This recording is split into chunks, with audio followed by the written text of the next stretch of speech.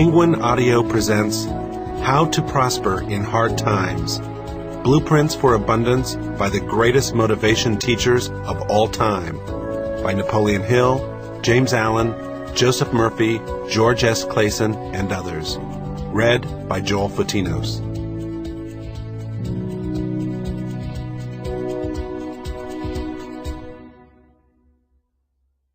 The Optimist's Creed by Christian Larson. Promise yourself to be so strong that nothing can disturb your peace of mind, to talk health, happiness, and prosperity to every person you meet, to make all your friends feel that there is something worthwhile in them, to look at the sunny side of everything and make your optimism come true, to think only of the best, to work only for the best, and to expect only the best, to be just as enthusiastic about the success of others as you are about your own, to forget the mistakes of the past and press on to the greater achievements of the future, to wear a cheerful expression at all time and give a smile to every living creature you meet, to give so much time to improving yourself that you have no time to criticize others, to be too large for worry, too noble for anger, too strong for fear, and too happy to permit the presence of trouble, to think well of yourself and to proclaim this fact to the world, not in loud word, but in great deeds. To live in the faith that the whole world is on your side, so long as you are true to the best that is in you. How to Attract Money by Joseph Murphy. Your right to be rich. It is your right to be rich. You are here to lead the abundant life and be happy, radiant, and free. You should, therefore, have all the money you need to lead a full, happy, prosperous life. There is no virtue in poverty. The latter is a mental disease, and it should be abolished from the face of the earth. You are here to grow, expand, and unfold spiritually, mentally, and materially. You have the inalienable right to fully develop and express yourself along all lines. You should surround yourself with beauty and luxury. Why be satisfied with just enough to go around when you can enjoy the riches of the infinite? In this audiobook, you will learn to make friends with money, and you will always have a surplus. Your desire to be rich is a desire for a fuller, happier, more wonderful life. It is a cosmic urge. It is good and very good. Begin to see money in its true significance as a symbol of exchange. It means to you freedom from want, beauty, luxury, abundance, and refinement. As you listen to this chapter, you are probably saying, I want more money. I am worthy of a higher salary than I am receiving. I believe most people are inadequately compensated. One of the causes many people do not have more money is that they are silently or openly condemning it. They refer to money as filthy lucre, or love of money is the root of all evil, etc. Another reason they do not prosper is that they have a sneaky subconscious feeling there is some virtue in poverty. This subconscious pattern may be due to early childhood training, superstition, or it could be based on a false interpretation of the scriptures. There is no virtue in poverty. It is a disease like any other mental disease. If you were physically ill, you would think there was something wrong with you. You would seek help or do something about the condition at once. Likewise, if you do not have money constantly circulating in your life, there is something radically wrong with you. Money is only a symbol. It has taken many forms as a medium of exchange down through the centuries, such as salt, beads, and trinkets of various kinds. In early times, man's wealth was determined by the number of sheep or oxen he had. It is much more convenient to write a check than to carry some sheep around with you to pay your bills. God does not want you to live in a hovel or go hungry. God wants you to be happy, prosperous, and successful. God is always successful in all his undertakings, whether he makes a star or a cosmos. You may wish to take a trip around the world, study art in foreign countries, go to college, or send your children to a superior school.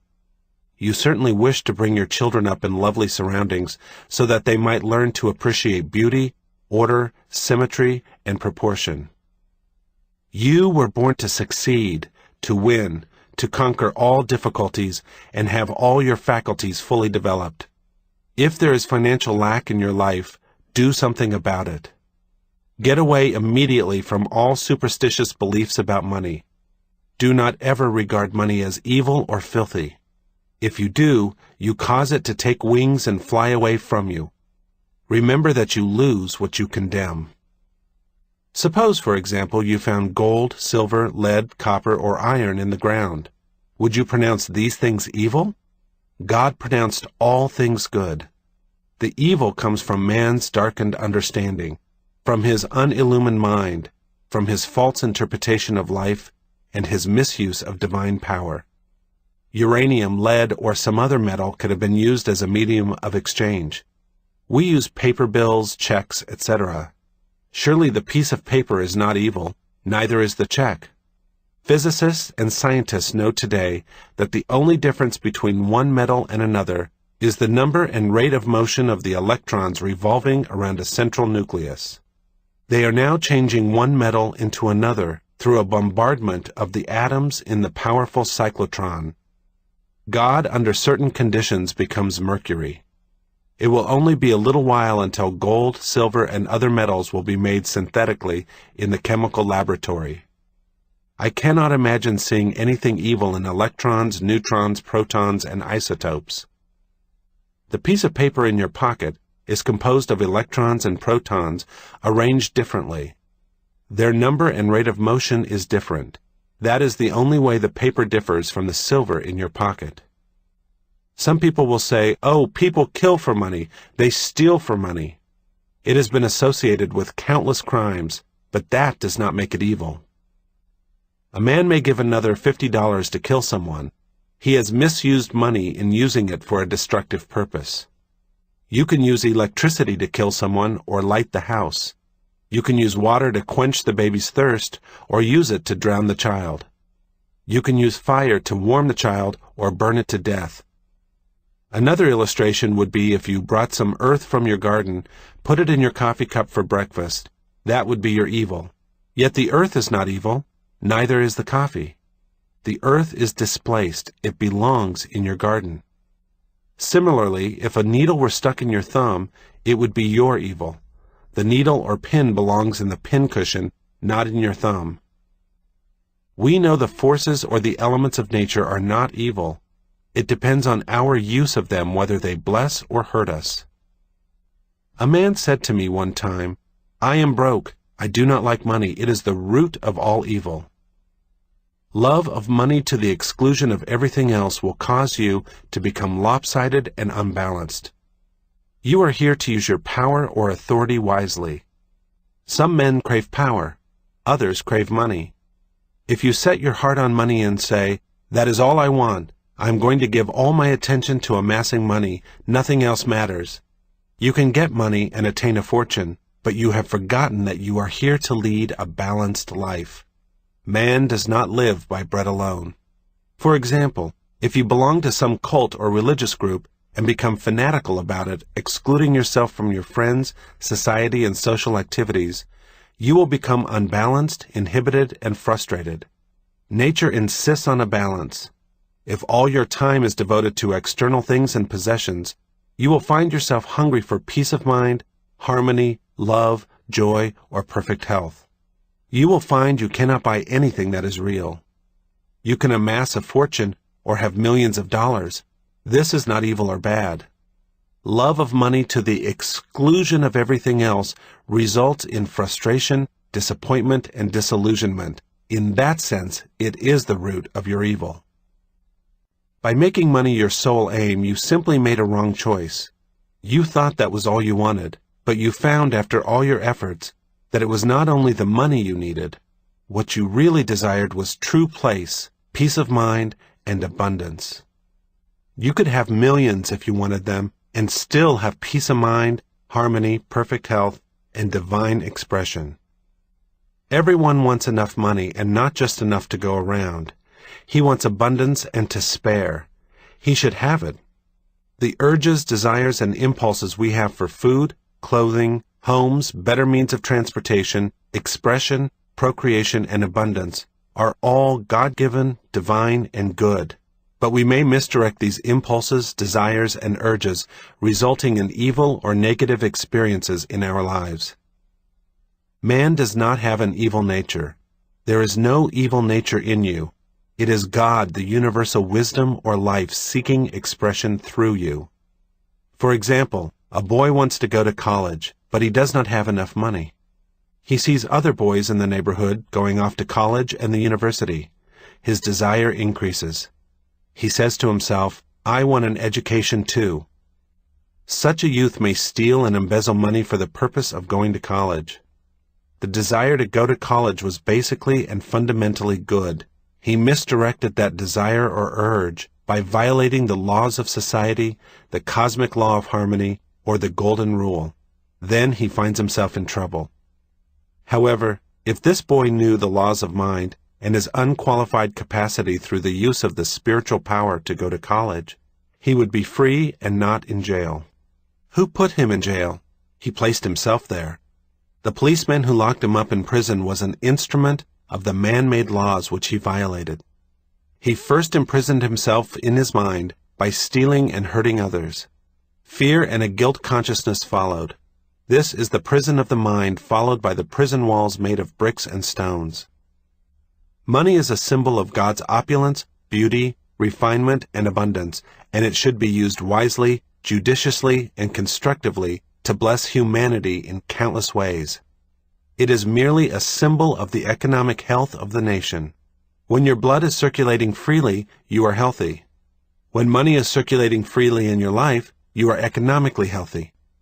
When people begin to hoard money, to put it away in tin boxes, and become charged with fear, there is economic illness. The crash of 1929 was a psychological panic. It was fear seizing the minds of people everywhere. It was a sort of negative hypnotic spell. You are living in a subjective and objective world. You must not neglect the spiritual food such as peace of mind, love, beauty, harmony, joy, and laughter. Knowledge of the spiritual power is the means to the royal road to riches of all kinds, whether your desire is spiritual, mental, or material. The student of the laws of mind, or the student of the spiritual principle, believes and knows absolutely that regardless of the economic situation, stock market fluctuation, depression, strikes, war, other conditions or circumstances, he will always be amply supplied regardless of what form money may take. The reason for this is he abides in the consciousness of wealth. The student has convinced himself in his mind that wealth is forever flowing freely in his life, and that there is always a divine surplus.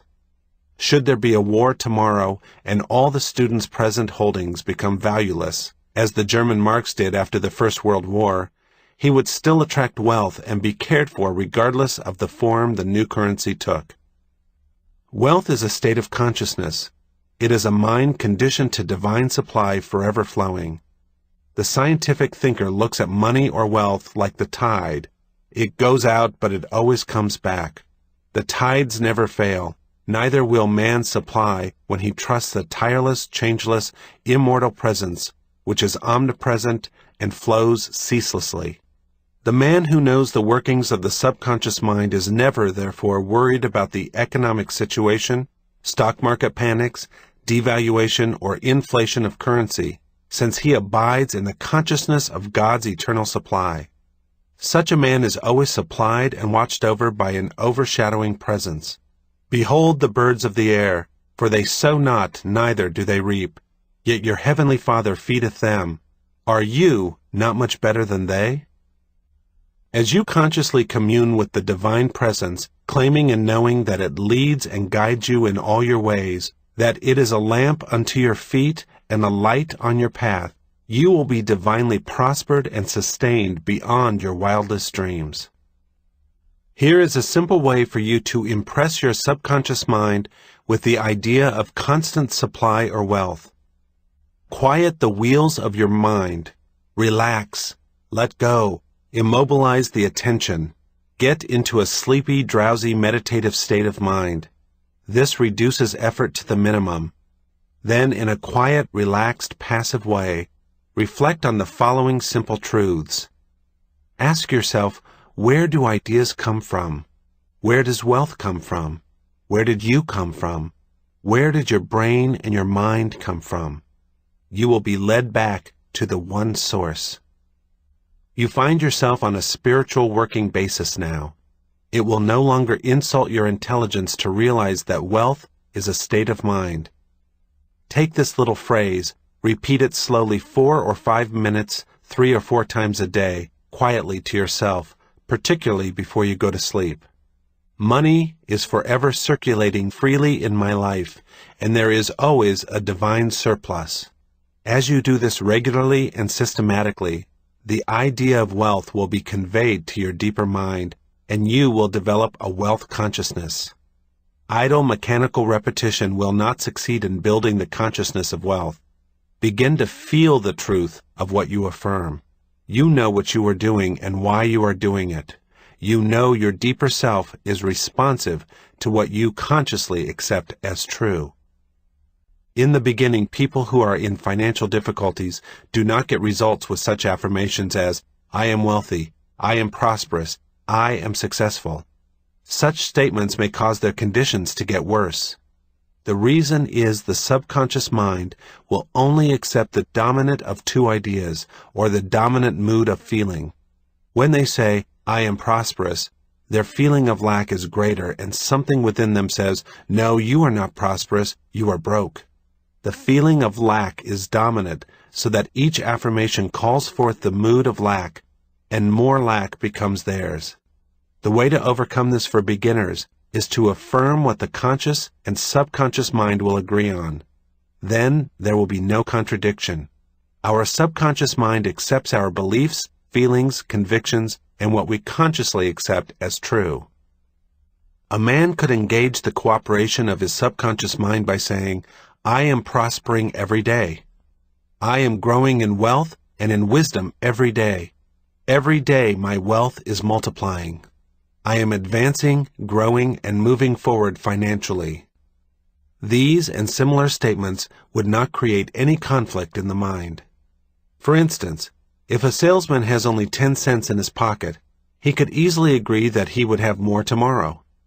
If he sold a pair of shoes tomorrow, there is nothing within him which says his sales could not increase. He could use statements such as, my sales are increasing every day. I am advancing and moving forward. He would find that these would sound psychologically acceptable to his mind and produce desirable fruit. The spiritually advanced student who quietly, knowingly, and feelingly says, I am prosperous, I am successful, I am wealthy, gets wonderful results also. Why would this be true? When they think, feel, or say, I am prosperous, they mean God is all supply or infinite riches, and what is true of God is true of them. When they say, I am wealthy, they know God is infinite supply, the inexhaustible treasure house, and what is true of God is therefore true of them, for God is within them. Many men get wonderful results by dwelling on 3 abstract ideas, such as health, wealth, and success. Health is a divine reality or quality of God. Wealth is of God. It is eternal and endless. Success is of God. God is always successful in all his undertakings. The way they produce remarkable results is to stand before a mirror as they shave and repeat for 5 or 10 minutes, health, wealth, and success. They do not say, I am healthy or I am successful. They create no opposition in their minds. They are quiet and relaxed. Thus the mind is receptive and passive. Then they repeat these words. Amazing results follow. All they are doing is identifying with truths that are eternal, changeless, and timeless. You can develop a wealth consciousness.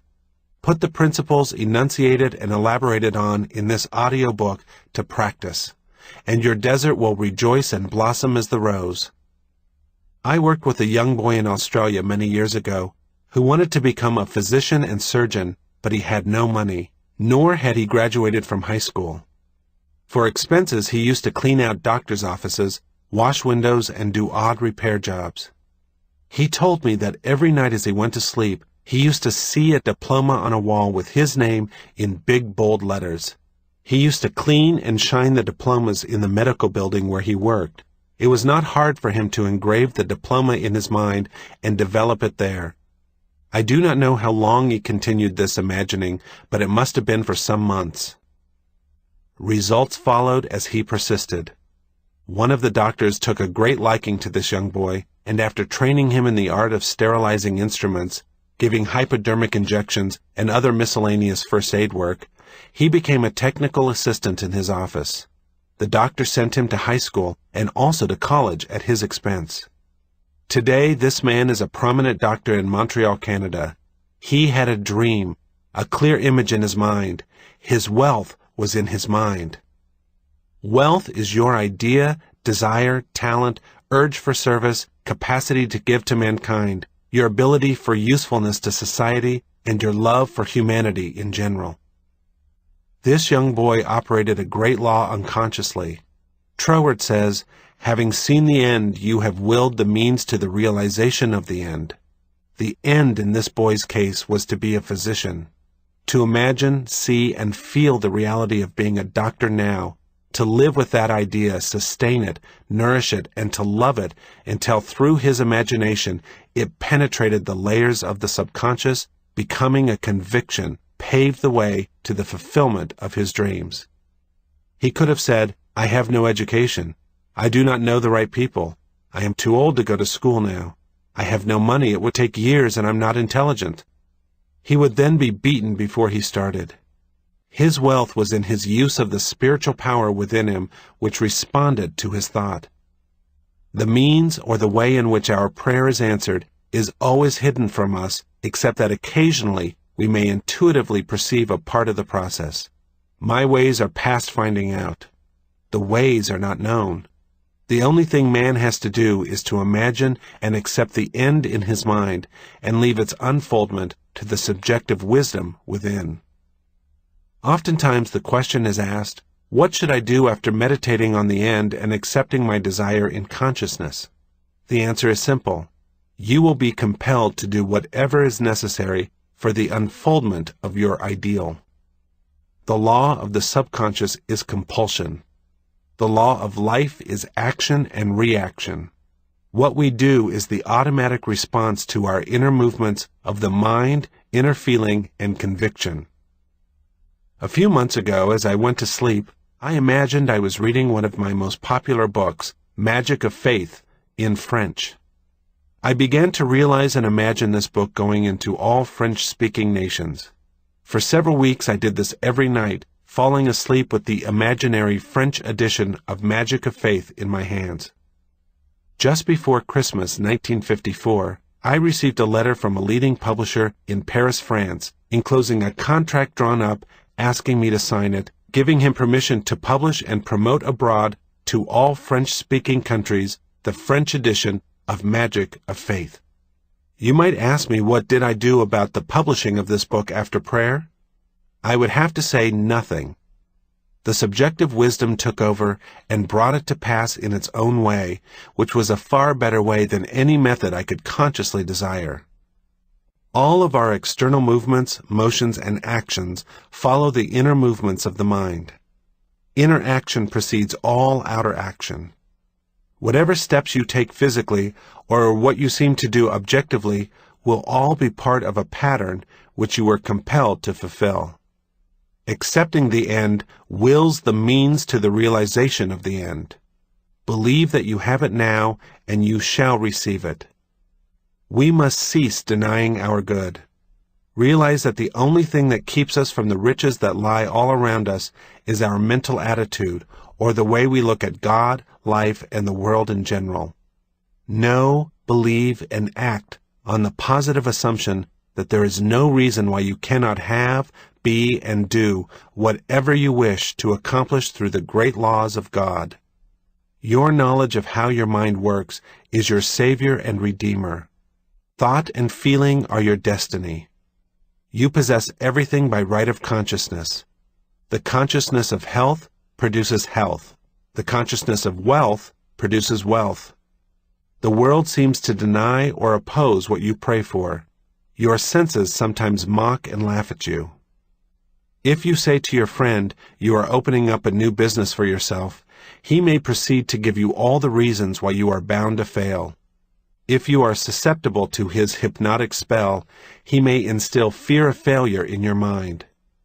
As you become aware of the spiritual power which is one and indivisible and responds to your thought, you will reject the darkness and ignorance of the world and know that you possess all the equipment, power, and knowledge to succeed. To walk on the royal road to riches, you must not place obstacles and impediments on the pathway of others. Neither must you be jealous or envious of others. Actually, when you entertain these negative states of mind, you are hurting and injuring yourself because you are thinking and feeling it. The suggestion, as Quimby said, you give to another, you are giving to yourself. This is the reason that the law of the Golden Rule is a cosmic divine law. I'm sure you have heard men say, "That fellow has a racket. He's a racketeer. He is getting money dishonestly. He is a faker. I knew him when he had nothing. He is crooked, a thief, and a swindler." If you analyze the man who talks like that, he is usually in want or suffering from some financial or physical illness. Perhaps his former college friends went up the ladder of success and excelled him. Now he is bitter and envious of their progress. In many instances, this is the cause of his downfall. Thinking negatively of these classmates and condemning their wealth causes the wealth and prosperity he is praying for to vanish and flee away. He is condemning the things he is praying for. He is praying two ways. On the one hand, he is saying, "God is prospering me." And in the next breath, silently or audibly, he is saying, "I resent that fellow's wealth." Always make it a special point to bless the other person and rejoice in his prosperity and success. When you do, you bless and prosper yourself. If you go into the bank and see your competitor across the street deposit 20 times more than you do, or you see him deposit $10,000, rejoice and be exceedingly glad to see God's abundance being manifested through one of his sons. You are then blessing and exalting what you are praying for. What you bless, you multiply. What you condemn, you lose. If you are working in a large organization, and you are silently thinking and resenting the fact that you are underpaid, that you are not appreciated, and that you deserve more money and greater recognition, you are subconsciously severing your ties with that organization. You are setting a law in motion. Then the superintendent or manager says to you, "We have to let you go." You dismissed yourself. The manager was simply the instrument through which your own negative mental state was confirmed. In other words, he was a messenger telling you what you conceived as true about yourself. It was an example of the law of action and reaction. The action was the internal movement of your mind. The reaction was the response of the outer world to conform to your inner thinking. Perhaps as you listen to this, you are thinking of someone who has prospered financially by taking advantage of others, by defrauding them and selling them unsound investments in property, etc. The answer to this is obvious, because if we rob, cheat, or defraud another, we do the same to ourselves. In reality, in this case, we are actually hurting or robbing from ourselves. We are in a mood of lack in the first place, which is bound to attract loss to us. The loss may come in many ways. It may come in loss of health, prestige, peace of mind, social status, sickness in the home or in business. It may not necessarily come in loss of money. We must not be short-sighted and think that the loss has to come just in dollars and cents. Isn't it a wonderful feeling to place your head on the pillow at night and feel you are at peace with the whole world and that your heart is full of goodwill toward all? There are some people who have accumulated money the wrong way, as by tramping on others, trickery, deceit, and chicanery. What is the price? Sometimes it is mental and physical disease, guilt complexes, insomnia, or hidden fears. As one man said to me, "Yes, I rode roughshod over others. I got what I wanted, but I got cancer doing it. He realized he had attained his wealth in the wrong way. You can be wealthy and prosperous without hurting anyone. Many men are constantly robbing themselves. They steal from themselves peace of mind, health, joy, inspiration, happiness, and the laughter of God. They may say they have never stolen, but is it true? Every time we resent another or are jealous or envious of another's wealth or success, we are stealing from ourselves. There are the thieves and robbers which Jesus cast out of the temple. Likewise, you must cast them out incisively and decisively. Do not let them live in your mind. Cut their heads off with the fire to right thought and feeling. I remember in the early days of the war, reading about a woman in Brooklyn, New York, who went around from store to store buying up all the coffee she could. She knew it was going to be rationed. She was full of fear that there would not be enough for her. She bought as much as she could and stored it in the cellar. That evening she went to church services.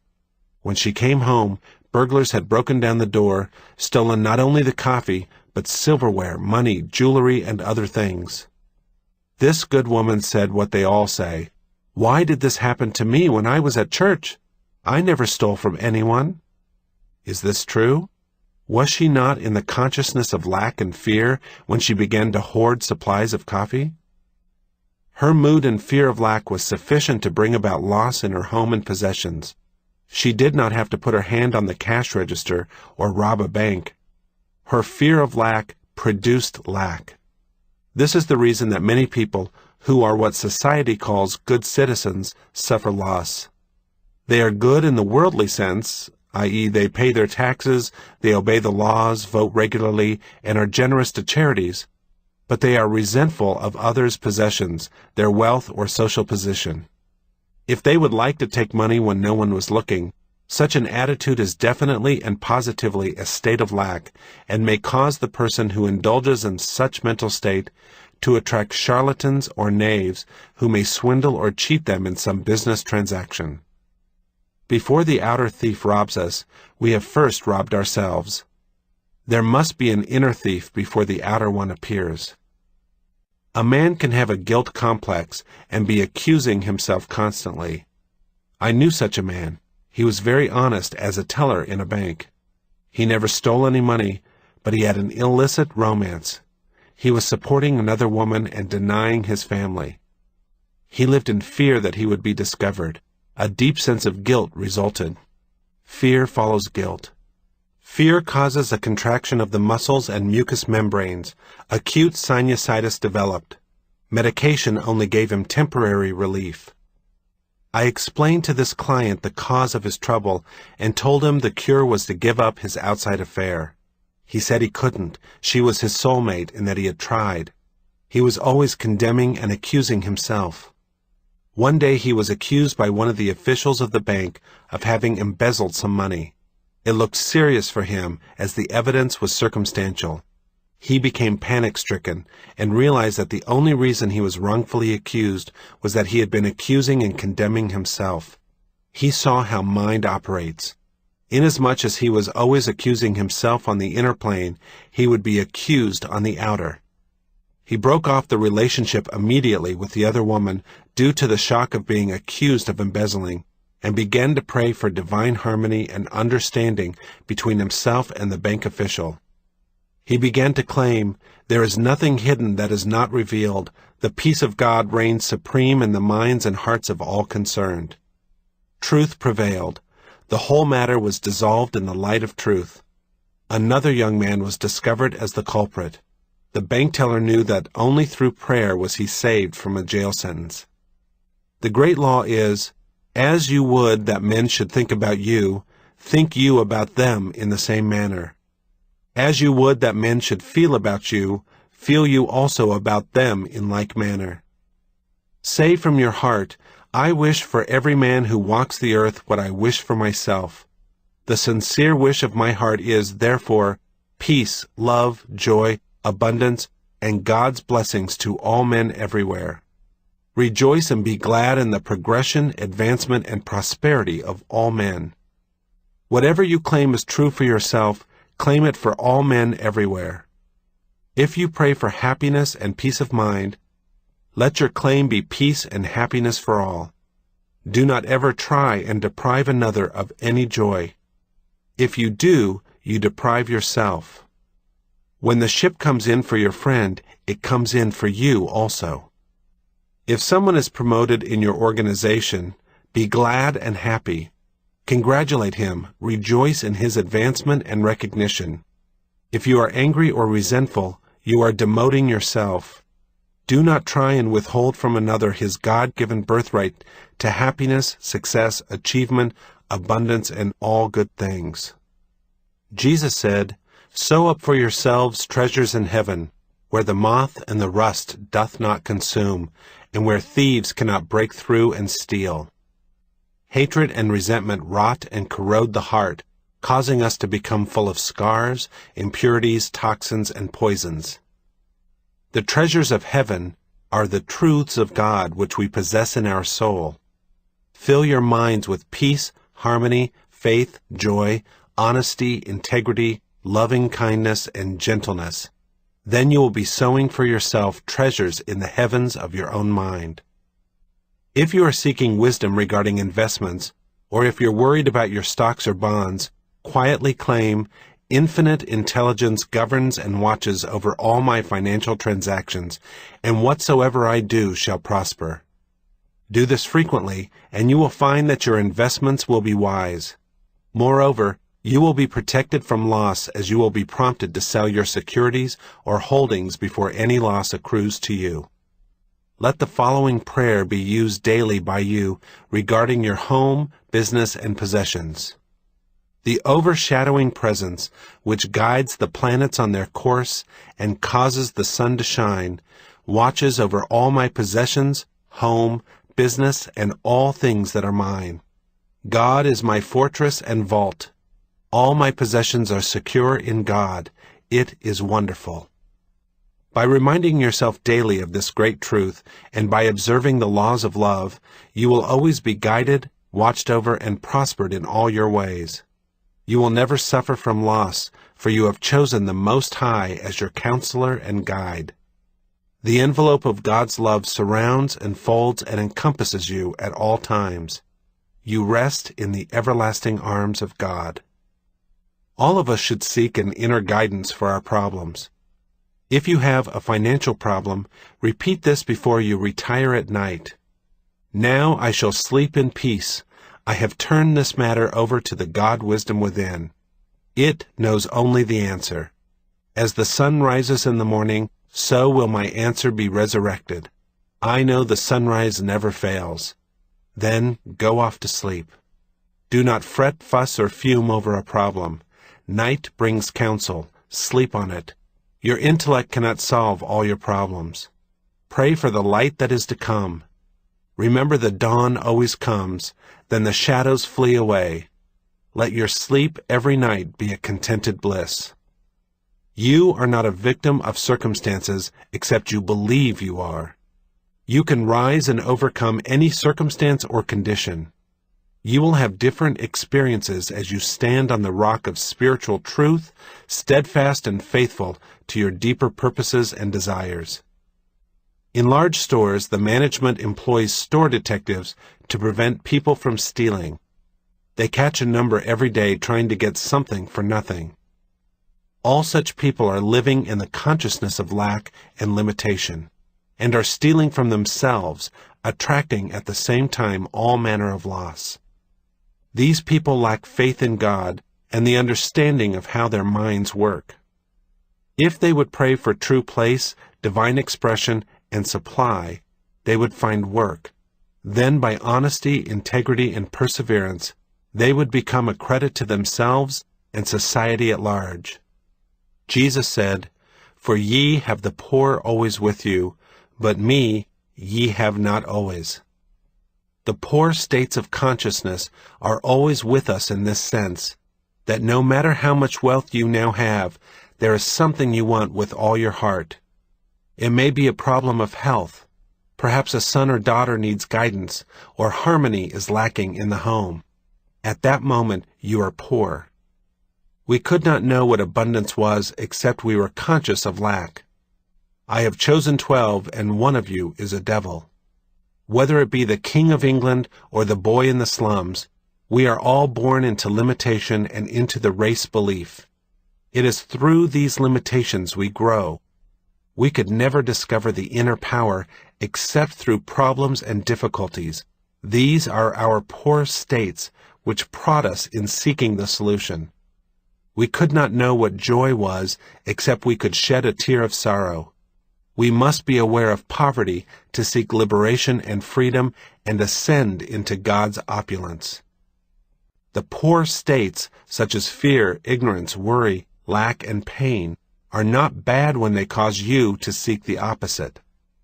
When you get into trouble and get kicked around from pillar to post, when you ask negative, heart-rending questions, such as, why are all these things happening to me? Why does there seem to be a jinx following me? Light will come into your mind. Through your suffering, pain, or misery, you will discover the truth which sets you free. Sweet are the uses of adversity, like a toad ugly and venomous, yet wears a precious jewel on its head. Through dissatisfaction we are led to satisfaction. All those studying the laws of life have been dissatisfied with something. They have had some problem or difficulty which they could not solve, or they were not satisfied with the man-made answers to life's riddles. They have found their answer in the God-presence within themselves, the pearl of great price, the precious jewel. The Bible says, I sought the Lord and I found him, and he delivered me from all my fears. When you realize your ambition or desire, you will be satisfied for only a period of brief time, then the urge to expand will come again. This is life seeking to express itself at higher levels through you. When one desire is satisfied, another comes, etc., to infinity. You are here to grow. Life is progression, it is not static. You are here to go from glory to glory. There is no end, for there is no end to God's glory. We are all poor in the sense we are forever seeking more light, wisdom, happiness, and greater joy out of life. God is infinite, and never in eternity could you exhaust the glory, beauty, and wisdom which is within. This is how wonderful you are. In the absolute state, all things are finished, but in the relative world, we must awaken to that glory which was ours before the world was. No matter how wise you are seeking more wisdom, so you are still poor. No matter how intelligent you are in the field of mathematics, physics, or astronomy, you are only scratching the surface. You are still poor. The journey is ever onward, upward, and Godward. It is really an awakening process whereby you realize creation is finished. When you know God does not have to learn, grow, expand, or unfold, you begin to gradually awaken from the dream of limitation and become alive in God. As the scales of fear, ignorance, race belief, and mass hypnosis fall from your eyes, you begin to see as God sees. The blind spots are removed. Then you begin to see the world as God made it, for we begin to see it through God's eyes. Now you say, Behold, the kingdom of heaven is at hand. Feed the poor within you, clothe the naked ideas, and give them form by believing in the reality of the idea, trusting the great fabricator within to clothe it in form and objectify it. Now your word, idea, shall become flesh or take form. When you are hungry, poor states, you seek food. When worried, you seek peace. When you are sick, you seek health. When you are weak, you seek strength. Your desire for prosperity is the voice of God in you, telling you that abundance is yours.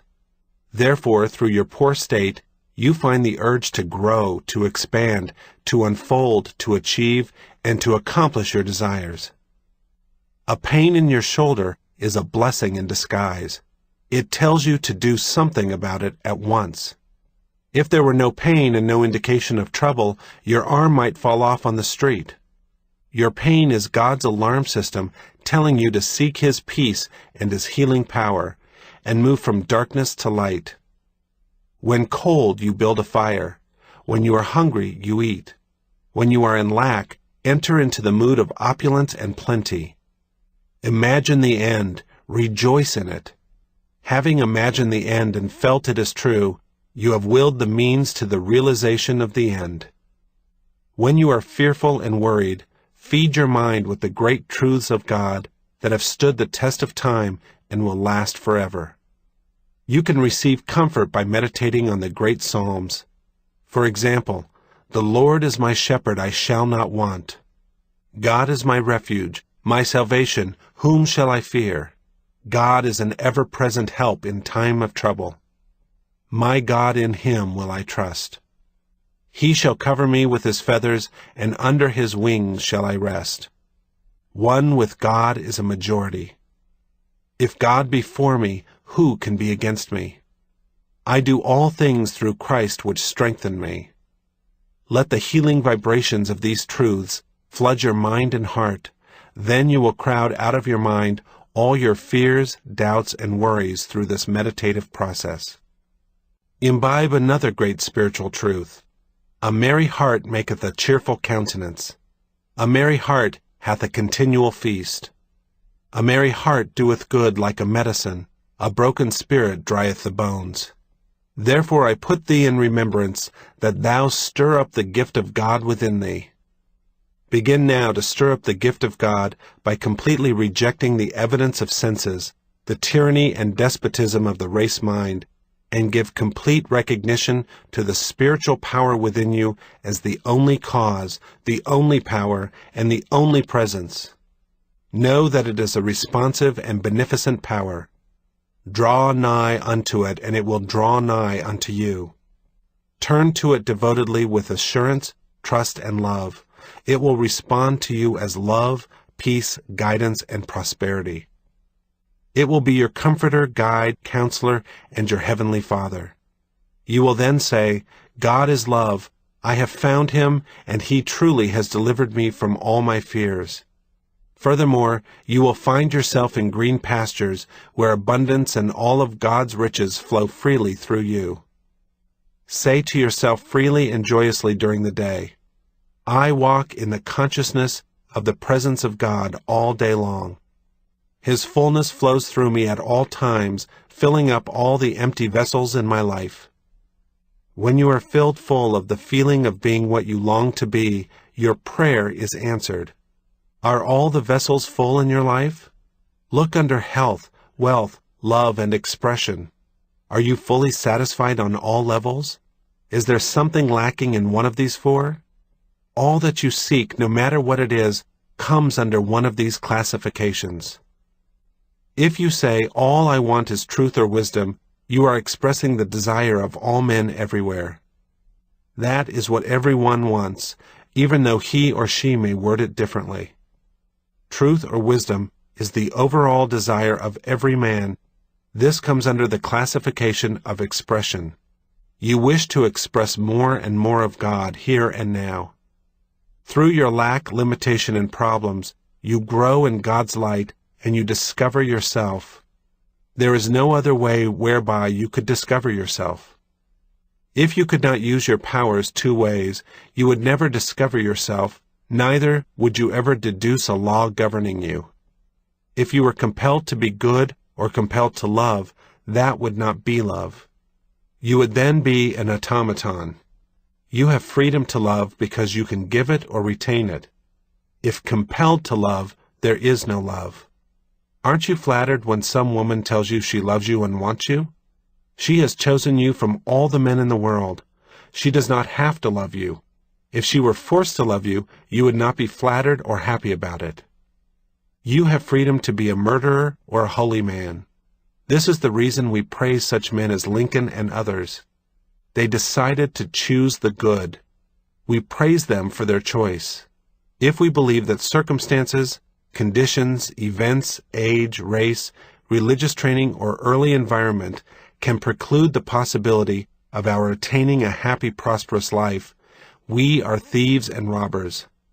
All that is necessary to express happiness and prosperity is to feel happy and prosperous. The feeling of wealth produces wealth. States of consciousness manifest themselves. This is why it is said, "All that ever came before me," feeling, "are thieves and robbers." Feeling is the law, and the law is the feeling. Your desire for prosperity is really the promise of God saying that His riches are yours. Accept this promise without any mental reservation. Quimby likened prayer to that of a lawyer pleading the case before the judge. This teacher of the laws of mind said he could prove the defendant was not guilty as charged, but that the person was a victim of lies and false beliefs. You are the judge. You render your own verdict, then you are set free. The negative thoughts of lack, poverty, and failure are all false. They are all lies. There is nothing to back them up. You know there is only one spiritual power, one primal cause, and you, therefore, cease giving power to conditions, circumstances, and opinions of men. Give all power to the spiritual power within you, knowing that it will respond to your thought of abundance and prosperity. Recognizing the supremacy of the Spirit within and the power of your own thought or mental image is the way to opulence, freedom, and constant supply. Accept the abundant life in your own mind. Your mental acceptance and expectancy of wealth has its own mathematics and mechanics of expression. As you enter into the mood of opulence, all things necessary for the abundant life will come to pass. You are now the judge arriving at a decision in the courthouse of your mind. You have, like Quimby produced, indisputable evidence showing how the laws of your mind work, and you are now free from fear. You have executed and chopped the heads off all the fear and superstitious thoughts in your mind. Fear is the signal for action. It is not really bad. It tells you to move to the opposite, which is faith in God and all positive values. Let this be your daily prayer. Write it in your heart. God is the source of my supply. That supply is my supply now. His riches flow to me freely, copiously, and abundantly. I am forever conscious of my true worth. I give of my talents freely, and I am wonderfully, divinely compensated. Thank you, Father. The Road to Riches. Riches are of the mind. Let us suppose for a moment that a physician's diploma was stolen together with his office equipment. I am sure you would agree that his wealth was in his mind. He could still carry on, diagnose disease, prescribe, operate, and lecture on materia medica. Only his symbols were stolen. He could always get additional supplies. His riches were in his mental capacity, knowledge to help others, and his ability to contribute to humanity in general. You will always be wealthy when you have an intense desire to contribute to the good of mankind. Your urge for service, i.e., to give of your talents to the world, will always find a response in the heart of the universe. I knew a man in New York during the financial crisis of 1929 who lost everything he had, including his home and all his life's savings. I met him after a lecture which I had given at one of the hotels in the city. This is what he said: "I lost everything. I made $1 million in 4 years. I will make it again. All I have lost is a symbol. I can again attract the symbol of wealth in the same way as honey attracts flies." I followed the career of this man for several years to discover the key to his success. The key may seem strange to you, yet it is a very old one. The name he gave the key was, "Change water into wine." He read this passage in the Bible, and he knew it was the answer to perfect health, happiness, peace of mind, and prosperity. Wine in the Bible always means the realization of your desires, urges, plans, dreams, propositions of your desires, etc. In other words, it is the things you wish to accomplish, achieve, and bring forth. Water in the Bible usually refers to your mind or consciousness. Water takes the shape of any vessel into which it is poured. Likewise, whatever you feel and believe as true will become manifest in your world. Thus, you are always changing water into wine. The Bible was written by illumined men. It teaches practical, everyday psychology and a way of life. One of the cardinal tenets of the Bible is that you determine, mold, fashion, and shape your own destiny through right thought, feeling, and beliefs. It teaches you that you can solve any problem, overcome any situation, and that you are born to succeed, to win, and to triumph. In order to discover the royal road to riches and receive the strength and security necessary to advance in life, you must cease viewing the Bible in the traditional way. That same man who was in a financial crisis used to say to himself frequently during the days when he was without funds, "I can change water into wine." These words meant to him, I can exchange the poverty ideas in my mind for the realization of my present desires or needs, which are wealth and financial supply. His mental attitude, water, was, once I made a fortune honestly, I will make it again, wine. His regular affirmation consisted of, I attracted the symbol, money, once. I am attracting it again. I know this and feel it is true, wine. This man went to work as a salesman for a chemical organization. Ideas for the better promotion of their products came to him. He passed them on to his organization. It was not long until he became vice president. Within 4 years, the company made him president. His constant mental attitude was, I can change water into wine. Look upon the story in John of changing water into wine in a figurative way, and say to yourself, as this chemical salesman did, I can make the invisible ideas, urges, dreams, and desires of mind visible, because I have discovered a simple, universal law of mind. The law he demonstrated is the law of action and reaction. It means your external world, body, circumstances, environment, and financial status are always a perfect reflection of your inner thinking, beliefs, feelings, and convictions.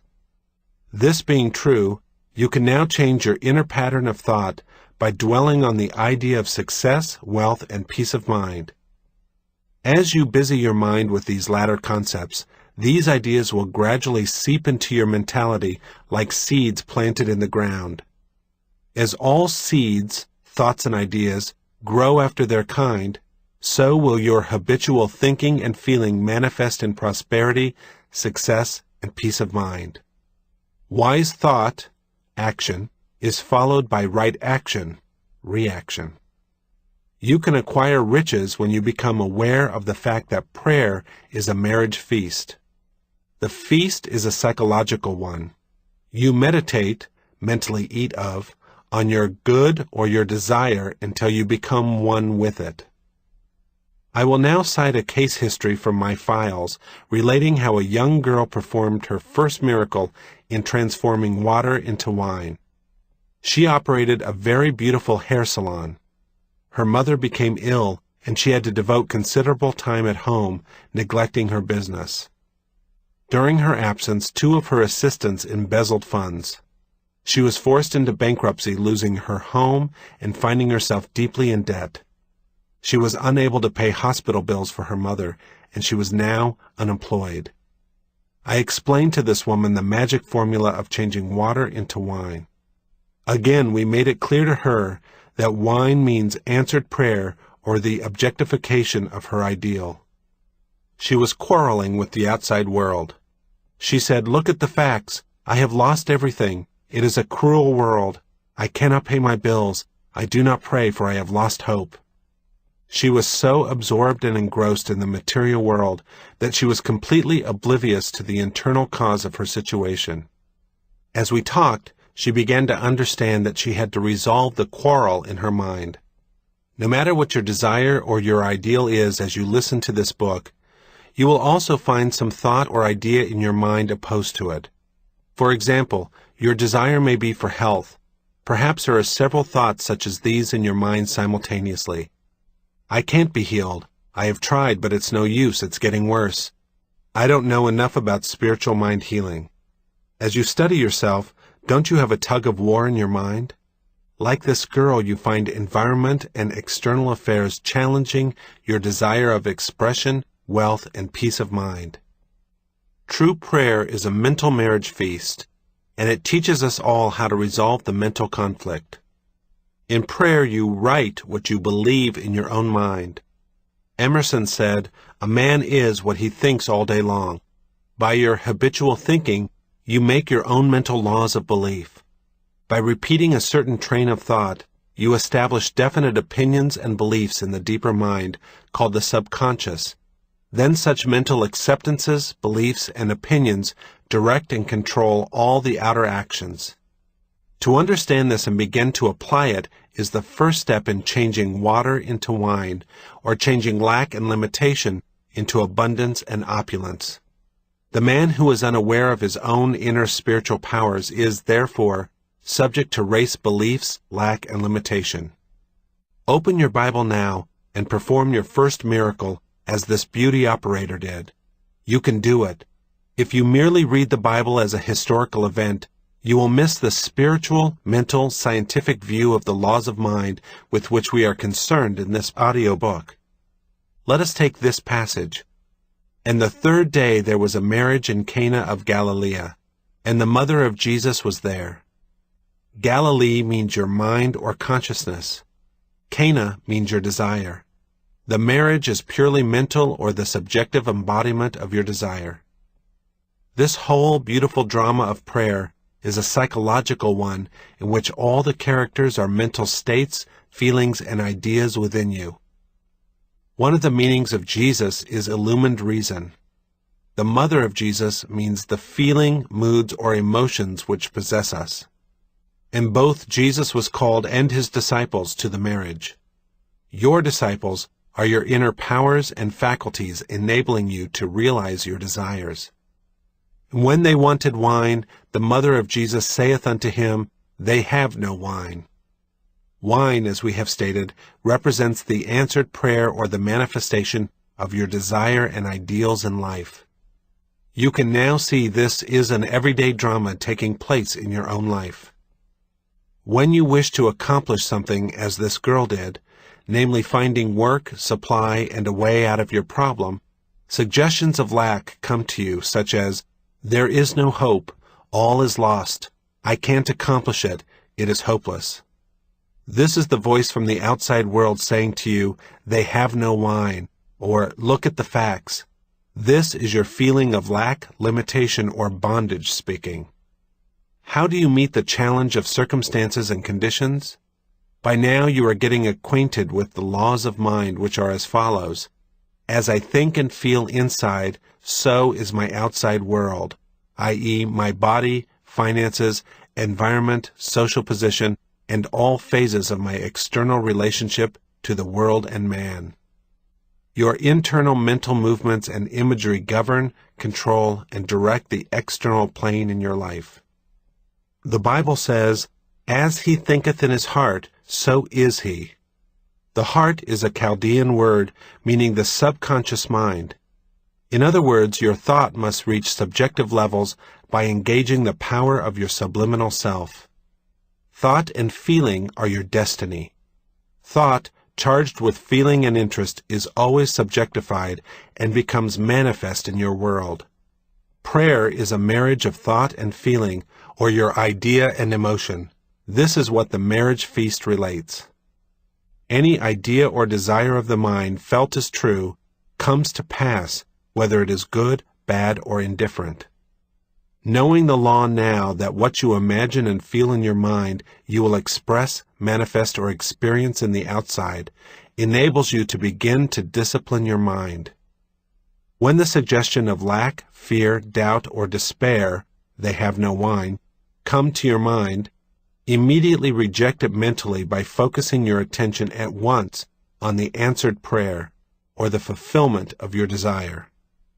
The statement given in the Bible from John 2, "Mine hour is not yet come," and "Woman, what have I to do with thee?" are figurative, idiomatic, Oriental expressions. As we paraphrase the quotation, "woman" means the negative feeling that you indulge in. These negative suggestions have no power of reality because there is nothing to back them up. A suggestion of lack has no power. The power is resident in your own thought and feeling. What does God mean to you? God is the name given to the one spiritual power. God is the one invisible source from which all things flow. When your thoughts are constructive and harmonious, the spiritual power being responsive to your thought flows as harmony, health, and abundance. Practice the wonderful discipline of completely rejecting every thought of lack by immediately recognizing the availability of the spiritual power and its response to your constructive thoughts and imagery. Then you will be practicing the truth found in these words, "Woman, what have I to do with thee?" We quoted, "Mine hour is not yet come." This means that while you have not yet reached a conviction or positive state of mind, you know you are on the way mentally because you are engaging your mind on the positive ideals, goals, and objectives in life. Whatever the mind dwells upon, it multiplies, magnifies, and causes it to grow until finally the mind becomes qualified with the new state of consciousness. You are then conditioned positively, here as before you were conditioned negatively. The spiritual man in prayer moves from the mood of lack to the mood of confidence, peace, and trust in the spiritual power within himself. Since his trust and faith are in the spiritual power, his mother, mood and feeling, registers a feeling of triumph or victory. This will bring about the solution or the answer to your prayer. The water pots in the story from the Bible refer to the mental cycles that man goes through in order to bring about the subjective realization of his desire. The length of time may be a moment, hour, week, or month, depending on the faith and state of consciousness of the student. In prayer, we must cleanse our mind of false beliefs, fear, doubt, and anxiety by becoming completely detached from the evidence of senses and the external world. In the peacefulness and quietude of your mind, wherein you have stilled the wheels of your mind, meditate on the joy of the answered prayer until that inner certitude comes, whereby you know that you know. When you have succeeded in being one with your desire, you have succeeded in the mental marriage, or the union of your feeling with your idea. I am sure you wish to be married, one with, to health, harmony, success, and achievement in your mind at this moment. Every time you pray, you are trying to perform the marriage feast of Cana, realization of your desire or ideas. You want to be mentally identified with the concept of peace, success, well-being, and perfect health. They filled them up to the brim. The 6 water pots represent your own mind in the spiritual and mental creative act. You must fill your mind to the brim, meaning you must become filled full of the feeling of being what you long to be. When you succeed in filling your mind with the ideal you wish to accomplish or express, you are full to the brim. Then you cease praying about it, for you feel its reality in your mind. You know. It is a finished state of consciousness. You are at peace about it. And he saith unto them, Draw out now, and bear unto the governor of the feast. Whatever is impregnated in our subconscious mind is always objectified on the screen of space. Consequently, when we enter a state of conviction that our prayer is answered, we have given the command, Bear unto the governor of the feast. You are always governing your mental feast. During the day, thousands of thoughts, suggestions, opinions, sights, and sounds reach your eyes and ears. You can reject them as unfit for mental consumption, or entertain them as you choose. Your conscious reasoning intellectual mind is the governor of the feast. When you consciously choose to entertain, meditate, feast upon, and imagine your heart's desire as true, it becomes a living embodiment and a part of your mentality so that your deeper self gives birth or expression to it. In other words, what is impressed subjectively is expressed objectively. Your sense or conscious mind sees the objectification of your good. When the conscious mind becomes aware of water made into wine, it becomes aware of the answered prayer. Water might be called also the invisible, formless spiritual power, unconditioned consciousness. Wine is conditioned consciousness, or the mind giving birth to its beliefs and convictions.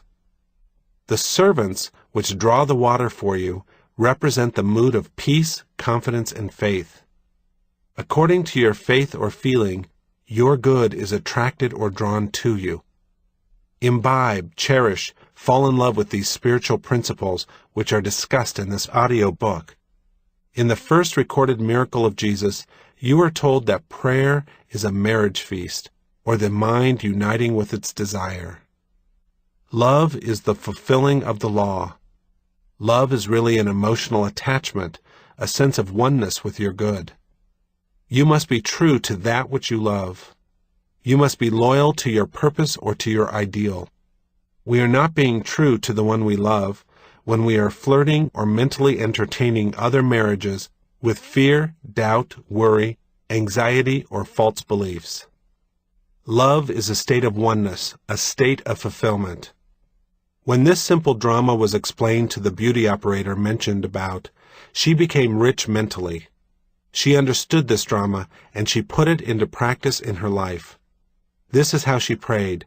She knew that the water, her own mind, would flow and fill up all the empty vessels in response to her new way of thinking and feeling. At night, this client became very quiet and still, relaxed her body, and began to use constructive imagery. The steps she used are as follows. First step.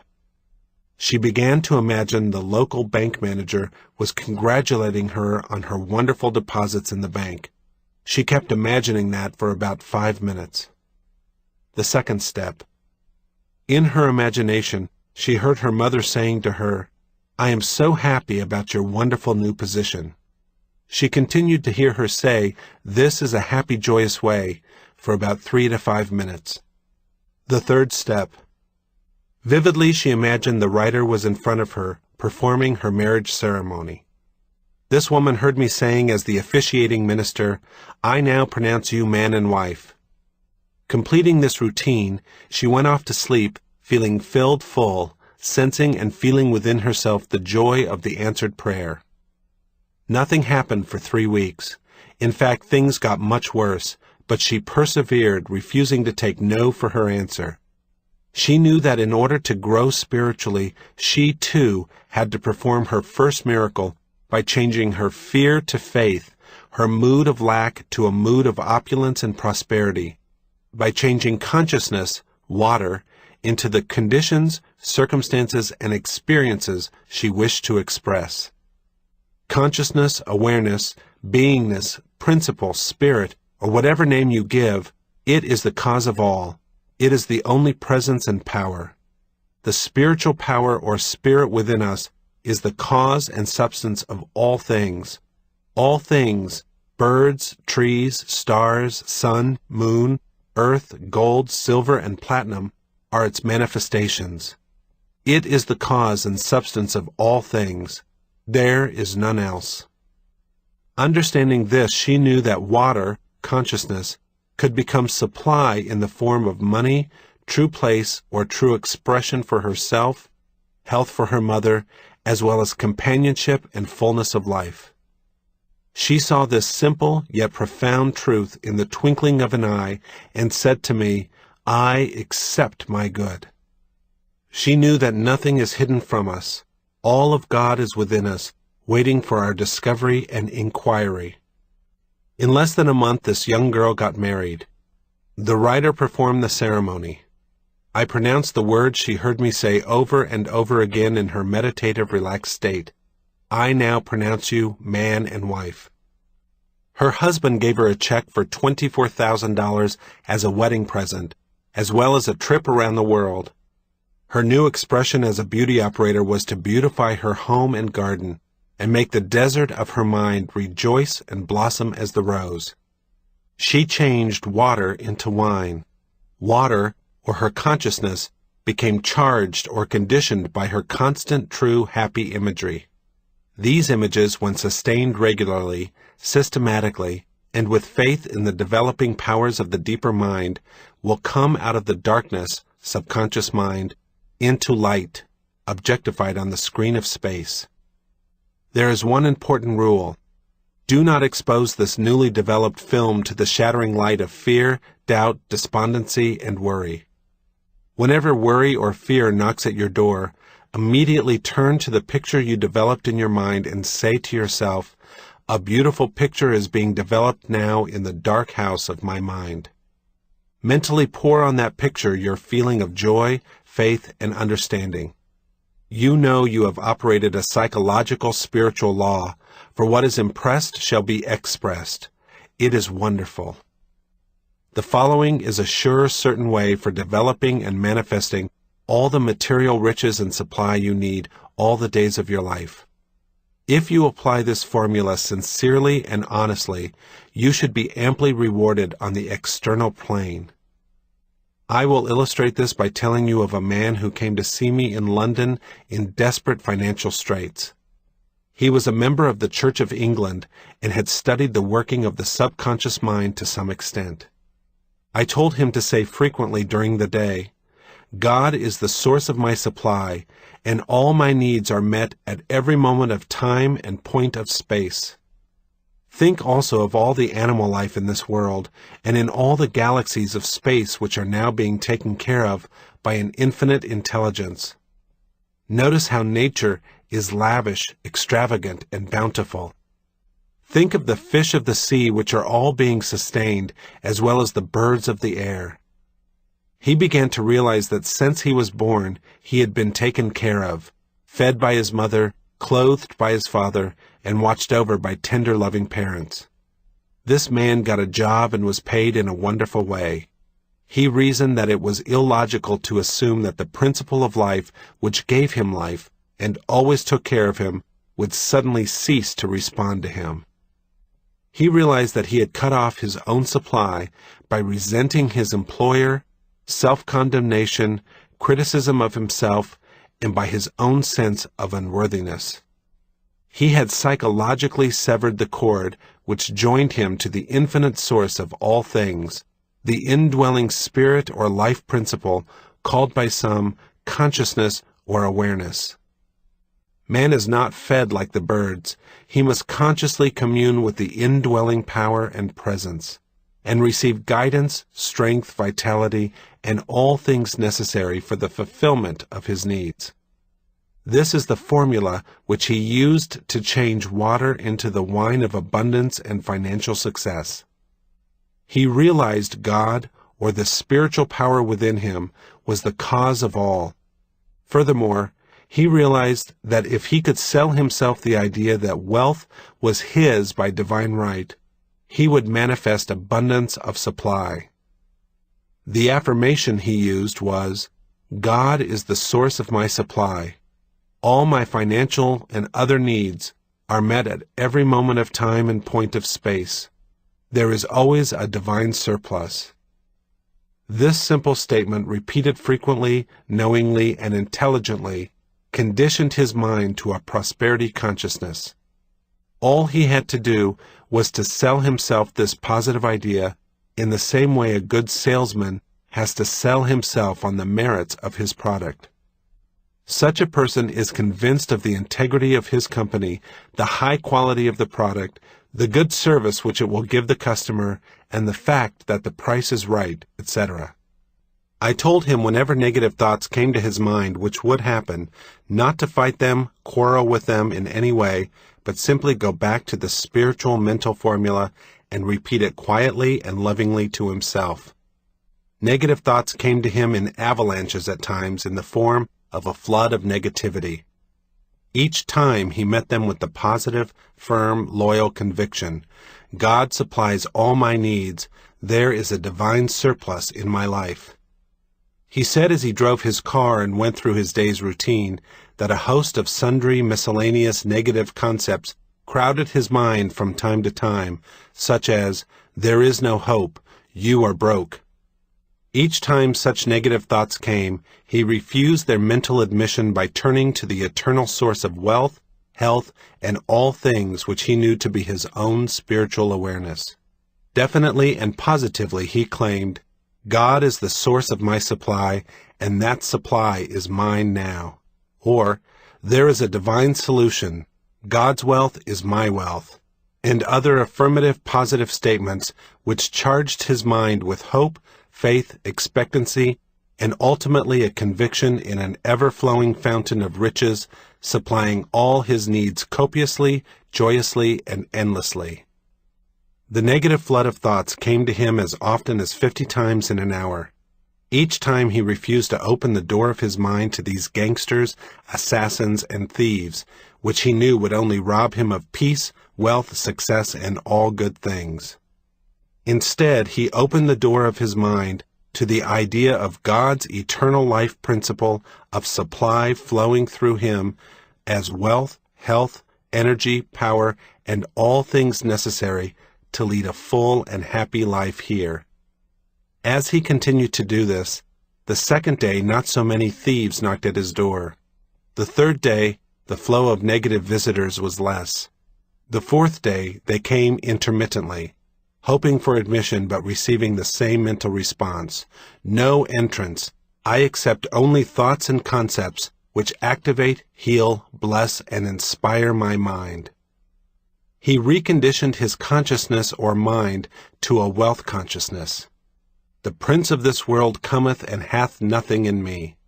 This conveys to your mind, the negative thoughts such as fear, lack, worry, anxiety came, but they received no response from his mind. He was now immune, God-intoxicated, and seized by a divine faith in an ever-expanding consciousness of abundance and financial supply. This man did not lose everything, neither did he go into bankruptcy. He was given extended credit, his business improved, new doors opened up, and he prospered. Remember always in the prayer process, you must be loyal to your ideal, purpose, and objective. Many people fail to realize wealth and financial success because they pray two ways. They affirm God is their supply and that they are divinely prospered, but a few minutes later they deny their good by saying, I can't pay this bill, I can't afford this, that, or the other things. Or they say to themselves, a jinx is following me.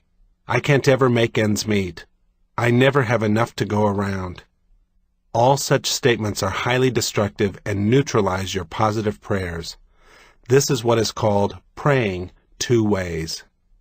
You must be faithful to your plan or your goal. You must be true to your knowledge of the spiritual power. Cease making negative marriages, i.e., uniting with negative thoughts, fears, and worries.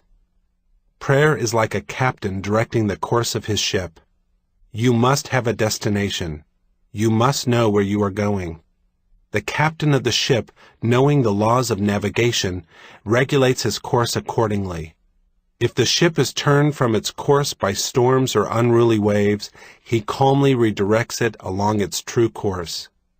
You are the captain on the bridge, and you are giving the orders in the way of thoughts, feelings, opinions, beliefs, moods, and mental tones.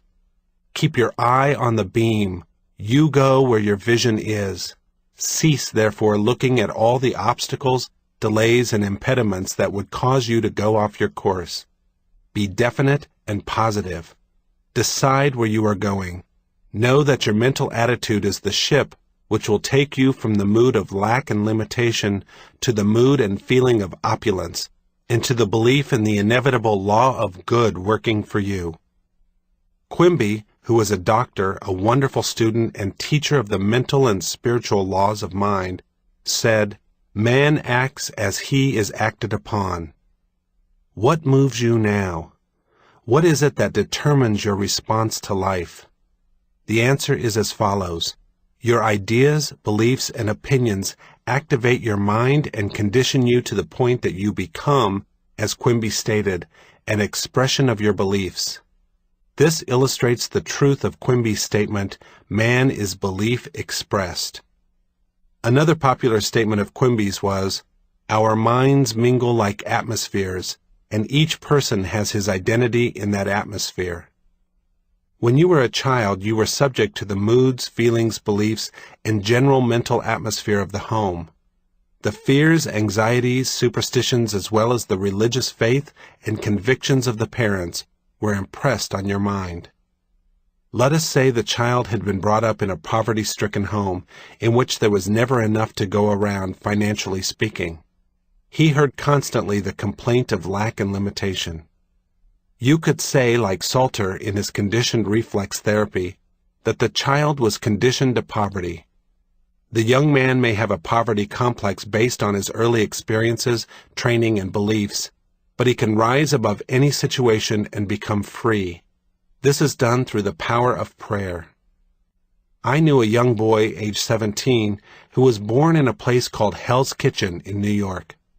He listened to some lectures I was giving in Steinway Hall, New York, at the time.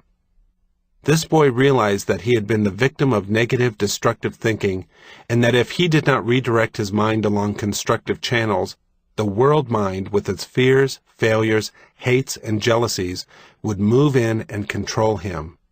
Man acts as he is acted upon. It stands to reason, as Quimby knew, that if man will not take charge of his own house, mind, the propaganda, false beliefs, fears, and worries of the phenomenalistic world will act as a hypnotic spell over him. We are immersed in the race mind which believes in sickness, death, misfortune, accident, failures, disease, and diverse disasters. Follow the biblical injunctions. Come out from among them then and be separate. Identify yourself mentally and emotionally with the eternal verities which have stood the test of time.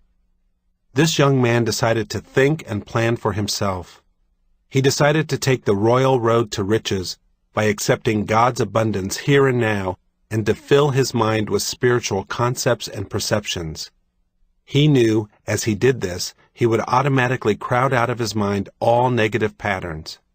He adopted a simple process called scientific imagination. He had a wonderful voice, but it was not cultivated or developed. I told him the image he gave attention to in his mind would be developed in his deeper mind and come to pass. He understood this to be a law of mind, a law of action and reaction, i.e., the response of the deeper mind to the mental picture held in the conscious mind. This young man would sit down quietly in his room at home, relax his whole body, then vividly imagine himself singing before a microphone. He would actually reach out for the feel of the instrument. He would hear me congratulate him on his wonderful contract and tell him how magnificent his voice was. By giving his attention and devotion to this mental image regularly and systematically, a deep impression was made on his subconscious mind. A short time elapsed, and an Italian voice instructor in New York gave him free lessons several times a week because he saw his possibilities. He got a contract which sent him abroad to sing in the salons of Europe, Asia, South Africa, and other places. His financial worries were over, for he also received a wonderful salary. His hidden talents and ability to release them were his real riches. These talents and posers within all of us are God-given. Let us release them. Did you ever say to yourself, how can I be more useful to my fellow creature? How can I contribute more to humanity? A minister friend of mine told me that in his early days he and his church suffered financially. His technique or process was this simple prayer which worked wonders for him. God reveals to me better ways to present the truths of God to my fellow creature. Money poured in. The mortgage was paid in a few years, and he has never worried about money since. As you listen to this chapter, you have now learned that the inner feelings, moods, and beliefs of man always control and govern his external world. The inner movements of the mind control the outer movements. To change the outside, you must change the inside. As in heaven, so on earth, or as in my mind or consciousness, so is it in my body, circumstances, and environment. The Bible says, there is nothing hidden that shall not be revealed. For example, if you are sick, you are revealing a mental and emotional pattern which is the cause. If you are upset or if you receive tragic news, notice how you reveal it in your face, eyes, gestures, tonal qualities, also in your gait and posture.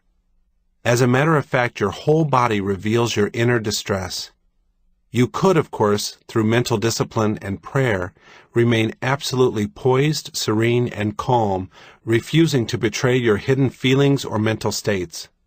You could order the muscles of your body to relax, be quiet, and be still. They would have to obey you. Your eyes, face, and lips would not betray any sign of grief, anger, or despondency. On the other hand, with a little discipline through prayer and meditation, you could reverse the entire picture. Even though you had received disturbing news, regardless of its grave nature, you could show and exhibit joy, peace, relaxation, and a vibrant, buoyant nature. No one would ever know that you were the recipient of so-called bad news. Regardless of what kind of news you received today, you could go to the mirror, look at your face, lips, eyes, and your gestures as you tell yourself and imagine you have heard the news of having received a vast fortune. Dramatize it, feel it, thrill to it, and notice how your whole body responds to the inner thrill. You can reverse any situation through prayer. Busy your mind with the concepts of peace, success, wealth, and happiness. Identify yourself with these ideas mentally, emotionally, and pictorially. Get a picture of yourself as you want to be. Retain that image, sustain it with joy, faith, and expectancy. Finally, you will succeed in experiencing its manifestation. I say to people who consult me regarding financial lack to marry wealth. Some see the point, others do not. As all Bible students know, your wife is what you are mentally joined to, united with, or at one with. In other words, what you conceive and believe, you give it conception. If you believe the world is cold, cruel, and harsh, that it is a dog-eat-dog way of life, that is your concept. You are married to it, and you will have children or issue by that marriage. The children from such a mental marriage or belief will be your experiences, conditions, and circumstances, together with all other events in your life. All your experiences and reactions to life will be the image and likeness of the ideas which fathered them. Look at the many wives the average man is living with, such as fear, doubt, anxiety, criticism, jealousy, and anger. These play havoc with his mind. Marry wealth by claiming, feeling, and believing, God supplies all my needs according to his riches in glory. Or take the following statement and repeat it over and over again, knowingly until your consciousness is conditioned by it, or it becomes a part of your meditation. I am divinely expressed, and I have a wonderful income. Do not say this in a parrot-like fashion, but know that your train of thought is being engraved in your deeper mind, and it becomes a conditioned state of consciousness. Let the phrase become meaningful to you. Pour life, love, and feeling on it, making it alive. One of my class students recently opened a restaurant. He phoned me saying he got married to a restaurant. He meant that he had made up his mind to be very successful, diligent, and persevering, and to see that his business prospered. This man's wife, mental, was his belief in the accomplishment of his desire or wish. Identify yourself with your aim in life, and cease mental marriages with criticism, self-condemnation, anger, fear, and worry.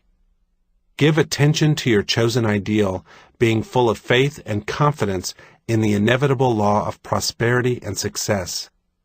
You will accomplish nothing by loving your ideal 1 minute and denying it the next minute.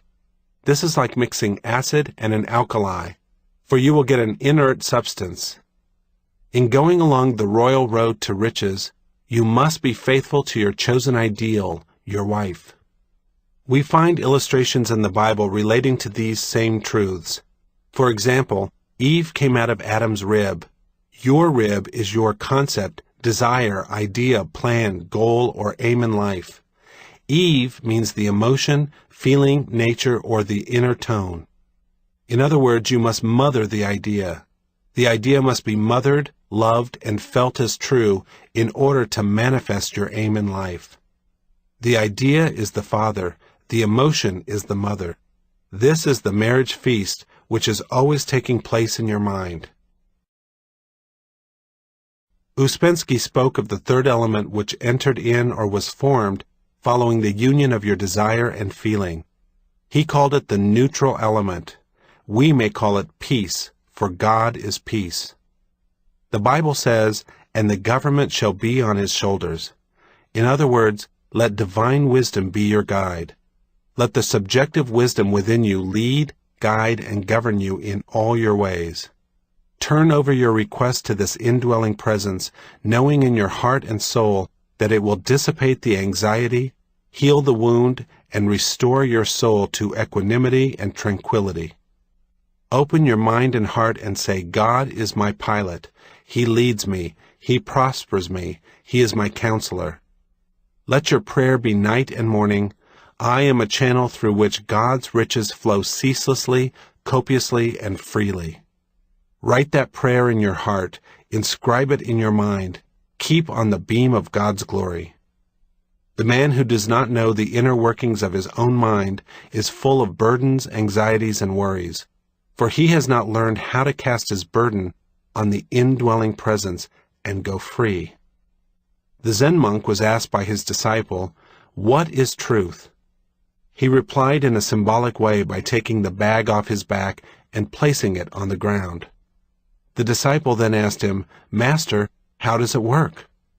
The Zen monk, still silent, placed the bag on his back and walked on down the road singing to himself. The bag is your burden or your problem. You cast it on the subjective wisdom which knows all and has the know-how of accomplishment.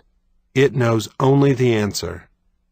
Placing the bag again on his back means though I still have the problem, I now have mental rest and relief from the burden, because I have invoked the divine wisdom on my behalf. Therefore I sing the song of triumph, knowing that the answer to my prayer is on the way, and I sing for the joy that is set before me. It is wonderful. Every man at the beginning doth set forth good wine.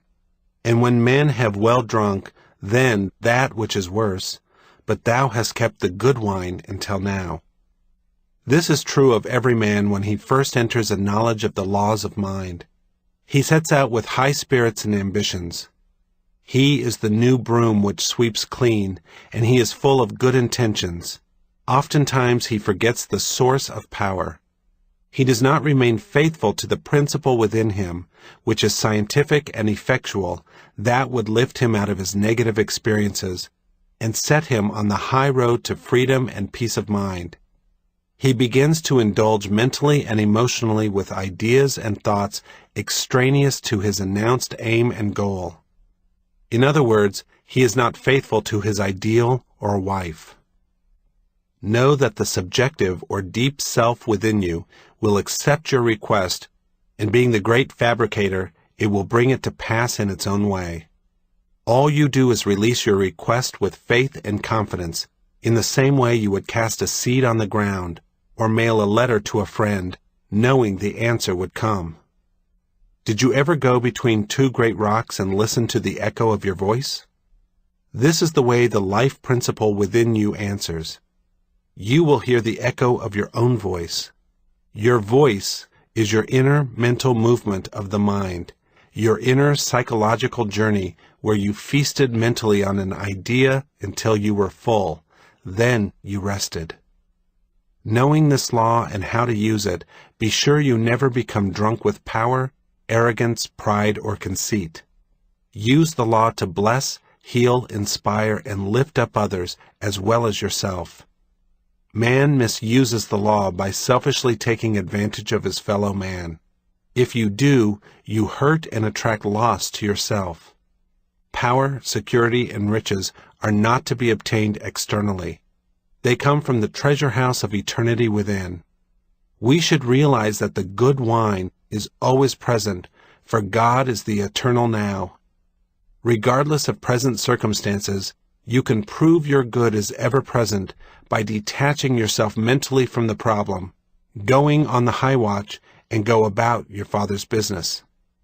To go on the high watch is to envision your good, to dwell on the new concept of yourself, to become married to it, and sustain the happy mood by remaining faithful, full of faith every step of the way, knowing that the wine of joy, the answered prayer, is on the way. Now is the day of salvation. The kingdom of heaven is at hand. Thou hast kept the good wine until now. You can, this moment, travel psychologically in your mind and enter mentally through divine imagination into any desired state. The wealth, health, or invention you wish to introduce are all invisible first. Everything comes out of the invisible. You must subjectively possess riches before you can objectively possess wealth. The feeling of wealth produces wealth, for wealth is a state of consciousness. A state of consciousness is how you think, feel, believe, and what you mentally give consent to. A teacher in California, receiving over $5,000 or $6,000 a year, looked in a window at a beautiful ermine coat that was priced at $8,000. She said it would take me years to save that money. I could never afford it. Oh, how I want it. She listened to our lectures on Sunday mornings. By ceasing to marry these negative concepts, she learned that she could have a coat, car, or anything she wished without hurting anybody on the face of the earth. I told her to imagine she had the coat on, to feel its beautiful fur, and to get the feel of it on her. She began to use the power of her imagination prior to sleep at night. She put the imaginary coat on, fondled it, caressed it, like a child does with her doll. She continued to do this and finally felt the thrill of it all. She went to sleep every night wearing this imaginary coat and being so happy in possessing it. 3 months went by and nothing happened. She was about to waver, but she reminded herself that it is the sustained mood which demonstrates. He who perseveres to the end shall be saved. The solution will come to the person who does not waver, but always goes about with the perfume of His presence with him. The answer comes to the man who walks in the light that it is done. You are always using the perfume of His presence when you sustain the happy, joyous mood of expectancy, knowing your good is on the way. You saw it in the unseen, and you know you will see it in the seen. The sequel to the teacher's drama of the mind is interesting. One Sunday morning after our lecture, a man accidentally stepped on her toe, apologized profusely, asked her where she lived, and offered to drive her home. She accepted gladly. Shortly after, he proposed marriage, gave her a beautiful diamond ring, and said to her, "I saw the most wonderful coat. You would simply look radiant wearing it." It was the coat she admired 3 months previously. The salesman said over 100 wealthy women looked at the coat, admired it immensely, but for some reason always selected another garment. Through your capacity to choose, imagine the reality of what you have selected, and through faith and perseverance, you can realize your goal in life. All the riches of heaven are here now, within you, waiting to be released. Peace, joy, love, guidance, inspiration, goodwill, and abundance all exist now.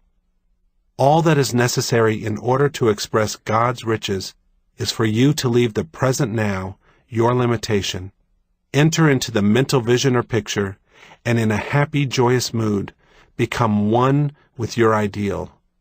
Having seen and felt your good in moments of high exaltation, you know that in a little while you shall see your ideal objectively as you walk through time and space. As within, so without. As above, so below. As in heaven, so on earth. In other words, you will see your beliefs expressed. Man is belief expressed. How Success Grows from Failure by Napoleon Hill. Turn back the pages of history, back to the very beginning of all that we know of civilization, and you will find that the men and women whose names lived after they passed on were those whose efforts were born of struggle, hardship, and failure. Men may leave behind them monuments of marble without struggle, hardship, and failure, but those who would build monuments in the hearts of their fellow men, where neither the disintegrating forces of the elements nor the degrading hand of man can destroy them, must pay the price in sacrifice and struggle. 10 years ago, a baby was born into one of the wealthiest families in America. The whole world showered the little fellow with gifts it did not need and could not use. One foolish king sent as his offering to the useless collection a gold crib that cost $40,000. I was going to law school in the city where that baby was born, therefore I know a considerable amount about the event. That bountiful shower of gifts reminded me of the passage in the Bible that reads something along these lines. To him that hath it shall be given, and to him that hath not it shall be taken away, even that which he hath. Nothing more true to human nature was ever said than this. Like attracts like. Wealth attracts wealth, and poverty attracts poverty. It is the way of human nature. By and by this little baby grew old enough to be taken on the streets. When he was taken out, he was flanked by a coterie of servants and private detectives whose business it was to see that no misfortune overtook him. Never in all this baby's life was he permitted outside the protecting influence of these servants. He could not go on the street alone. He was watched over with care that would lead one to believe he might have been made of superior clay. This little fellow had no cares. He experienced no hardships. He never knew what struggle meant. All he knew was that he was not born to toil. He did not have to dress himself. He had servants for that purpose. He did not have to use his eyes. He had servants' eyes to use. He did not have to use his hands. He had servants' hands to use. In fact, he did not have to do anything. Each winter he went with his army of servants to play in the rolling waters of the warm Gulf of Mexico, where he was not bothered with the cold blizzards of the north. When he went out to swim, he was surrounded by the same army of servants, who flanked him and watched to see that no harm befell him. 2 years ago this little fellow, now a boy of 10 years, had just returned to the north from his wintering place in Florida. He was out in the gardens with his servants when he noticed that the gates were open, and he saw beyond the much-longed-for freedom that every normal child is constantly seeking. While the servant's vigilance had slackened for a moment, he saw his chance and made a run for the street. He got outside and into the middle of the street when he was run down and instantly killed by a Ford automobile. At the very moment this was happening, there were no less than 1 million little urchins located in the crowded streets of the great cities, not one of which could have been run down by an automobile in an open 10-acre field, because these little unfortunates had learned the art of self-defense. Out of struggle born of necessity, they had learned to get out of the way of automobiles. Verily do we repeat that out of struggle and hardship come endurance and power. Servants and private detectives can watch over a baby and possibly keep him from being stolen. They can even keep him from being run down by automobiles if they attend to their duties properly. But the eternal law of compensation takes its toll when the little fellow grows up to maturity and commences to take his place among men. He pays dearly for the early protection that relieved him of struggle the very first time he is called upon to rely entirely on his own resources, because he finds that he has no real resources. The strong-armed blacksmith developed his strength out of resistance. The greater the resistance, the greater his strength. By wielding a heavy hammer day in and day out, he finally grew a mighty arm that serves him wherever physical strength is needed. He developed his strong arm in exactly the same manner that all strength must be developed, by overcoming resistance. We point with pride to Lincoln as being one of the really great Americans of the past, yet how many stop to consider that his strength, both physical and moral, grew out of hardship and struggle? No doubt Nancy Hanks would have given Lincoln as royal a birth as that of the little boy mentioned before, if she had been financially able. But if she had done so, there is but little doubt that Lincoln would never have risen to the heights to which he attained. Much of Lincoln's greatness grew out of his early struggles and hardships, because out of these grew strength, that mighty strength which carried him through one of the most trying crises of this country. The most dangerous handicap with which any child could be surrounded is the handicap of money, provided it is used to relieve the child of struggle. 20-odd years ago I was secretary to a wealthy man whose 2 sons were away at college. It was a part of my duty to make a check out for $100 for each of these boys on the first of the month. This was their spending money, and spend it they did. Well do I remember how I envied these boys the easy time this monthly remittance provided. By and by they returned home with their sheepskins and other things too, among them being the capacity for great quantities of whiskey. One of those boys is now under the sod, and the other is in an insane asylum, a victim of DTs. Last year I had the privilege of speaking in the college where one of the boys went to school. The principal of the school told me that the $100 check which came monthly for that boy was the influence that undermined him. With that check he had money to be a good fellow. This led to the drink habit, and that led to ruination. I can see now that fate dealt me a lucky blow when it placed the great cosmic urge of necessity behind me in my early childhood and forced me to struggle for a schooling and for existence itself.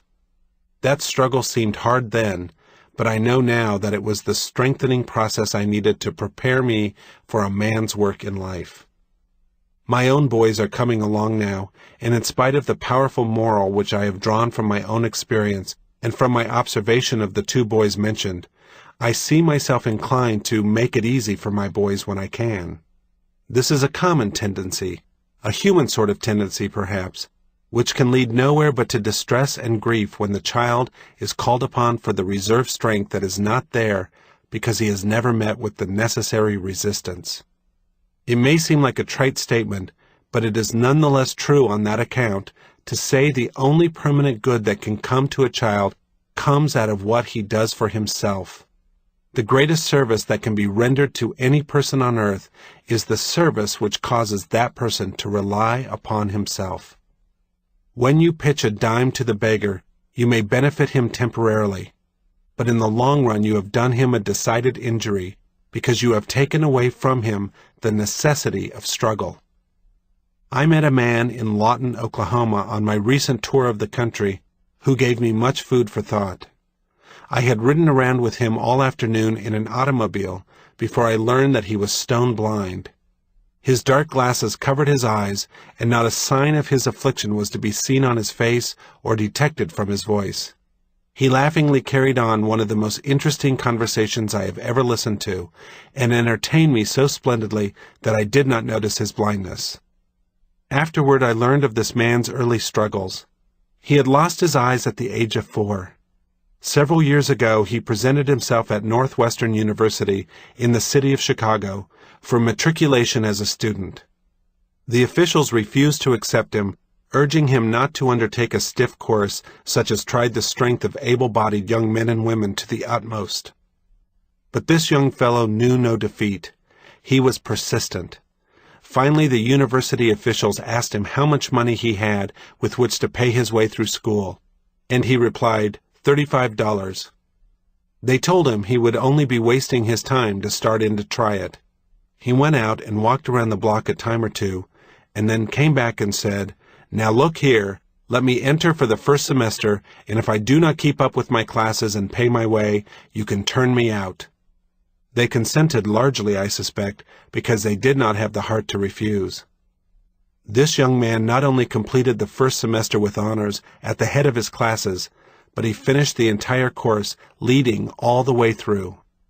But this is not all. He paid his way by taking notes in the lecture rooms, transcribing them on the typewriter, and selling copies to his fellow students, those who had 2 perfectly good eyes and money in the bank besides. Rarely does a person ever have opportunity to test the limits of his ability. We can accomplish pretty much whatever we make up our minds to accomplish.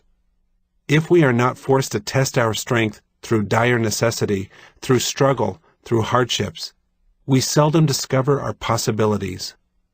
Lay it down as a general rule, and a sound one at that real strength comes from struggle, hardship, adversity, and handicaps imposed upon us by causes beyond our immediate control.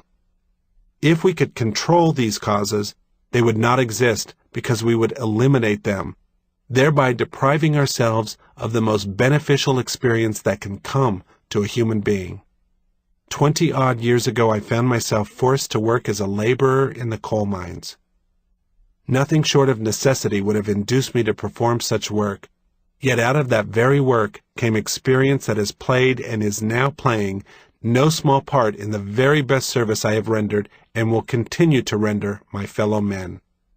We are in the midst of a great industrial crisis, not alone in America but throughout the world, and much of our effort is directed toward the elimination of the cause out of which this crisis grew.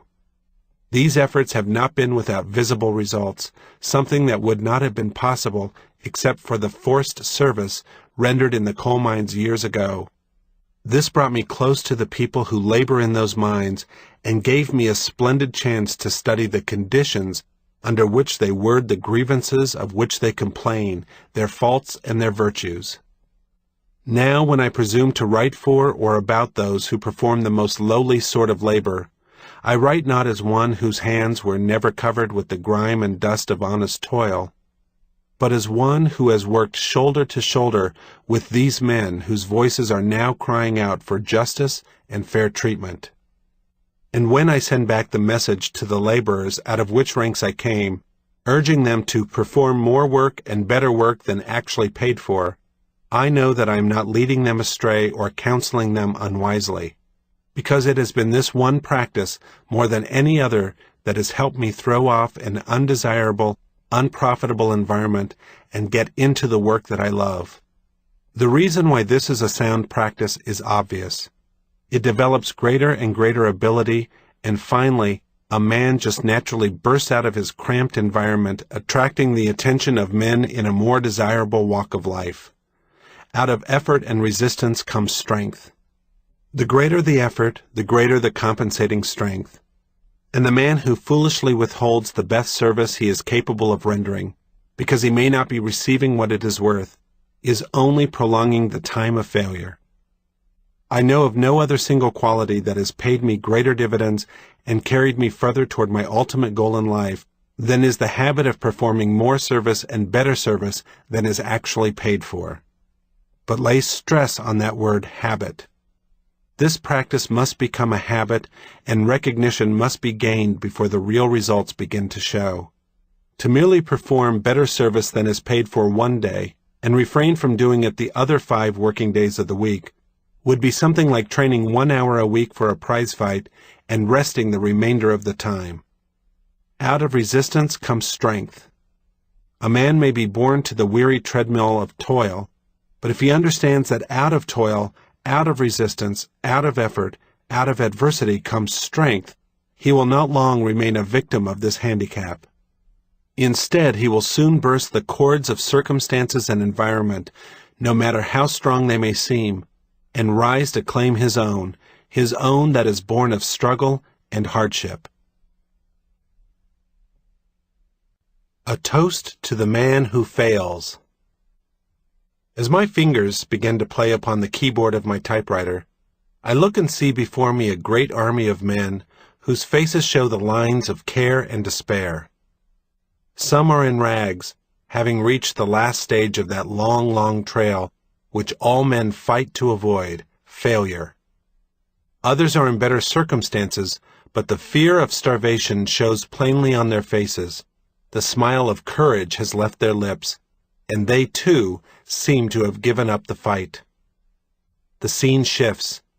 I look again and am carried backward into the events of history past, and there I see also the failures of the past, failures which have meant more to the human race than all the successes recorded in the history of the world. I see the homely face of Socrates, as he stood at the very end of that trail which men call failure, waiting with upturned eyes through those moments that must have seemed like an eternity, just before he drank the poisoned hemlock.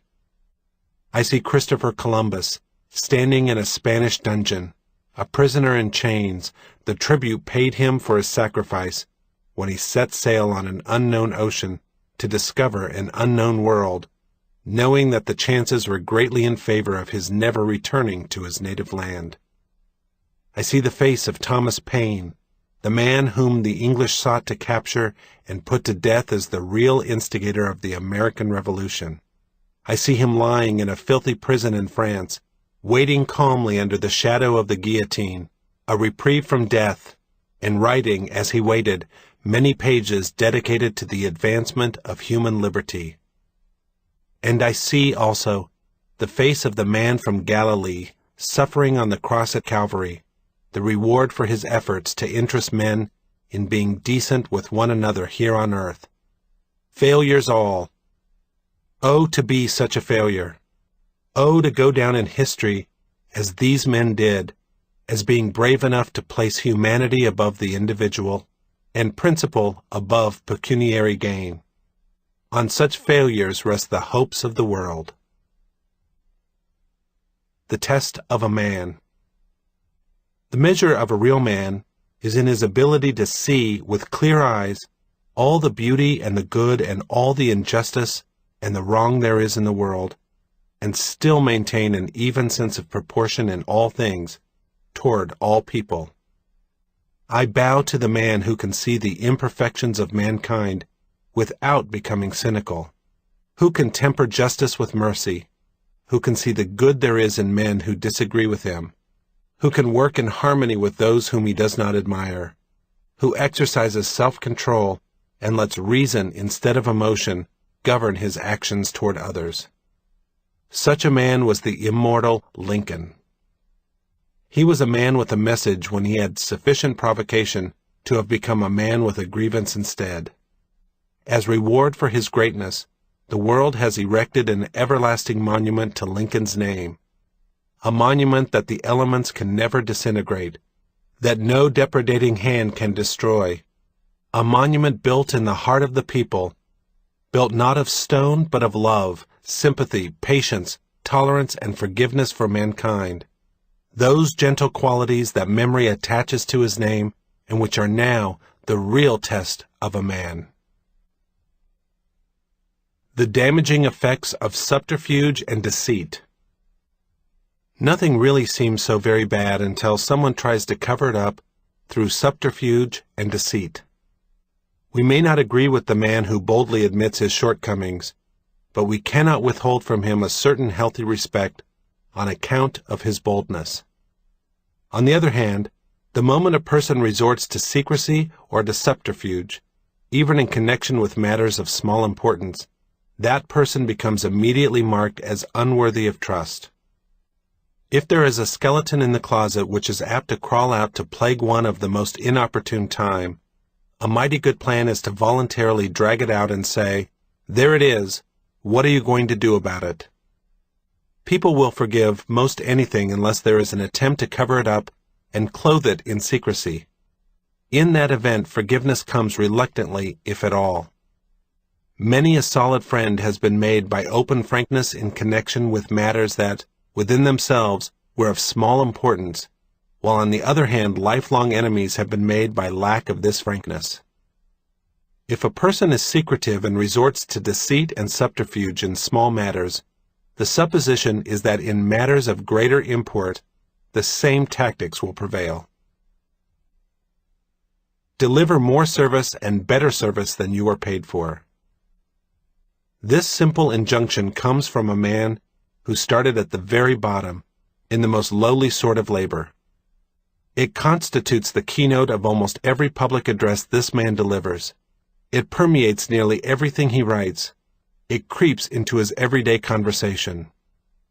There are many reasons why this is sound counsel, only one of which need be mentioned, namely, every person who forms the habit of delivering this sort of service soon attracts the attention of competitive bidders for his services. He stands out above the common crowd like a skyscraper above the ordinary buildings, and there is keen competition for his labor. Give the best service you know how to render, regardless of the amount you receive for it, and soon, much sooner than you might imagine, you will become a marked person, and greater responsibilities and higher wages will be thrusting themselves upon you.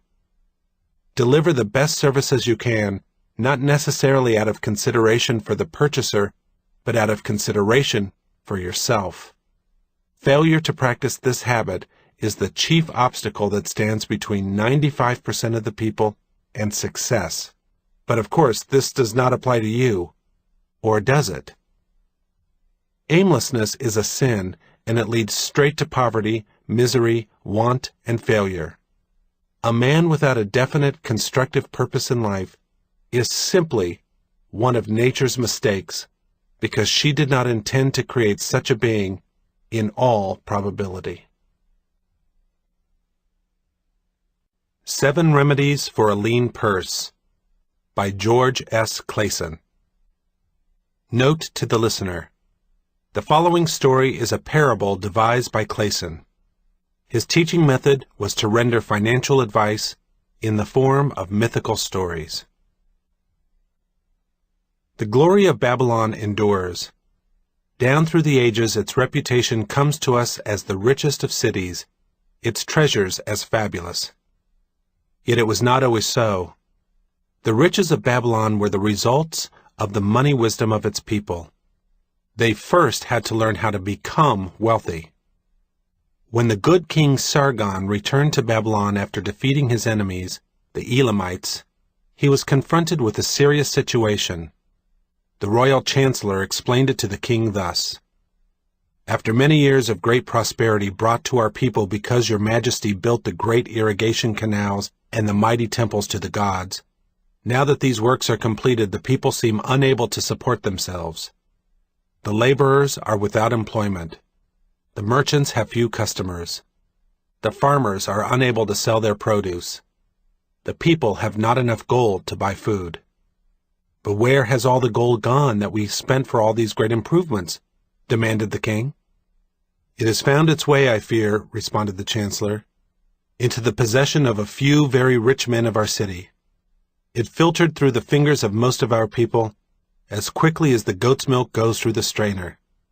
Now that the stream of gold has ceased to flow, most of our people have nothing to show for their earnings." The king was thoughtful for some time. Then he asked, "Why should so few men be able to acquire all the gold?" "Because they know how," replied the chancellor. "One may not condemn a man for succeeding because he knows how. Neither may one with justice take away from a man what he has fairly earned, to give to men of less ability." "But why," demanded the king, "should not all the people learn how to accumulate gold, and therefore become themselves rich and prosperous?" "Quite possible, Your Excellency. But who can teach them? Certainly not the priests, because they know naught of money-making." "Who knows best in all our city how to become wealthy, Chancellor?" asked the king. "Thy question answers itself, Your Majesty. Who has amassed the greatest wealth in Babylon?" "Well said, my able Chancellor. It is Arcad. He is the richest man in Babylon. Bring him before me on the morrow." Upon the following day, as the king had decreed, Arcad appeared before him, straight and sprightly despite his 80 years and 10. "Arcad," spoke the king, "is it true thou art the richest man in Babylon?" "So it is reported, Your Majesty, and no man disputes it." "How became thou so wealthy?" "By taking advantage of opportunities available to all citizens of our good city." "Thou hadst nothing to start with?" "Only a great desire for wealth. Besides this, nothing." "Arcad," continued the king, "our city is in a very unhappy state because a few men know how to acquire wealth and therefore monopolize it, while the mass of our citizens lack the knowledge of how to keep any part of the gold they receive. It is my desire that Babylon be the wealthiest city in the world. Therefore, it must be a city of many wealthy men. Therefore, we must teach all the people how to acquire riches. Tell me, Arcad, is there any secret to acquiring wealth? Can it be taught?" "It is practical, Your Majesty. That which one man knows can be taught to others." The king's eyes glowed. "Arcad, thou speakest the words I wish to hear. Wilt thou lend thyself to this great cause? Wilt thou teach thy knowledge to a school for teachers, each of whom shall teach others, until there are enough trained to teach these truths to every worthy subject in my domain?" Arcad bowed and said, "I am thy humble servant to command. Whatever of knowledge I possess will I gladly give for the betterment of my fellow men and the glory of my king. Let your good chancellor arrange for me a class of 100 men, and I will teach them those 7 remedies which did fatten my purse, than which there was none leaner in all Babylon. A fortnight later, in compliance with the king's command, the chosen 100 assembled in the great hall of the Temple of Learning, seated upon colorful rugs in a semicircle.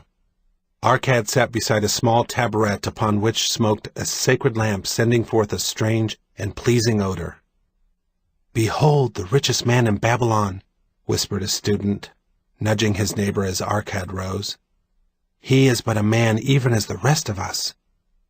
"As a dutiful subject of our great king," Arcad began, "I stand before you in his service, because once I was a poor youth who did greatly desire gold, and because I found knowledge that enabled me to acquire it. He asked that I impart unto you my knowledge. I started my fortune in the humblest way. I had no advantage not enjoyed as fully by you and every citizen of Babylon. The first storehouse of my treasure was a well-worn purse. I loathed its useless emptiness.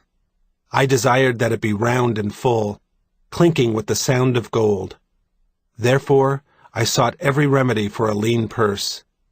I found 7. To you who are assembled before me, shall I explain these 7 remedies for a lean purse, which I do recommend to all men who desire much gold. Each day for 7 days will I explain to you one of the 7 remedies. Listen attentively to the knowledge that I will impart. Debate it with me. Discuss it among yourselves.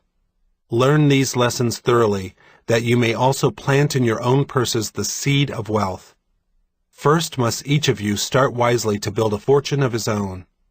Then wilt thou be competent, and only then, to teach these truths to others. I shall teach you in simple ways how to fatten your purses. This is the first step leading to the temple of wealth, and no man may climb who cannot plant his feet firmly upon the first step. We shall now consider the first remedy. The first remedy: start thy purse to fattening. Arcad addressed a thoughtful man in the second row. "My good friend, at what craft workest thou?" "I," replied the man, "am a scribe and carve records upon the clay tablets." "Even at such labor did I myself earn my first coppers. Therefore thou hast the same opportunity to build a fortune." He spoke to a florid-faced man further back. "Pray tell also, what dost thou to earn thy bread?" "I," responded this man, "am a meat butcher. I do buy the goats the farmers raise and kill them, and sell the meat to the housewives, and the hides to the sandal makers. Because thou dost also labor and earn, thou hast every advantage to succeed that I did possess." In this way did Arcad proceed to find out how each man labored to earn his living. When he had done questioning them, he said, "Now, my students, ye can see that there are many trades and labors at which men may earn coins. Each of the ways of earning is a stream of gold from which the worker doth divert by his labors a portion to his own purse. Therefore into the purse of each of you flows a stream of coins, large or small, according to his ability. Is it not so?" Thereupon they agreed that it was so.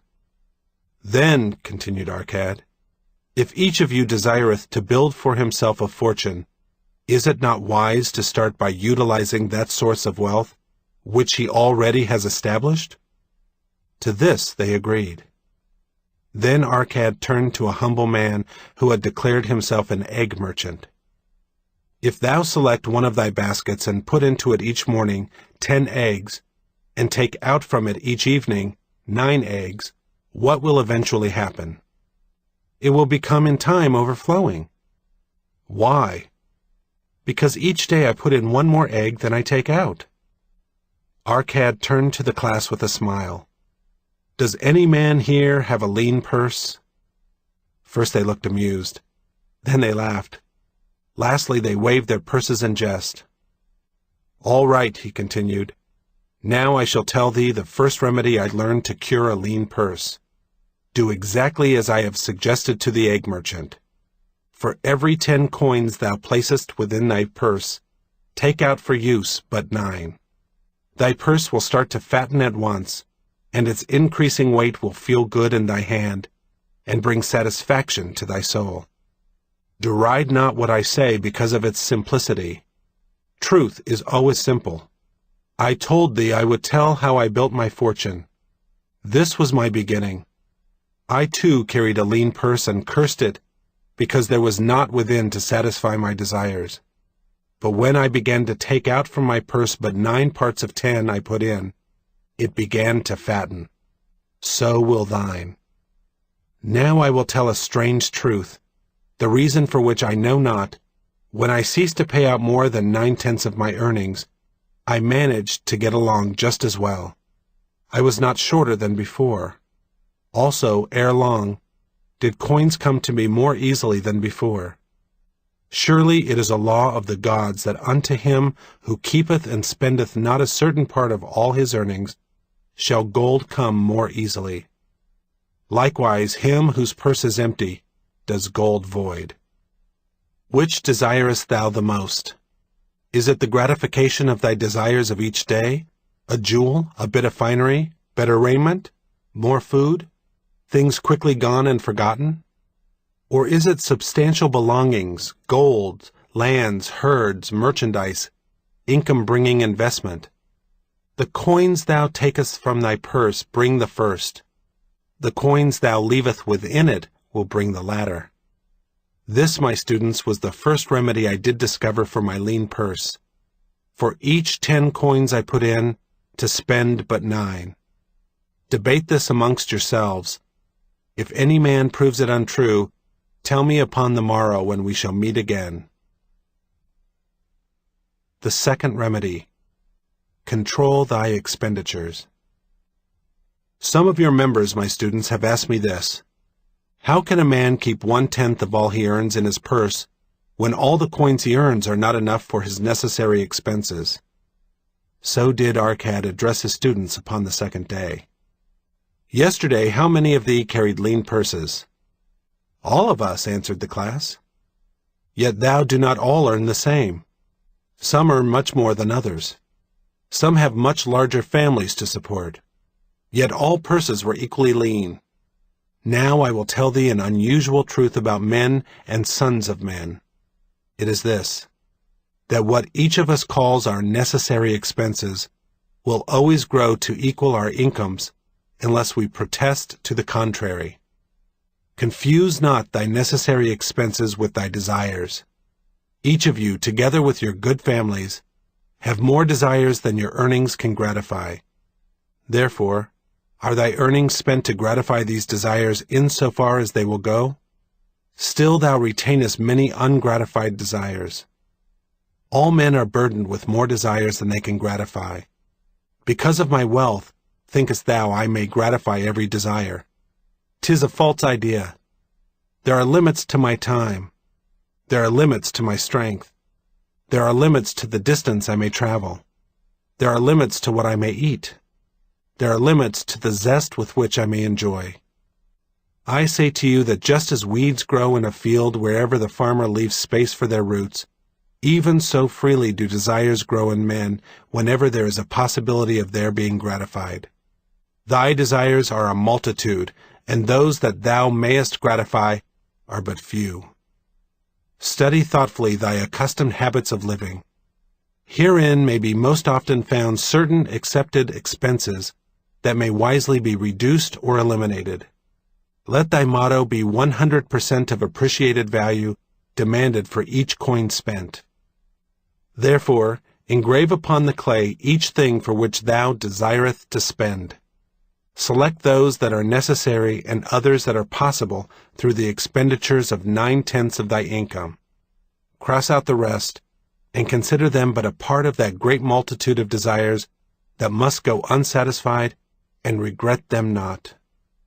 Budget then thy necessary expenses. Touch not the 1/10 that is fattening thy purse. Let this be thy great desire that is being fulfilled. Keep working with thy budget, keep adjusting it to help thee. Make it thy first assistant in defending thy fattening purse. Hereupon one of the students, wearing a robe of red and gold, arose and said, "I am a free man. I believe that it is my right to enjoy the good things of life. Therefore do I rebel against the slavery of a budget, which determines just how much I may spend and for what. I feel it would take much pleasure from my life, and make me little more than a pack-ass to carry a burden." To him Arcad replied, "Who, my friend, would determine thy budget?" "I would make it for myself," responded the protesting one.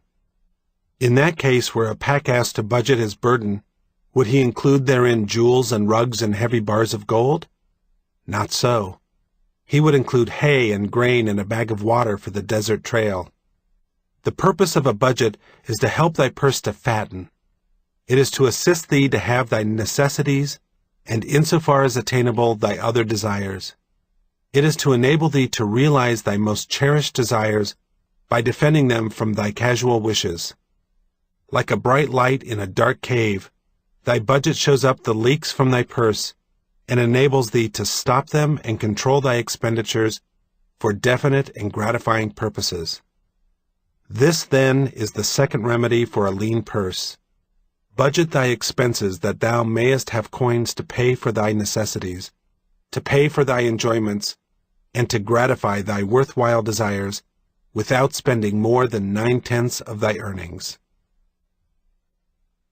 The third remedy. Make thy gold multiply. Behold, thy lean purse is fattening.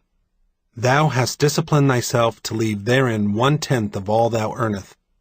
Thou hast controlled thy expenditures to protect thy growing treasure.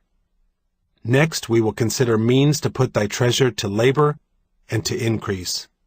Gold in a purse is gratifying to own, and satisfieth a miserly soul, but earns nothing. The gold we may retain from our earnings is but the start. The earnings it will make shall build our fortunes. So spoke Arcad upon the third day to his class. How, therefore, may we put our gold to work? My first investment was unfortunate, for I lost all. Its tale I will relate later. My first profitable investment was a loan I made to a man named Agar, a shield maker. Once each year did he buy large shipments of bronze brought from across the sea to use in his trade. Lacking sufficient capital to pay the merchants, he would borrow from those who had extra coins. He was an honorable man. His borrowing he would repay, together with a liberal rental as he sold his shields. Each time I loaned to him, I loaned back also the rental he had paid to me. Therefore, not only did my capital increase, but its earning likewise increased. Most gratifying was it to have these sums returned to my purse. I tell you, my students, a man's wealth is not in the coins he carries in his purse, it is in the income he buildeth, the golden stream that continually floweth into his purse, and keepeth it always bulging. That is what every man desireth. That is what thou, each one of thee, desireth. An income that continueth to come whether thou work or travel. Great income I have acquired, so great that I am called a very rich man. My loans to Agar were my first training in profitable investment. Gaining wisdom from his experience, I extended my loans and investments as my capital increased. From a few sources at first, from many sources later, flowed into my purse a golden stream of wealth available for such wise uses as I should decide. Behold, from my humble earnings, I had begotten a horde of golden slaves, each laboring and earning more gold. As they labored for me, so their children also labored, and their children's children, until great was the income from their combined efforts. Gold increaseth rapidly, when making reasonable earnings, as thou wilt see from the following. A farmer, when his first son was born, took 10 pieces of silver to a moneylender, and asked him to keep it on rental for his son until he became 20 years of age. This the moneylender did, and agreed the rental should be 1/4 of its value each 4 years. The farmer asked, because this sum he had set aside as belonging to his son, that the rental be added to the principal. When the boy had reached the age of 20 years, the farmer again went to the moneylender to inquire about the silver. The moneylender explained that because the sum had been increased by compound interest, the original 10 pieces of silver had now grown to 30 1/2 pieces. The farmer was well pleased, and because the son did not need the coins, he left them with the moneylender. When the son became 50 years of age, the father meantime having passed to the other world, the moneylender paid the son in settlement 167 pieces of silver.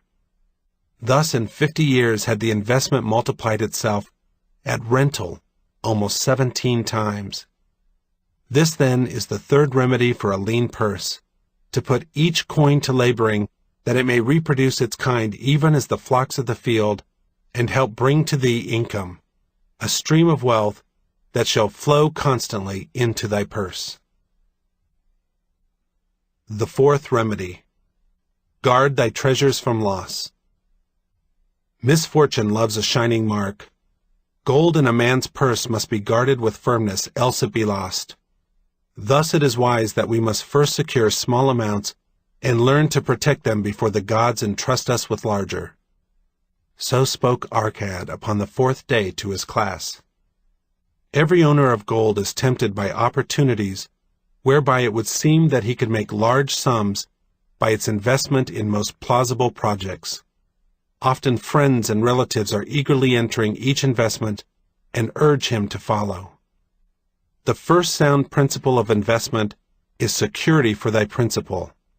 Is it wise to be intrigued by larger earnings when thy principal may be lost? I say not. The penalty of risk is probable loss. Study carefully before parting with the treasure each assurance that it may be safely reclaimed. Be not misled by thy own romantic desires to make wealth rapidly. Before thou loan it to any man, assure thyself of his ability to repay, and his reputation for doing so, that thou mayest not unwittingly by making him a present of thy hard-earned treasure.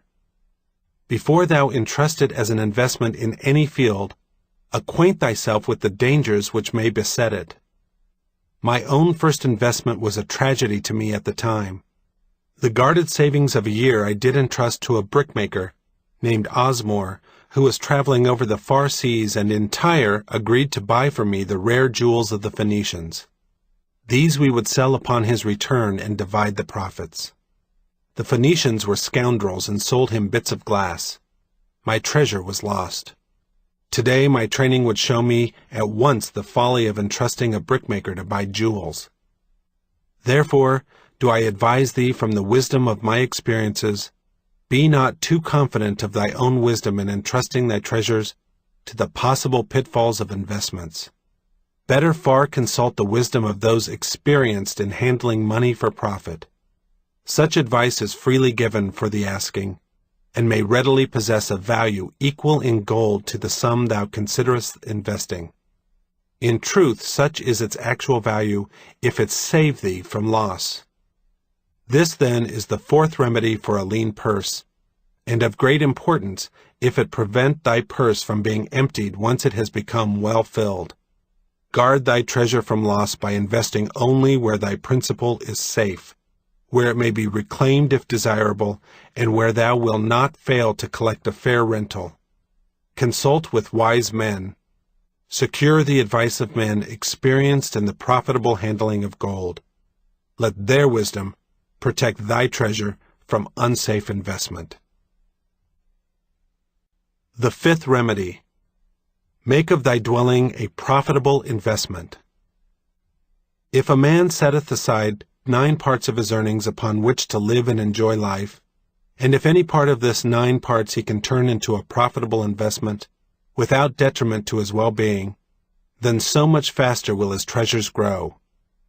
So spake Arcad to his class at their 5th lesson. All too many of our men of Babylon do raise their families in unseemly quarters. They do pay to exacting landlords liberal rentals for rooms where their wives have not a spot to raise the blooms that gladden a woman's heart, and their children have no place to play their games except in the unclean alleys. No man's family can fully enjoy life unless they do have a plot of ground wherein children can play in the clean earth, and where the wife may raise not only blossoms, but good rich herbs to feed her family. To a man's heart it brings gladness to eat the figs from his own trees and the grapes of his own vines. To own his own domicile, and to have it a place he is proud to care for, putteth confidence in his heart, and greater effort behind all his endeavors. Therefore do I recommend that every man own the roof that sheltereth him and his. Nor is it beyond the ability of any well-intentioned man to own his home. Hath not our great king so widely extended the walls of Babylon, that within them much land is now unused, and may be purchased at sums most reasonable? Also I say to you, my students, that the moneylenders gladly consider the desires of men who seek homes and lands for their families. Readily may thou borrow to pay the brickmaker and the builder for such commendable purposes, if thou can show a reasonable portion of the necessary sum which thou thyself hath provided for the purpose. Then when the house be built, thou canst pay the moneylender with the same regularity as thou didst pay the landlord, because each payment will reduce thy indebtedness to the moneylender. A few years will satisfy his loan. Then wilt thy heart be glad, because thou wilt own in thy own right a valuable property, and thy only cost will be the king's taxes. Also wilt thy good wife go more often to the river, to wash thy robes, that each time returning she may bring a goatskin of water to pour upon the growing things. Thus come many blessings to the man who owneth his own house, and greatly will it reduce his cost of living, making available more of his earnings for pleasures and the gratification of his desires. This, then, is the fifth remedy for a lean purse. Own thy own home. The sixth remedy: insure a future income. The life of every man proceedeth from his childhood to his old age. This is the path of life, and no man may deviate from it unless the gods call him prematurely to the world beyond. Therefore do I say that it behooves a man to make preparation for a suitable income in the days to come, when he is no longer young, and to make preparations for his family should he be no longer with them, to comfort and support them. This lesson shall instruct thee in providing a full purse when time has made thee less able to earn. So Arcad addressed his class upon the 6th day. The man who, because of his understanding of the laws of wealth, acquireth a growing surplus, should give thought to those future days. He should plan certain investments or provisions that may endure safely for many years, yet will be available when the time arrives which he has so wisely anticipated. There are diverse ways by which a man may provide with safety for his future. He may provide a hiding place and there bury a secret treasure. Yet, no matter with what skill it be hidden, it may nevertheless become the loot of thieves. For this reason I recommend not this plan. A man may buy houses or lands for this purpose.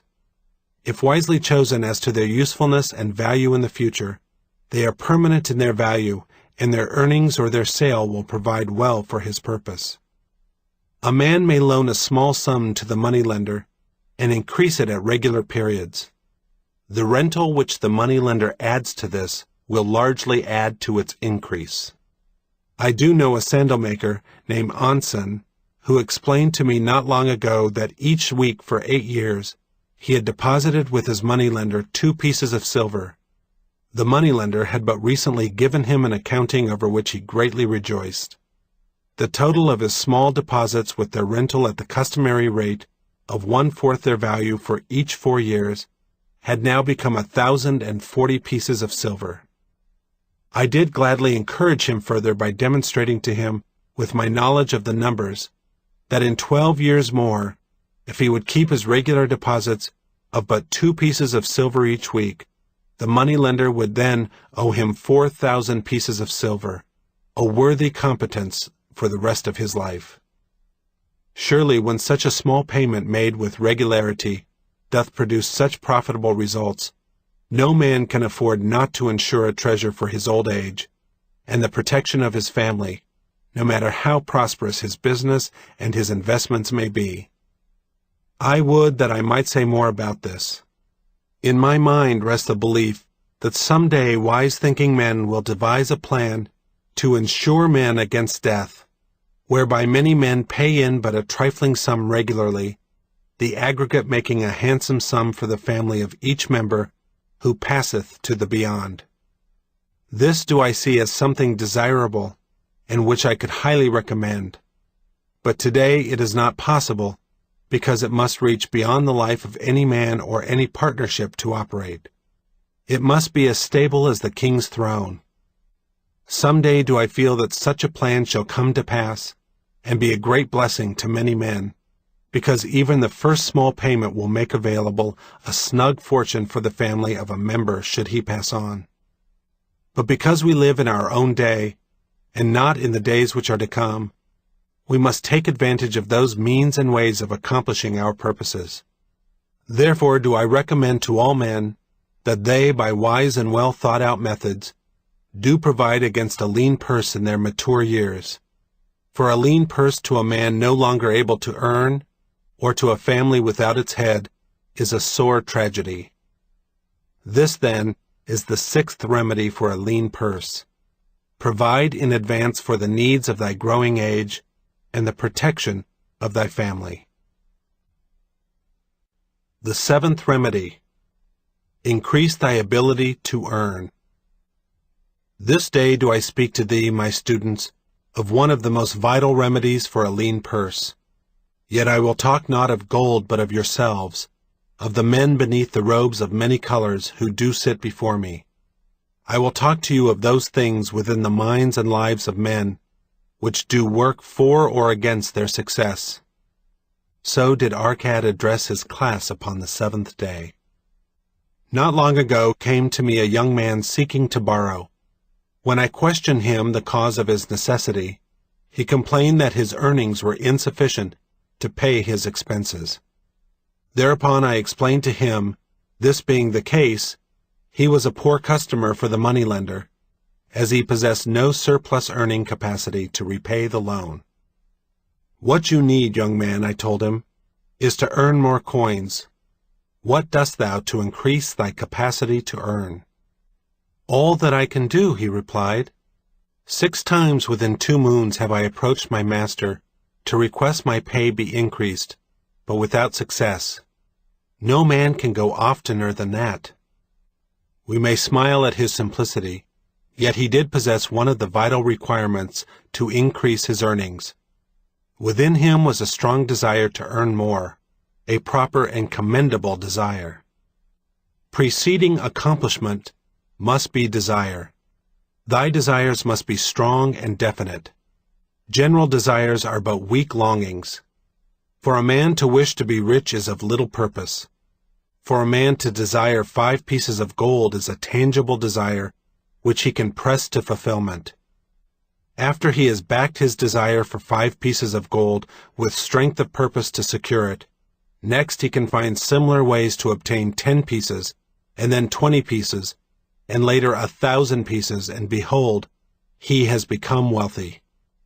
In learning to secure his one definite small desire, he hath trained himself to secure a larger one. This is the process by which wealth is accumulated, first in small sums, then in larger ones, as a man learns and becomes more capable. Desires must be simple and definite. They defeat their own purpose should they be too many, too confusing, or beyond the training to accomplish. As a man perfecteth himself in his calling, even so doth his ability to earn increase. In those days when I was a humble scribe, carving upon the clay for a few coppers each day, I observed that other workers did more than I, and were paid more. Therefore did I determine that I would be exceeded by none, nor did it take long for me to discover the reason for their greater success. More interest in my work, more concentration upon my task, more persistence in my effort, and behold, few men could carve more tablets in a day than I. With reasonable promptness, my increased skill was rewarded, nor was it necessary for me to go 6 times to my master to request recognition. The more of wisdom we know, the more we may earn. That man who seeks to learn more of his craft shall be richly rewarded. If he is an artisan, he may seek to learn the methods and the tools of those most skillful in the same line. If he laboreth at the law or at healing, he may consult and exchange knowledge with others of his calling. If he be a merchant, he may continually seek better goods that can be purchased at lower prices. Always do the affairs of man change and improve, because keen-minded men seek greater skill, that they may better serve those upon whose patronage they depend. Therefore, I urge all men to be in the front rank of progress, and not to stand still, lest they be left behind. Many things come to make a man's life rich with gainful experiences. Such things as the following a man must do if he shall respect himself. He must pay his debts with all promptness within his power, not purchasing that for which he is unable to pay. He must take care of his family, that they may think and speak well of him. He must make a will of record that in case the gods call him, proper and honorable division of his property be accomplished. He must have compassion upon those who are injured or smitten by misfortune, and aid them within reasonable limits. He must do deeds of thoughtfulness to those dear to him. Thus the seventh and last remedy for a lean purse is to cultivate thy own powers, to study and become more skillful, to so act as to respect thyself. Thereby shalt thou acquire confidence in thyself to achieve thy carefully considered desires. These then are the 7 remedies for a lean purse, which out of the experience of a long and successful life I do urge for all men who desire wealth. There is more gold in Babylon, my students, than thou dreamest of. There is abundance for all. Go thou forth and practice these truths, that thou mayest prosper and grow wealthy, as is thy right. Go thou forth and teach these truths, that every honorable subject of His Majesty may also share liberally in the ample wealth of our beloved city. This is thy king's command. After Failure, What? By Orson Swett Marden. A great many people never really discover themselves until ruin stares them in the face. They do not seem to know how to bring out their reserves until they are overtaken by an overwhelming disaster, or until the sight of their blighted prospects and of the wreck of their homes and happiness stirs them to the very center of their beings. The real test of character is what a man does after he fails. What will he do next? What resources, what inventiveness will his failure arouse in him? Will it discover new sources of power? Will it bring out reserves, double his determination? Or will it dishearten him? I know no such unquestionable badger and ensign of a sovereign mind, said Emerson, as that tenacity of purpose which, through all changes of companions, or parties or fortunes, changes never, bates no jot of heart or hope, but wearies out opposition and arrives at its port. To come up again and wrest triumph from defeat, that is the secret of the success of every brave and noble life that ever was lived. A little boy was asked how he learned to skate. "Oh, by getting up every time I fell down," he replied. This is the spirit that leads men and armies to victory. It is not the fall, but the not getting up that is defeat. Perhaps the past has been a bitter disappointment to you. In looking it over, you may feel that you have been plodding along in mediocrity. You may not have succeeded in the particular things you expected to succeed in, or you may have lost friends and relatives who were very dear to you. You may have lost your business, and even your home may have been wrenched from you because you could not pay the mortgage on it, or because of sickness and consequent inability to work. The new year may present a very discouraging outlook to you. Yet, in spite of any or all of these misfortunes, if you refuse to be conquered, victory is awaiting you further on the road. This is the test of your manhood. How much is there left in you after you have lost everything outside of yourself? If you lie down now, throw up your hands, and acknowledge yourself worsted, there is not much in you. But if, with heart undaunted and face turned forward, you refuse to give up or to lose faith in yourself, if you scorn to beat a retreat, you will show that the man left in you is bigger than your loss, greater than your cross, and larger than any defeat. You may say that you have failed too often, that there is no use in trying, that it is impossible for you to succeed, and that it is useless for you even to attempt to get on your feet again. Nonsense. There is no failure for a man whose spirit is unconquered. No matter how late the hour, or how many and repeated his failures, success is still possible. The evolution of Scrooge the miser in the closing years of his life, from a hard, narrow, heartless money grubber, whose soul was imprisoned in his shining heap of hoarded gold, to a generous, genial lover of his kind, is no mere myth of Dickens' brain. Time and again, in the history of our daily lives, chronicled in our newspapers, recorded in biographies, or exhibited before our eyes, we see men and women redeeming past failures, rising up out of the stupor of discouragement, and boldly turning face forward once more. There are thousands of people who have lost everything they had in the world, who are just as far from failure as they were before their loss, because of their unconquerable spirit, stout hearts that never quail. In true manhood there is something which rises higher than worldly success or failure.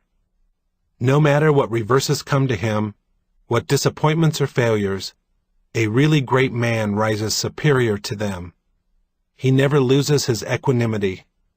In the midst of storms and trials to which a weak nature would succumb, his serene soul, his calm confidence still assert themselves, so completely dominating all outward conditions that they have no power to harm him. What is defeat? Says Wendell Phillips. Nothing but the first steps to something higher. Many a one has finally succeeded only because he has failed after repeated efforts. If he had never met defeat, he would never have known any great victory. There is something in defeat which puts new determination into a man of mettle. No, there is no failure for the man who realizes his power, who never knows when he is beaten. There is no failure for the determined endeavor, the unconquerable will. There is no failure for the man who gets up every time he falls, who rebounds like a rubber ball, who persists when everyone else gives up, who pushes on when everyone else turns back. Light on Life's Difficulties by James Allen. I, Truth, am thy Redeemer come to me.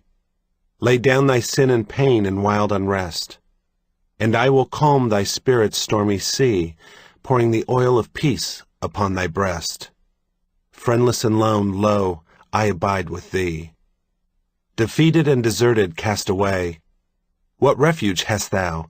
Whither canst thou fly? Upon my changeless breast thy burdens lay. I am thy certain refuge, even I. All things are passing, I alone can stay. Lo, I, the great forsaken, am the friend of the forsaken, I, whom men despise. The weak, the helpless, and despised defend. I gladden aching hearts and weeping eyes. Rest thou in me, I am thy sorrow's end. Lovers and friends and wealth, pleasures and fame, these fail and change and pass into decay. But my love does not change, and in thy blame I blame thee not, nor turn my face away. In my calm bosom hide thy sin and shame. Forward. When a man enters a dark room, he is not sure of his movements. He cannot see the objects around or properly locate them, and is liable to hurt himself by coming into sudden contact with them. But let a light be introduced and immediately all confusion disappears. Every object is seen and there is no more danger of being hurt. To the majority, life is such a dark room, and their frequent hurts, their disappointments, perplexities, sorrows, and pains, are caused by sudden contact with principles which they do not see, and are therefore not prepared to deal with. But when the light of wisdom is introduced into the darkened understanding, confusion vanishes, difficulties are dissolved, all things are seen in their true place and proportion, and henceforth the man walks open-eyed and unhurt in the clear light of a wise comprehension. James Allen, Bryngeloo, Ilfracombe, England. The Light That Leads to Perfect Peace. This audiobook is intended to be a strong and kingly companion, as well as a source of spiritual renewal and inspiration to those who aim at a life well lived and made strong and serene. It will help its listeners to transform themselves into the ideal character they would wish to be, and to make their life here that blessed thing which the majority only hope for in some future life. Our life is what we make it by our own thoughts and deeds. It is our own state and attitude of mind which determine whether we are happy or unhappy, strong or weak, sinful or holy, foolish or wise. If one is unhappy, that state of mind belongs to himself and is originated within himself. It is a state which responds to certain outward happenings, but its cause lies within and not in those outward occurrences. If one is weak in will, he has brought himself to and remains in that condition by the course of thought and action which he has chosen and is still choosing. If one is sinful, it is because he has committed and continues to commit sinful acts. If he is foolish, it is because he himself does foolish things. A man has no character, no soul, no life apart from his thoughts and deeds. What they are, that he is. As they are modified, so does he change. He is endowed with will and can modify his character. As the carpenter changes the block of wood into a beautiful piece of furniture, so can the erring and sin-stricken man change himself into a wise and truth-loving being. Each man is responsible for the thoughts which he thinks and the acts which he does for his state of mind and the life which he lives. No power, no event, no circumstance can compel a man to evil and unhappiness. He himself is his own compeller. He thinks and acts by his own volition. No being, however wise and great, not even the Supreme, can make him good and happy. He himself must choose the good and thereby find the happy. And because of this, that when a man wishes and wills he can find the good and the true, and enjoy its bliss and peace, there is eternal gladness in the courts of truth, and holy joy amongst the perfect ones. The gates of heaven are forever open, and no one is prevented from entering by any will or power but his own. But no one can enter the kingdom of heaven so long as he is enamored of and chooses the seductions of hell, so long as he resigns himself to sin and sorrow. There is a larger, higher, nobler, diviner life than that of sinning and suffering, which is so common, in which indeed nearly all are immersed, a life of victory over sin and triumph over evil, a life wise and happy, benign and tranquil, virtuous and peaceful. This life can be found and lived now, and he who lives it is steadfast in the midst of change, restful among the restless, peaceful though surrounded by strife. Should death confront him, he is calm. Though assailed by persecution, he knows no bitterness, and his heart is compassionate and filled with rejoicing. In this supremely beautiful life there is no evil, sin and sorrow are ended, and aching hearts and weeping eyes are no more. This life of triumph is not for those who are satisfied with any lower conditions. It is for those who thirst of it and are willing to achieve it, who are as eager for righteousness as the miser is for gold. It is always at hand and is offered to all, and blessed are they who accept and embrace it. They will enter the world of truth. They will find the perfect peace. Light on Facts and Hypotheses. When freedom of thought and freedom of expression abound, there is much controversy and much confusion. Yet it is from such controversial confusion that the simple facts of life emerge, attracting us with their eternal uniformity and harmony, and appealing forcibly to us with their invisible simplicity and truth. We are living in such an age of freedom and mental conflict. Never were religious sects so numerous. Schools, philosophical, occult, and otherwise, abound, and each is eager for the perpetuation and dominance of its own explanation of the universe. The world is in a condition of mental ferment.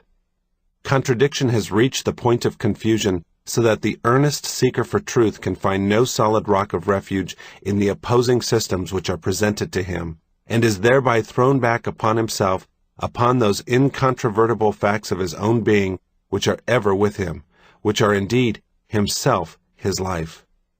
Controversy is ranged around hypotheses, not around facts. Fact is fixed and final. Hypothesis is variable and vanishing. In his present stage of development, man is not alive to the beautiful simplicity of facts, nor to the power of satisfaction which is inherent in them. He does not perceive the intrinsic loveliness of truth, but must add something to it. Hence, when a fact is named, the question almost invariably arises, how can you explain the fact? And then follows a hypothesis which leads to another hypothesis, and so on, until the fact is altogether lost sight of, amid a mass of contradictory suppositions.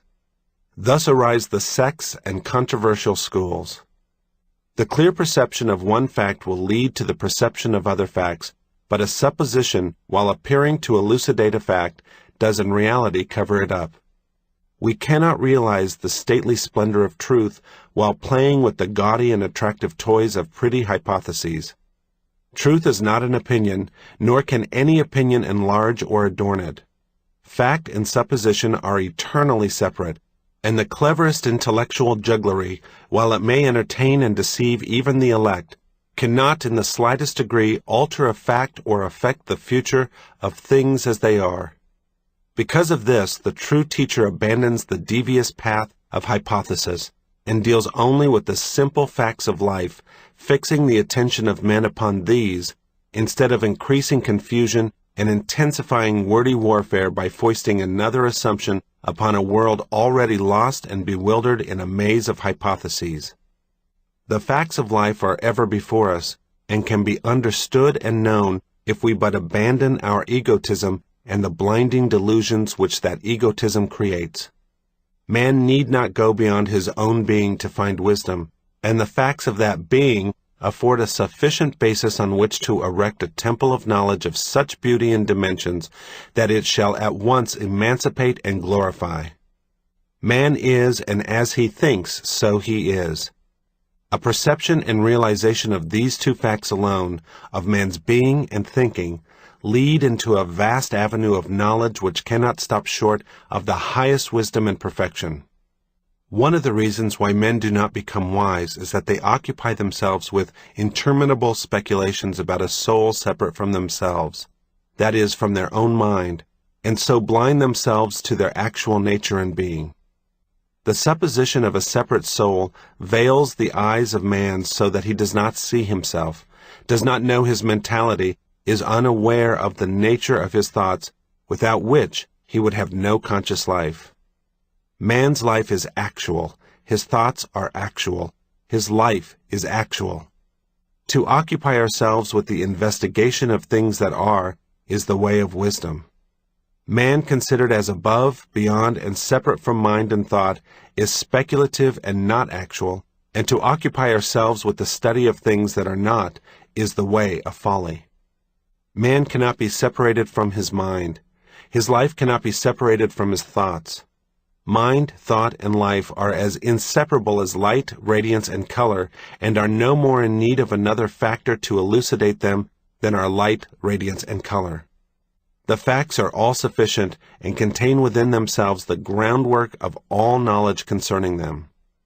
Man, as mind, is subject to change. He is not something made and finally complete, but has within him the capacity for progress. By the universal law of evolution, he has become what he is, and is becoming that which he will be. His being is modified by every thought he thinks. Every experience affects his character. every effort he makes changes his mentality. Herein is the secret of man's degradation, and also of his power and salvation, if he but utilize this law of change in the right choice of thought. To live is to think and act, and to think and act is to change. While man is ignorant of the nature of thought, he continues to change for better or worse. But being acquainted with the nature of thought, he intelligently accelerates and directs the process of change, and only for the better. What the sum total of a man's thoughts are, that he is. From the sameness of thought with man, there is not the slightest fractional deviation. There is a change of result with the addition and subtraction of thought, but the mathematical law is an invariable quantity. Seeing that man is mind, that mind is composed of thought, and that thought is subject to change, it follows that to deliberately change the thought is to change the man. All religions work upon the heart, the thought of man, with the object of directing it into purer and higher channels. And success in this direction, whether partial or complete, is called salvation. That is, deliverance from one kind of thought, one condition of mind, by the substitution of another thought, another condition. It is true that the dispensers of religion today do not know this because of the hypothetical veil which intervenes between the fact and their consciousness. But they do it without knowing it, and the great teachers who founded the various religions built upon this fact as their precepts plainly show. The chief things upon which these teachers lay such stress and so constantly reiterate, such as the purification of the heart, the thinking of right thoughts, and the doing of good deeds, what are they but calls to a higher, nobler mode of thought-energizing forces, urging men in the choosing of thoughts which shall lift them into realms of greater power, greater good, greater bliss? Aspiration, meditation, devotion. These are the chief means which men in all ages employ to reach up to higher modes of thought, wide airs of peace, vaster realms of knowledge. For as he thinketh in his heart, so is he. He is saved from himself, from his own folly and suffering, by creating within new habits of thoughts, by becoming a new thinker, a new man. Should a man by a supreme effort succeed in thinking as Jesus thought, not by imitation, but by a sudden realization of his indwelling power, he would be as Jesus. In the Buddhistic records, there is an instance of a man, not the possessor of great piety or wisdom, who asked Buddha how one might attain the highest wisdom and enlightenment. And Buddha replied, by ceasing from all desire. And it is recorded that the man let go all personal desires, and at once realized the highest wisdom and enlightenment. One of the sayings of Buddha runs, the only miracle with which a wise man concerns himself is the transformation of a sinner into a saint. And Emerson referred to this transforming power of change of thought when he said, it is as easy to be great as to be small, which is closely akin to that other great and oft-repeated but little understood saying, be ye therefore perfect, even as your Father which is in heaven is perfect. And after all, what is the fundamental difference between a great man and a small one? It is one of thought, of mental attitude. True, it is one of knowledge, but then knowledge cannot be separated from thought, and every substitution of a better for a worse thought is a transforming agency which marks an important advance in knowledge. Throughout the whole range of human life, from the lowest savage to the highest type of man, thought determines character, condition, knowledge. The mass of humanity moves slowly along the evolutionary path, urged by the blind impulse of its dominant thoughts as they are stimulated and called forth by external things. But the true thinker, the sage, travels swiftly and intelligently along a chosen path of his own. The multitudes unenlightened concerning their spiritual nature are the slaves of thought, but the sage is the master of thought. They follow blindly, he chooses intelligently. They obey the impulse of the moment, thinking of their immediate pleasure and happiness. He commands and subdues impulse, resting upon that which is permanently right. They, obeying blind impulse, violate the law of righteousness. He, conquering impulse, obeys the law of righteousness. The sage stands face to face with the facts of life. He knows the nature of thought. He understands and obeys the law of his being. But the sorrow-burdened victim of blind impulse can open his mental eyes and see the true nature of things when he wishes to do so. The sage, intelligent, radiant, calm, and the fool, confused, darkened, disturbed, are one in essence, and are divided only by the nature of their thoughts. When the fool turns away from and abandons his foolish thoughts and chooses and adopts wise thoughts, lo, he becomes a sage. Socrates saw the essential oneness of virtue and knowledge, and so every sage sees. Learning may aid and accompany wisdom, but does not lead to it. Only the choosing of wise thoughts, and necessarily the doing of wise deeds, leads to wisdom. A man may be learned in the schools, but foolish in the school of life. Not the committing of words to memory, but the establishing oneself in purer thoughts, nobler thinking, leads to the peace-giving revelations of true knowledge. Folly and wisdom, ignorance and enlightenment, are not merely the result of thought, they are thought itself. Both causes and effect, effort and result, are contained in thought. All that we are is the result of what we have thought. It is founded on our thoughts. It is made up of our thoughts. Man is not a being possessing a soul, another self. He himself is a soul. He himself is the thinker and doer, actor and knower. His composite mentality is himself. His spiritual nature is rounded by his sphere of thought. He it is that desires and sorrows, enjoys and suffers, loves and hates. The mind is not the instrument of a metaphysical superhuman soul. Mind is soul, mind is being, mind is men. Man can find himself, he can see himself as he is. When he is prepared to turn from the illusory and self-created world of hypothesis in which he wanders, and to stand face to face with actuality, then will be known himself as he is. Moreover, he can picture himself as he would wish to be, and can create within him the new thinker, the new man, for every moment is the time of choice, and every hour is destiny. Light on the law of cause and effect in human life. How frequently people associate the word law with hardness and cruelty. It seems to embody for them nothing but an inflexible tyranny. This arises partly from their inability to perceive principles apart from persons, and partly from the idea that the office of law is solely to punish. Viewed from such an attitude of mind, the term law is hazily regarded as some sort of indefinite personality whose business is to hunt transgressors and crush them with overwhelming punishments. Now, while law punishes, its primary office is to protect. Even the laws which man makes are framed by him to protect himself from his own baser passions. The law of our country is instituted for the protection of life and property, and it only comes into operation as a punishing factor when it is violated. Offenders against it probably think of it as cruel, and doubtless regard it with terror, but to them that obey it, it is an abiding protector and friend, and can hold for them no terror.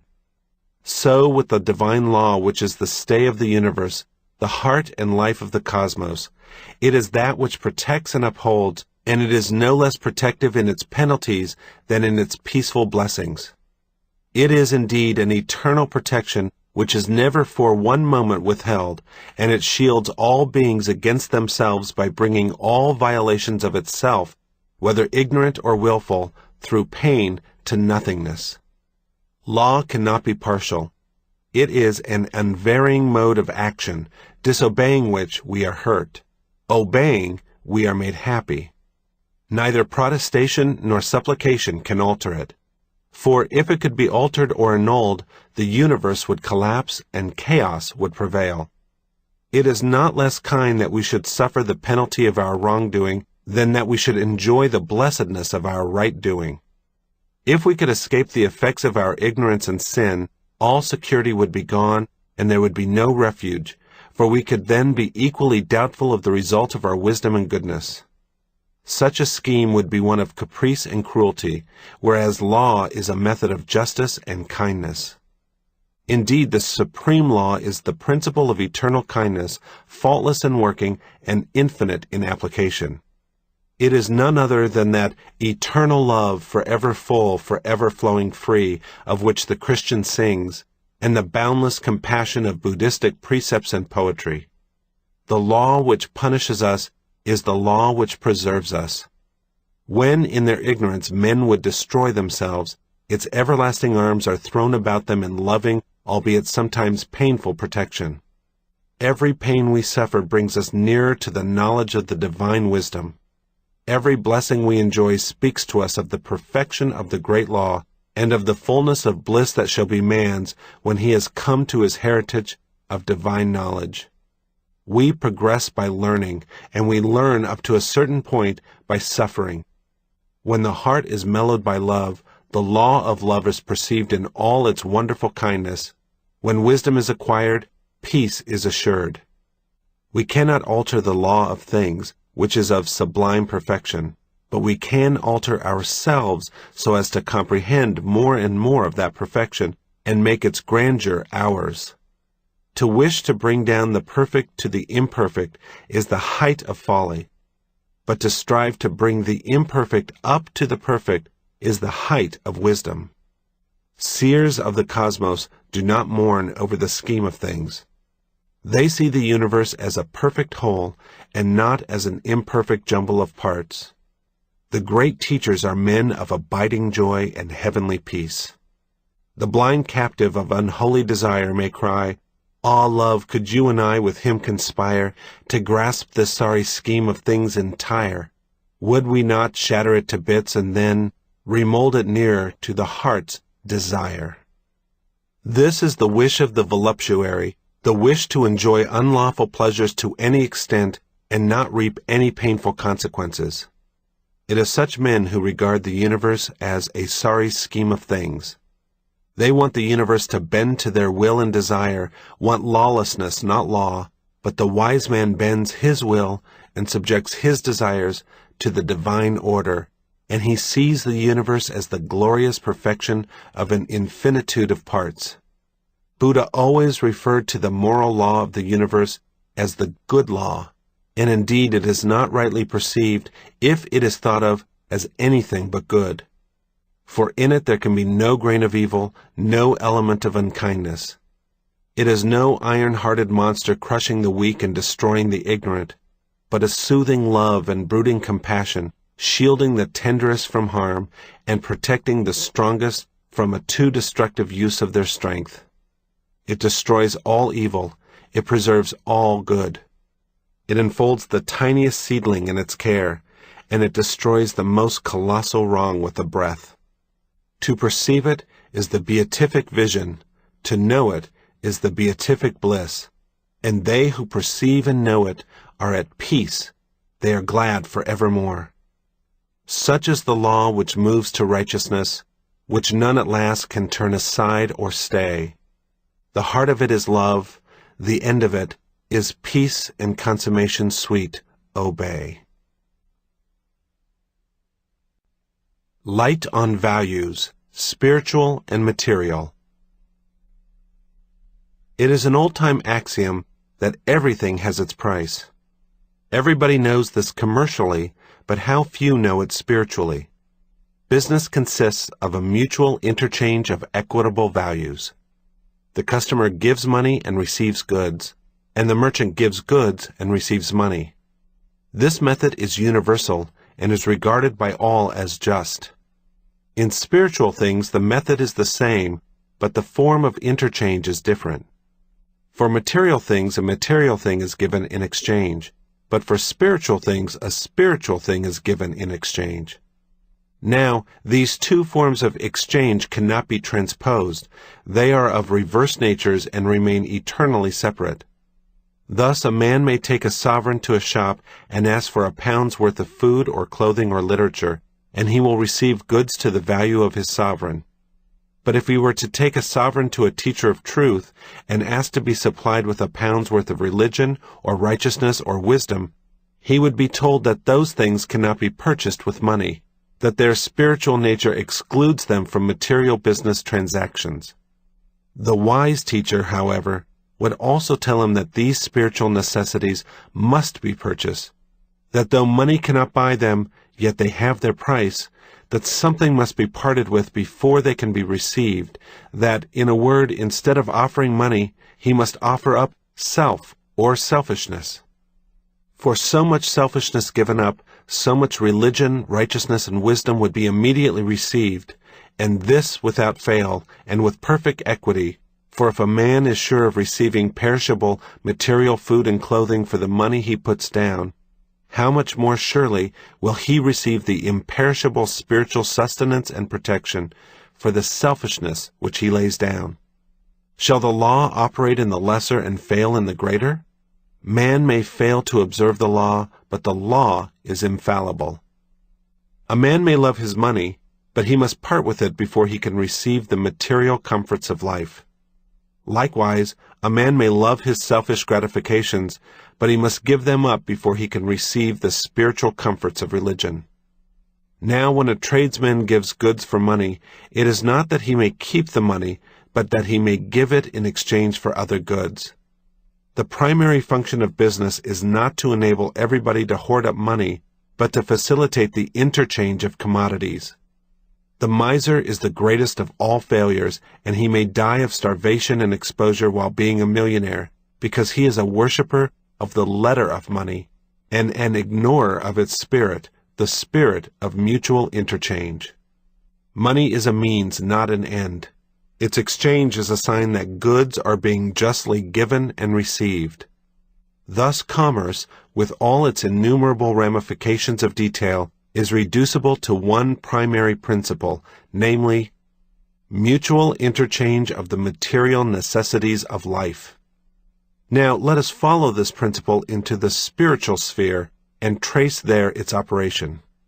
When a religious man gives spiritual things, kindness, sympathy, love, and receives happiness in return, it is not that he may hoard and hug to himself that happiness, but that he may give it to others, and so receive back spiritual things.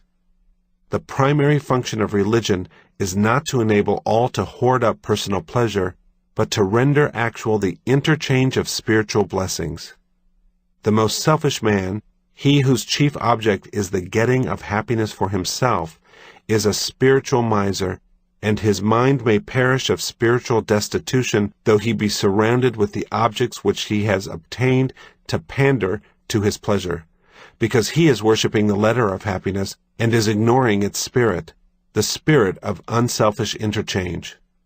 The object of selfishness is the getting of personal pleasure or happiness. The object of religion is the diffusion of virtue. Thus religion, with all its innumerable creeds, may be resolved into one primary principle, namely, mutual interchange of spiritual blessings. What, then, are the spiritual blessings?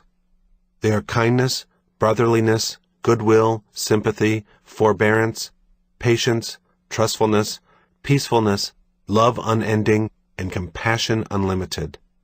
These blessings, these necessities for the starving spirit of man, can be obtained, but their price must be paid.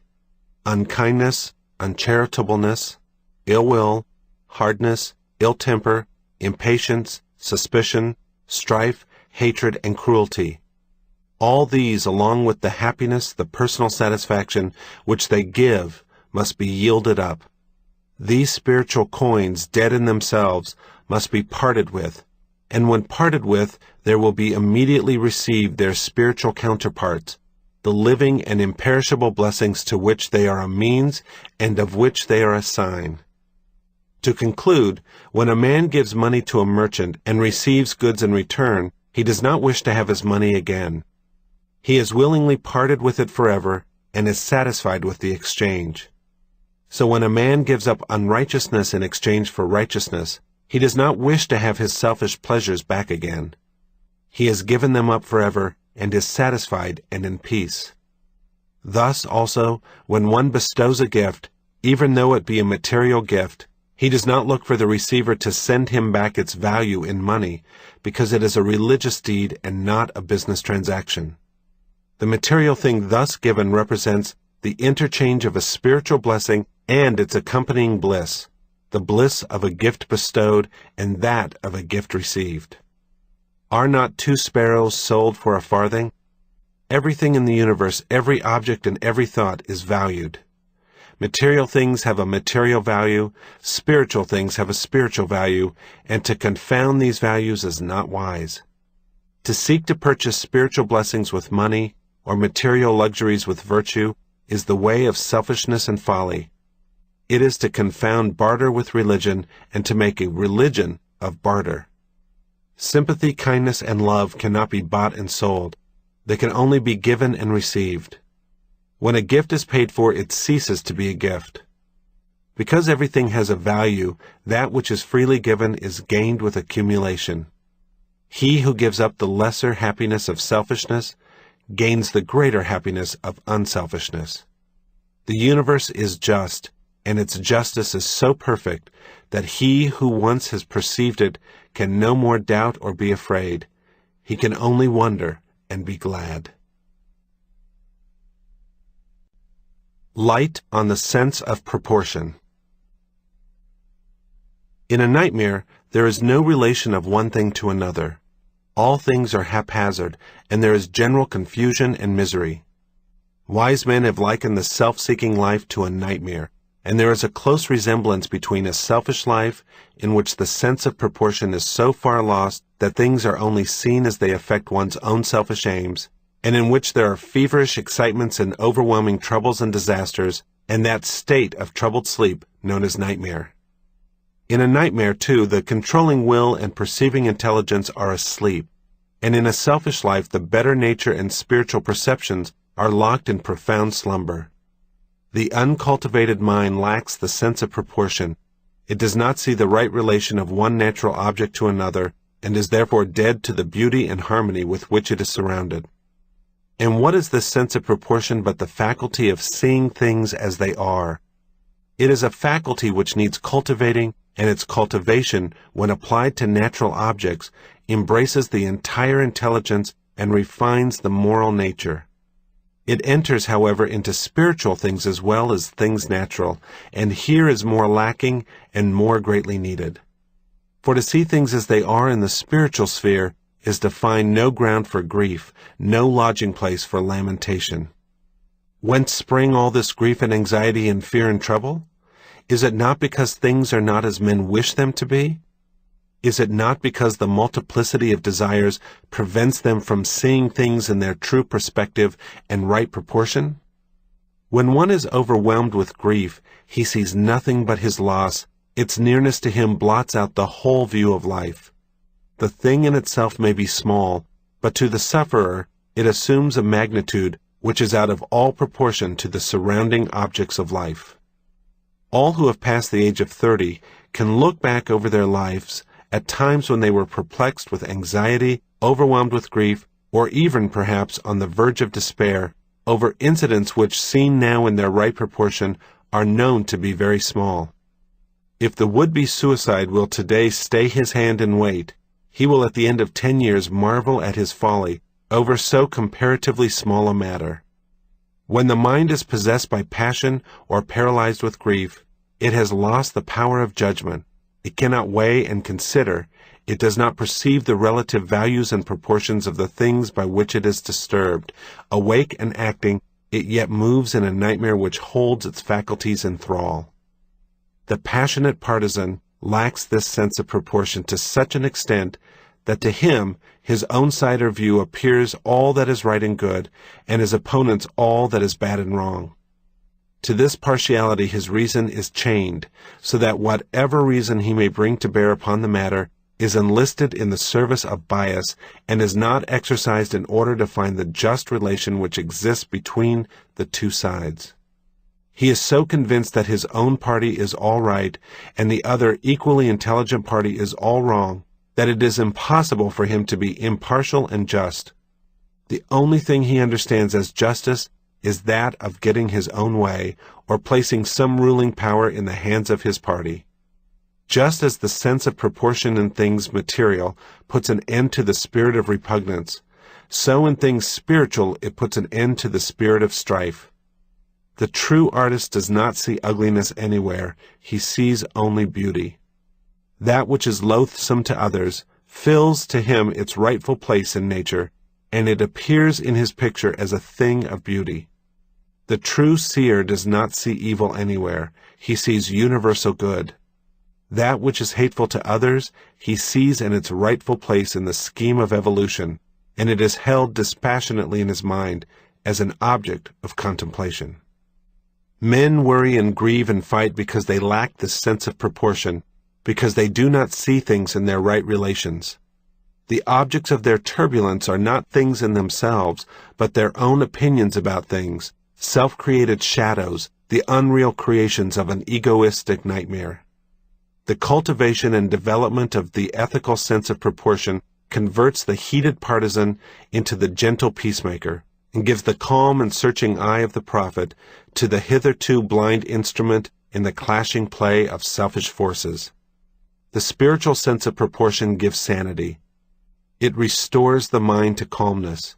It bestows impartiality and justice, and reveals a universe of faultless harmony.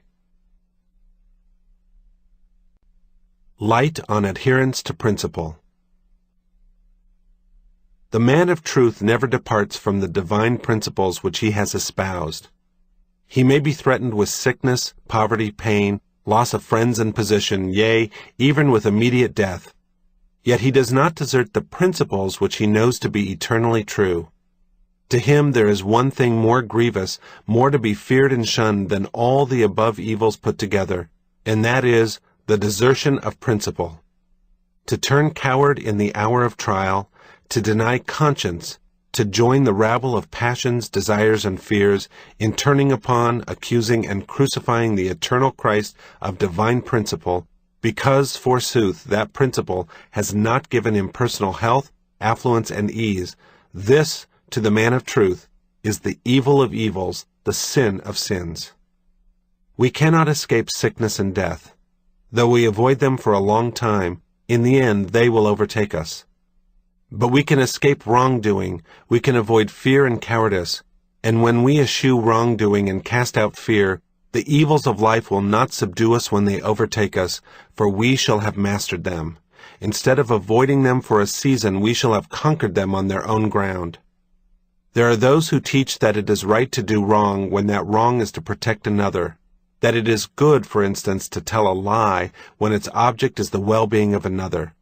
That is, that it is right to desert the principle of truthfulness under severe trial. Such teaching has never emanated from the lips of the great teachers. It has not been uttered even by those lesser yet superbly noble men, the prophets, saints, and martyrs, for these divinely illuminated men knew full well that no circumstance can make a wrong a right, and that a lie has no saving and protective power. Wrongdoing is a greater evil than pain, and a lie is more deadly and destructive than death. Jesus rebuked Peter for trying to shield his master's life by wrongdoing, and no right-minded person would accept life at the expense of the moral character of another, when it appeared possible to do so. All men admire and revere the martyrs, those steadfast men and women who feared wrong, cowardice, and lying, but who did not fear pain and death, who were steadfast and calm in their adherence to principle, even when brought to the utmost extremity of trial, yea, even when the taunts and jeers of enemies assailed them, and the tears and agonies of loved ones appealed to them. They flinched not, nor turned back, knowing that the future good and salvation of the whole world depended upon their firmness in that supreme hour. And for this, they stand through all time as monuments of virtue, centers of saving and uplifting power for all humankind. But he who lied to save himself, or for the sake of the 2 or 3 beings whom he personally loved, is rarely heard of, for in that hour of desertion of principle, his power was gone. And if he is heard of, he is not loved for that lie. He is always looked upon as one who fell when the test was applied, As an example of the highest virtue, he is rejected by all men in all times. Had all men believed that an untruth was right under extreme circumstances, we should have had no martyrs and saints. The moral fiber of humanity would have been undermined, and the world left to grope in ever-deepening darkness. The attitude which regards wrongdoing for the sake of others as the right thing to do is based on the tacit assumption that wrong and untruth are inferior evils to unhappiness, pain, and death. But the man of moral insight knows that wrong and untruth are the greater evils, and so he never commits them, even though his life or the lives of others appear to be at stake. It is easy for a man in the flowery time of ease or the heyday of prosperity to persuade himself that he is staunchly adhering to principle, but when pain overtakes him, when the darkness of misfortune begins to settle down upon him, and the pressure of circumstances hems him in, then he is on his trial, then he has come to his testing time. In that season it will be brought to the light whether he clings to self or adheres to truth. Principles are for our salvation in the hour of need. If we desert them in that hour, how can we be saved from the snares and pains of self? If a man does wrong to his conscience, thinking thereby to avoid some immediate pain or pressing evil, he does but increase pain and evil. The good man is less anxious to avoid pain than wrongdoing. There is neither wisdom nor safety in deserting permanent and protective principles when our happiness seems to be at stake. If we desert the true for the pleasant, we shall lose both the pleasant and the true. But if we desert the pleasant for the true, the peace of truth will soothe away our sorrow. If we barter the higher for the lower, emptiness and anguish will overtake us, and then, having abandoned the eternal, where is our rock of refuge? But if we yield up the lower for the higher, the strength and satisfaction of the higher will remain with us, fullness of joy will overtake us, and we shall find in truth a rock of refuge from the evils and sorrows of life. To find the permanent amid all the changes of life, and having found it, adhere to it under all circumstances, this only is true happiness. This only is salvation and lasting peace. Light on the sacrifice of the self. Self-sacrifice is one of the fundamental principles in the teaching of all the great spiritual masters. It consists in yielding up self or selfishness so that truth may become the source of conduct. Self is not an entity that has to be cast out, but a condition of mind that has to be converted. The renunciation of self is not the annihilation of intelligent being, but the annihilation of every dark and selfish desire. Self is the blind clinging to perishable things and transient pleasures as distinguished from the intelligent practice of virtue and righteousness. Self is the lusting, coveting, desiring of the heart, and it is this that must be yielded up before truth can be known, with its abiding calm and endless peace. To give up things will not avail. It is the lust for things that must be sacrificed. Though a man sacrifice wealth, position, friends, fame, home, wife, child, yea, and life also, it will not avail if self is not renounced. Buddha renounced the world and all that it held dear to him, but for 6 years he wandered and searched and suffered, and not till he yielded up the desires of his heart did he become enlightened and arrive at peace. By giving up only the objects of self-indulgence, no peace will ensue, but torment will follow. It is self-indulgence, the desire for the object, that must be abandoned. Then peace enters the heart. Sacrifice is painful so long as there is any vestige of self remaining in the heart. While there remains in the heart a lurking desire for an unworthy object or pleasure that has been sacrificed, there will be periods of intense suffering and fierce temptation. But when the desire for the unworthy object or pleasure is put away forever from the mind, and the sacrifice is complete and perfect, then, concerning that particular object or pleasure, there can be no more suffering or temptation. So when self in its entirety is sacrificed, sacrifice in its painful aspect is at an end, and perfect knowledge and perfect peace are reached. Hatred is self, covetousness is self, Envy and jealousy are self. Malice is self. Pride and superciliousness are self. Vanity and boasting are self. Gluttony and sensuality are self. Lying and deception are self. Speaking evil of one's neighbor is self. Anger and revenge are self. Self-sacrifice consists in yielding up all these dark conditions of mind and heart. The process is a painful one in its early stages, but soon a divine peace descends at intervals upon the pilgrim. Later, this peace remains longer with him, and finally, when the rays of truth begin to be shed abroad in the heart, remains with him. This sacrifice leads to peace, for in the perfect life of truth, there is no more sacrifice and no more pain and sorrow. For where there is no more self, there is nothing to be given up. Where there is no clinging of the mind to perishable things, there is nothing to be renounced. Where all has been laid upon the altar of truth, selfish love is swallowed up in divine love, and in divine love there is no thought of self, for there is the perfection of insight, enlightenment, and immortality, and therefore perfect peace. Light on the management of the mind. Following the last chapter, a few hints on the management of one's mind will doubtless be opportune. Before a man can see even the necessity for thorough and complete self-government, he will have to throw off a great delusion in which so many are involved, the delusion of believing that his lapses of conduct are due to those about him and not entirely to himself. I could make far greater progress if I were not hindered by others, or it is impossible for me to make any headway, seeing that I live with such irritable people, are commonly expressed complaints which spring from the error of imagining that others are responsible for one's own folly.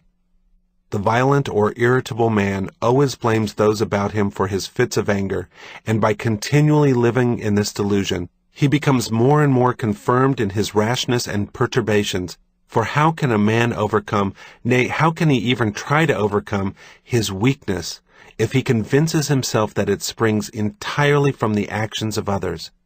Moreover, firmly believing this as he does, he vents his anger more and more upon others in order to try and make matters better for himself, and so becomes completely lost to all knowledge of the real origin of his unhappy state. Men cast the blame of their unprosperous acts upon the abettors of their own resolve, or anything but their weak, guilty selves. All a man's weaknesses and sins and falls take their rise in his own heart, and he alone is responsible for them.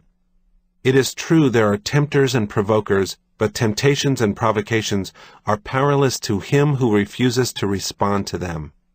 Tempters and provokers are but foolish men, and he who gives way to them has become a willing cooperator in their folly.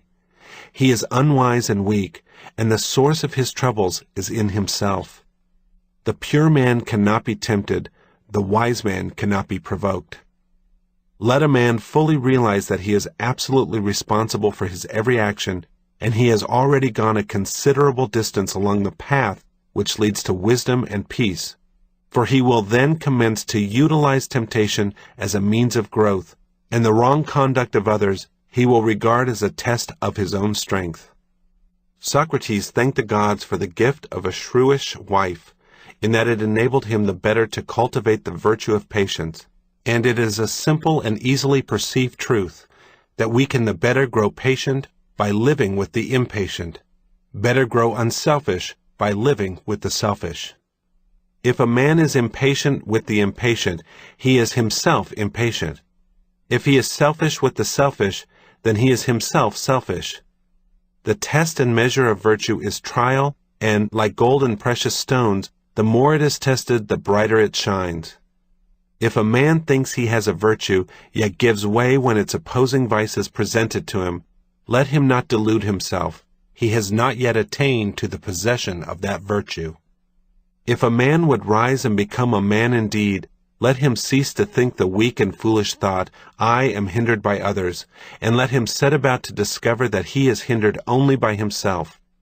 Let him realize that the giving way to another is but a revelation of his own imperfection, and lo, upon him will descend the light of wisdom, and the door of peace will open unto him, and he will soon become the conqueror of self. The fact that a man is continually troubled and disturbed by close contact with others is an indication that he requires such contact to impel him onward to a clearer comprehension of himself and toward a higher and more steadfast state of mind. The very things which he regards as insurmountable hindrances will become to him the most valuable aids when he fully realizes his moral responsibility and his innate power to do right. He will then cease to blame others for his unmanly conduct, and will commence to live steadfastly under all circumstances. The scales of self-delusion will quickly fall from his eyes, and he will then see that oft-times when he imagined himself provoked by others, he himself was really the provoker. And as he rises above his own mental perturbations, the necessity for coming in contact with the same conditions in others will cease, and he will pass by a natural process into the company of the good and pure, and will then awaken in others the nobility which he has arrived at in himself. Be noble, and the nobleness that lies in other men, sleeping but never dead, will rise in majesty to meet thine own. Light on self-control, the door of heaven. The foremost lesson which the world has to learn on its way to wisdom is the lesson of self-control. All the bitter punishments which men undergo in the school of experience are inflicted because they have failed to learn this lesson. Apart from self-control, salvation is a meaningless word, and peace is an impossibility. For how can a man be saved from any sin whilst he continues to give way to it? Or how can he realize abiding peace until he has conquered and subdued the troubles and perturbations of his mind? Self-control is the door of heaven. It leads to light and peace. Without it, a man is already in hell. He is lost in darkness and unrest. Men inflict upon themselves far-reaching sufferings and pass through indescribable torments both of body and soul through lack of self-control. And not until they resort to its practice can their sufferings and torments pass away, for it has no substitute, nothing can take its place, and there is no power in the universe that can do for a man that which he sooner or later must do for himself by entering upon the practice of self-control. By self-control, a man manifests his divine power and ascends toward divine wisdom and perfection. Every man can practice it. The weakest man can begin now, and until he does begin, his weakness will remain, or he will become weaker still. Calling or not calling upon God or Jesus, Brahma or Buddha, spirits or masters, will not avail men who refuse to govern themselves and to purify their hearts. Believing or disbelieving that Jesus is God, that Buddha is omniscient, or the spirits or masters guide human affairs, cannot help men who continue to cling to the elements of strife and ignorance and corruption within themselves. What theological affirmation or denial can justify, or what outward power put right, the man who refuses to abandon a slanderous or abusive tongue, or give up an angry temper, or to sacrifice his impure imaginings? The flower reaches the upper light by first contending with the under darkness, and man can only reach the light of truth by striving against the darkness within himself. The vast importance of self-control is not realized by men, its absolute necessity is not apprehended by them, and the spiritual freedom and glory to which it leads are hidden from their eyes. Because of this, men are enslaved, and misery and suffering ensue. Let a man contemplate the violence, impurity, disease, and suffering which obtain upon earth, and consider how much of it is due to want of self-control, and he will gradually come to realize the great need there is for self-control. I say again that self-control is the gate. Refuse to practice self-control, then they fall into the great and dark delusion of separating religion from conduct. Then they persuade themselves that religion consists not in overcoming self and living blamelessly, but in holding a certain belief about Scripture, and in worshipping a certain Savior in a particular way. Hence arise the innumerable complications and confusions of letter worship, and the violence and bitter strife into which men fall in defense of their own formulated religion. But true religion cannot be formulated. It is purity of mind, a loving heart, a soul at peace with the world. It needs not to be defended, for it is being and doing and living. A man begins to practice religion when he begins to control himself. Light on acts and their consequences. One of the commonest excuses for wrongdoing is that if right were done, calamity would ensue. Thus the foolish concern themselves not with the act, but with the consequence of the act, a foreknowledge of which is assumed. The desire to secure pleasant results and to escape unpleasant consequences is at the root of that confusion of mind which renders men incapable of distinguishing between good and evil, and prevents them from practicing the one and abandoning the other. Even when it is claimed that the wrong thing is done not for oneself but in order to secure the happiness of others, the delusion is the same, only it is more subtle and dangerous. The wise concern themselves with the act and not with its consequences. They consider not what is pleasant or unpleasant, but what is right. Thus, doing what is right only and not straining after results, they are relieved of all burdens of doubt, desire, and fear. Nor can one who so acts ever become involved in an inextricable difficulty, or be troubled with painful perplexity.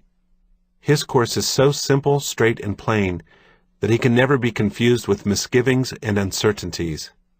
Those who so act are said by Krishna to act without regard to the fruits of action, and he further declares that those who have thus renounced results are supremely good, supremely wise. Those who work for pleasant results only, and who depart from the right path when their or others' happiness appears to be at stake, cannot escape doubt, difficulty, perplexity, and pain. Ever forecasting probable consequences, they act in one way today and in another way tomorrow. Unstable and blown about by the changing winds of circumstance, they become more and more bewildered, and the consequences about which they trouble do not accrue. But they who work for righteousness only, who are careful to do the right act, putting away all selfish considerations, all thought of results, they are steadfast, unchanging, untroubled, and at peace amid all vicissitudes, and the fruits of their acts are ever sweet and blessed. Even the knowledge which only the righteous possess, that wrong acts can never produce good results, and that right acts can never bring about bad results, is in itself fraught with sweet assurance and peace. For whether the fruits of acts are sought or unsought, they cannot be escaped. They who sow to self and ignorant of the law of truth think they can make their own results, reap the bitter fruits of self. They who sow to righteousness, knowing themselves to be the reapers and not the makers of consequences, reap the sweet fruits of righteousness.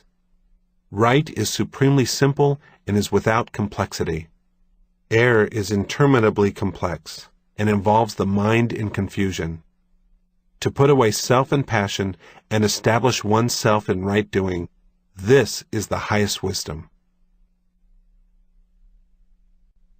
Light on the way of wisdom. The path of wisdom is the highest way, the way in which all doubt and uncertainty are dispelled, and knowledge and surety are realized. Amid the excitements and pleasures of the world, and the surging whirlpools of human passions, wisdom, so calm, so silent, and so beautiful, is indeed difficult to find, difficult not because of its incomprehensible complexity, but because of its unobtrusive simplicity, and because self is so blind and rash, and so jealous of its rights and pleasures. Wisdom is rejected of men because it always comes right home to one's self in the form of wounding reproof, and the lower nature of man cannot bear to be reproved. Before wisdom can be acquired, self must be wounded to the death, and because of this, because wisdom is the enemy of self, self rises in rebellion and will not be overcome and denied. The foolish man is governed by his passions and personal cravings, and when about to do anything, he does not ask, "Is this right?" but only considers how much pleasure or personal advantage he will gain by it. He does not govern his passions and acts from fixed principles, but is the slave of his inclinations and follows where they lead. The wise man governs his passions and puts away all his personal cravings. He never acts from impulse and passion, but dispassionately considers what is right to be done and does it. He is always thoughtful and self-possessed, and guides his conduct by the loftiest moral principles. He is superior to both pleasure and pain. Wisdom cannot be found in books or travel, in learning or philosophy. It is acquired by practice only. A man may read the precepts of the greatest sages continually, but if he does not purify and govern himself, he will remain foolish. A man may be intimately conversant with the writings of the greatest philosophers, but so long as he continues to give way to his passions, he will not attain to wisdom. Wisdom is right action, right doing. Folly is wrong action, wrong doing. All reading, all study, all learning is vain if a man will not see his errors and give them up. Wisdom says to the vain man, "Do not praise yourself." To the proud man, "Humble yourself." To the gossip, "Govern your tongue." To the angry man, "Subdue your anger." To the resentful man, "Forgive your enemy." To the self-indulgent man, "Be temperate." To the impure man, "Purge your heart of lust." And to all men, "Beware of small faults. Do your own duty faithfully, and never intermeddle with the duty of another." These things are very simple. The doing of them is simple. But as it leads to the annihilation of self, the selfish tendencies in man object to them and rise up in revolt against them, loving their own life of turbulent excitement and feverish pleasure, and hating the calm and beautiful silence of wisdom. Thus men remain in folly. Nevertheless, the way of wisdom is always open, is always ready to receive the tread of the pilgrim who has grown weary of the thorny and intricate ways of folly. No man is prevented from becoming wise but by himself. No man can acquire wisdom but by his own exertions.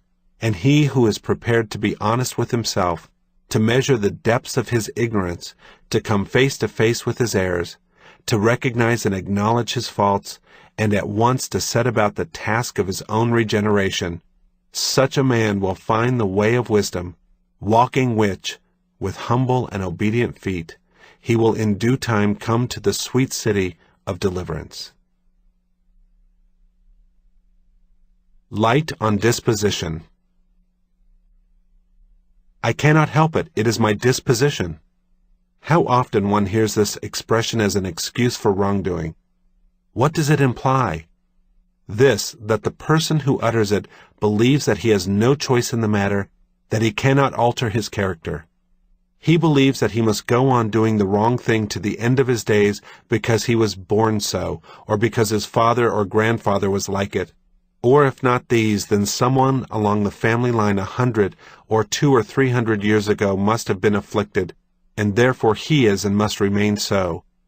Such a belief should be uprooted, destroyed, and cast away, for it is not only without reason, it is a complete barrier to all progress, to all growth in goodness, to all development of character and noble expansion of life. Character is not permanent. It is indeed one of the most changeable things in nature. If not changed by a conscious act of the will, it is being continually modified and reformed by the pressure of circumstances. Disposition is not fixed, except insofar as one fixes it by continuing to do the same thing and by persistence in the stubborn belief that he cannot help it. Immediately when one gets rid of that belief, he will find that he can help it. Further, he will find that intelligence and will are instruments which he can mold disposition to any extent, and that too with considerable rapidity if one is in earnest. What is disposition but a habit formed by repeating the same thing over and over again? Cease repeating, doing, the thing, and lo, the disposition is changed, the character is altered.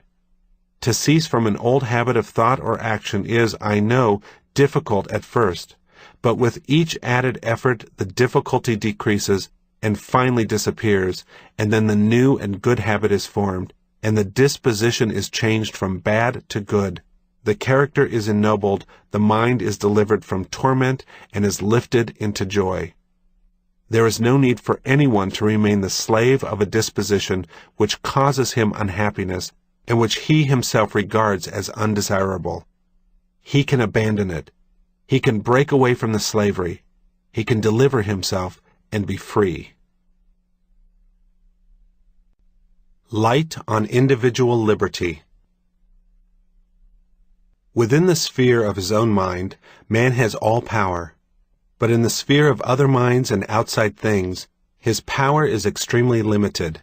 He can command his own mind, but he cannot command the mind of others. He can choose what he shall think, but he cannot choose what others shall think.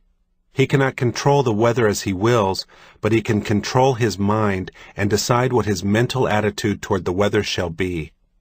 A man can reform the dominion of his own mind, but he cannot reform the outer world because that outer world is composed of other minds having the same freedom of choice as himself. A pure being cannot cleanse the heart of one less pure, but by his life of purity and by his elucidating his experience in the attainment of purity, he can, as a teacher, act as a guide to others and so enable them more readily and rapidly to purify themselves. But even then, those others have all power to decide whether they shall accept or reject such guidance, so complete is man's choice. It is because of this dual truth, that man has no power in the outer realm of others' minds, and yet has all power over his own mind, that he cannot avoid the consequences of his own thoughts and acts. Man is altogether powerless to alter or avert consequences, but he is altogether powerful in his choice of causative thought.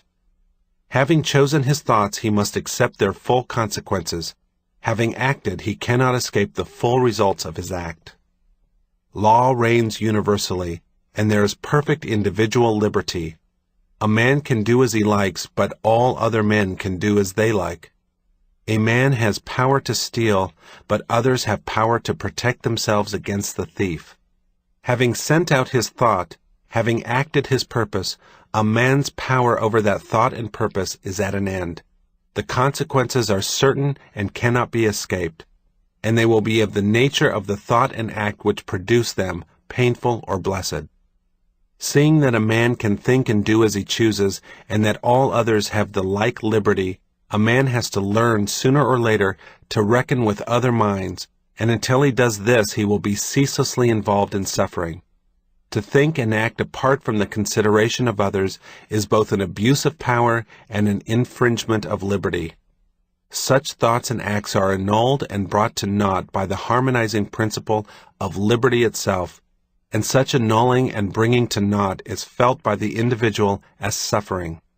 When the mind, rising above ignorance, recognizes the magnitude of its power within its own sphere, and, ceasing to antagonize itself against others, it harmonizes itself to those other minds, acknowledging their freedom of choice, then is realized spiritual plenitude and the cessation of suffering. Selfishness, egotism, and despotism are, from the spiritual standpoint, transferable terms. They are one and the same thing. Every selfish thought or act is a manifestation of egotism, is an effort of despotism, and is met with suffering and defeat. It is annulled because the law of liberty cannot, in the smallest particular, be annulled. If selfishness could conquer, liberty would be non-existent, but selfishness fails of all results but pain, because liberty is supreme. An act of selfishness contains two elements of egotism, namely, 1. The denial of the liberty of others, and 2. The assertion of one's own liberty beyond its legitimate sphere. It thereby destroys itself. Despotism is death. Man is not the creature of selfishness, he is the maker of it. It is an indication of his power to disobey even the law of his being. Selfishness is power without wisdom. It is energy wrongly directed. A man is selfish because he is ignorant of his nature and power as a mental being. Such ignorance and selfishness entails suffering, and by repeated suffering and age-long experience, he at last arrives at knowledge and the legitimate exercise of his power. The truly enlightened man cannot be selfish. He cannot accuse others of selfishness or try to coerce them into being unselfish. The selfish man is eager to bend others to his own way and will, believing it to be the only right way for all. He thereby ignorantly wastes himself in trying to check in others the power which he freely exercises himself, namely, the power to choose their own way and exercise their own will. By so doing, he places himself in direct antagonism with the like tendencies and freedom of other minds, and brings into operation the instruments of his own suffering. Hence the ceaseless interplay of conflicting forces, the unending conflagration of passion, the turmoil, strife, and woe. Selfishness is misapplied power. The unselfish man is he who, ceasing from all personal interference, abandoning the I as the source of judgment, and having recognized his illimitable freedom through the abandonment of all egotism even in thought, refrains from encroachment upon the boundless freedom of others, realizing the legitimacy of their choice and their right to the free employment of their power. However others may choose to act towards such a man, it can never cause him any trouble or suffering, because he is perfectly willing that they should so choose to act, and he harbors no wish that they should act in any other way. He realizes that his sole duty, as well as his entire power, lies in acting rightly toward them, and that he is in no way concerned with their actions toward him. That is both their choice and their business. To the unselfish man, therefore, malice, envy, backbiting, jealousy, accusation, condemnation, and persecution have passed away. Having ceased to practice these things, he is not disturbed when they are hurled at him. Thus, liberation from sin is liberation from suffering. The selfless man is free. He has made the thraldom of sin impossible. He has broken every bond. Light on the blessing and dignity of work. That labor is life is a principle pregnant with truth, and one which cannot be too often repeated or too closely studied and practiced.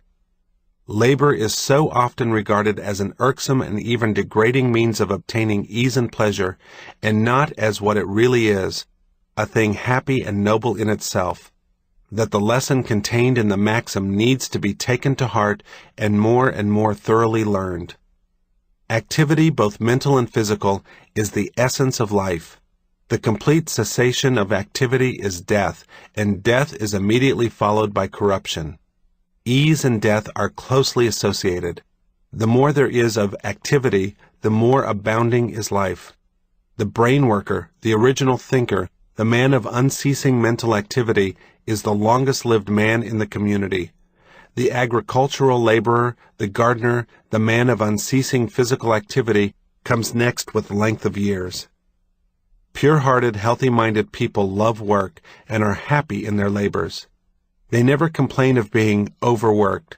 It is very difficult, almost impossible, for a man to be overworked if he lives a sound and pure life. It is worry, bad habits, discontent, and idleness that kill. Especially idleness, for if labor is life, then idleness must be death. Let us get rid of sin before we talk about being overworked. There are those who are afraid of work, regarding it as an enemy, and who fear a breakdown by doing too much. They have to learn what a health-bestowing friend work is.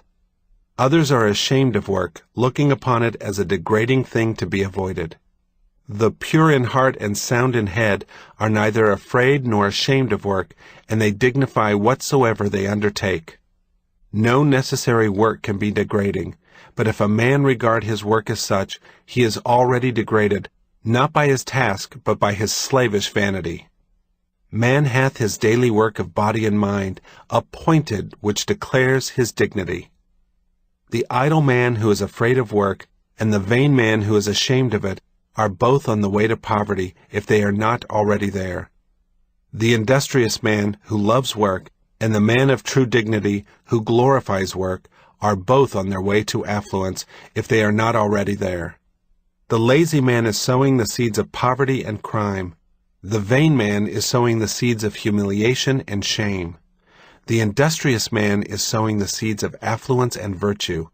The dignified worker is sowing the seeds of victory and honor. Deeds are seeds, and the harvest will appear in due season. There is a common desire to acquire riches with as little effort as possible, which is a kind of theft. To try to obtain the fruits of labor without laboring is to take the fruits of another man's labor. To try to get money without giving its equivalent is to take that which belongs to another and not to oneself. What is theft but this frame of mind carried to its logical extreme? Let us rejoice in our work. Let us rejoice that we have the strength and capacity for work, and let us increase that strength and capacity by unremitting labor. Whatever our work may be, it is noble and will be perceived by the world as noble if we perform it in a noble spirit. The virtuous do not despise any labor which falls to their lot, and he who works and faints not, who is faithful, patient, and uncomplaining, even in the time of poverty, he will surely at last eat the sweet fruits of his labor. Yea, even while he labors and seems to fail, happiness will be his constant companion. For, blessed is the man that has found his work. Let him ask no other blessedness. Light on good manners and refinement. Move upward, working out the beast, and let the ape and tiger die. All culture is getting away from the beast. Evolution itself is a refining process, and the unwritten laws of society inhere in the evolutionary law. Education is intellectual culture. The scholar is engaged in purifying and perfecting his intellect. The religious devotee is engaged in purifying and perfecting his heart. When a man aspires to nobler heights of achievement and sets about the realization of his ideal, he commences to refine his nature, and the more pure a man makes himself within, the more refined, gracious, and gentle will be his outward demeanor. Good manners have an ethical basis and cannot be divorced from religion. To be ill-mannered is to be imperfect, for what are ill manners but the outward expression of inward defects? What a man does, that he is. If he acts rudely, he is a rude man. If he acts foolishly, he is a foolish man. If he acts gently, he is a gentle man. It is a mistake to suppose that a man can have a gentle and refined mind behind a rough and brutal exterior, though such a man may possess some strong animal virtues, as the outer is an expression of the inner. One of the steps in the noble eightfold path to perfection, as expounded by Buddha, is right conduct or good behavior. And it should be plain to all that the man who has not yet learned how to conduct himself toward others in a kindly, gracious, and unselfish spirit has not yet entered the pathway of a holy life. If a man refines his heart, he will refine his behavior. If he refines his behavior, it will help him to refine his heart. To be coarse, brutish, and snappish may be natural to a beast, but the man who aspires to be even an endurable member of society, not to mention the higher manhood, will at once purge away any such bestial traits that may possess him. All those things which aid in man's refinement, such as music, painting, poetry, manners, are servants and messengers of progress. Man degrades himself when he imitates the brute. Let us not mistake barbarism for simplicity, or vulgarity for honesty. Unselfishness, kindliness, and consideration for others will always be manifested outwardly as gentleness, graciousness, and refinement. To effect these graces by simulating them may seem to succeed, but it does not. Affectation and hypocrisy are soon divulged. Every man's eye, sooner or later, pierces through their flimsiness, and ultimately none but the actors of them are deceived. As Emerson says, "What is done for effect is seen to be done for effect, and what is done for love is felt to be done for love." Children who are well bred are taught always to consider the happiness of others before their own. to offer them the most comfortable seat, the choicest fruit, the best tidbit, and so on, and also to do everything, even the most trivial acts, in the right way. And these two things, unselfishness and right action, are at the basis not only of good manners, but of all ethics, religion, and true living. They represent power and skill. The selfish man is weak and unskillful in the exercise of thought. The vulgar man is weak and unskillful in his actions. Unselfishness is the right way of thinking. Good manners are the right way of acting. As Emerson again says, "There is always a best way of doing everything, if it be to boil an egg.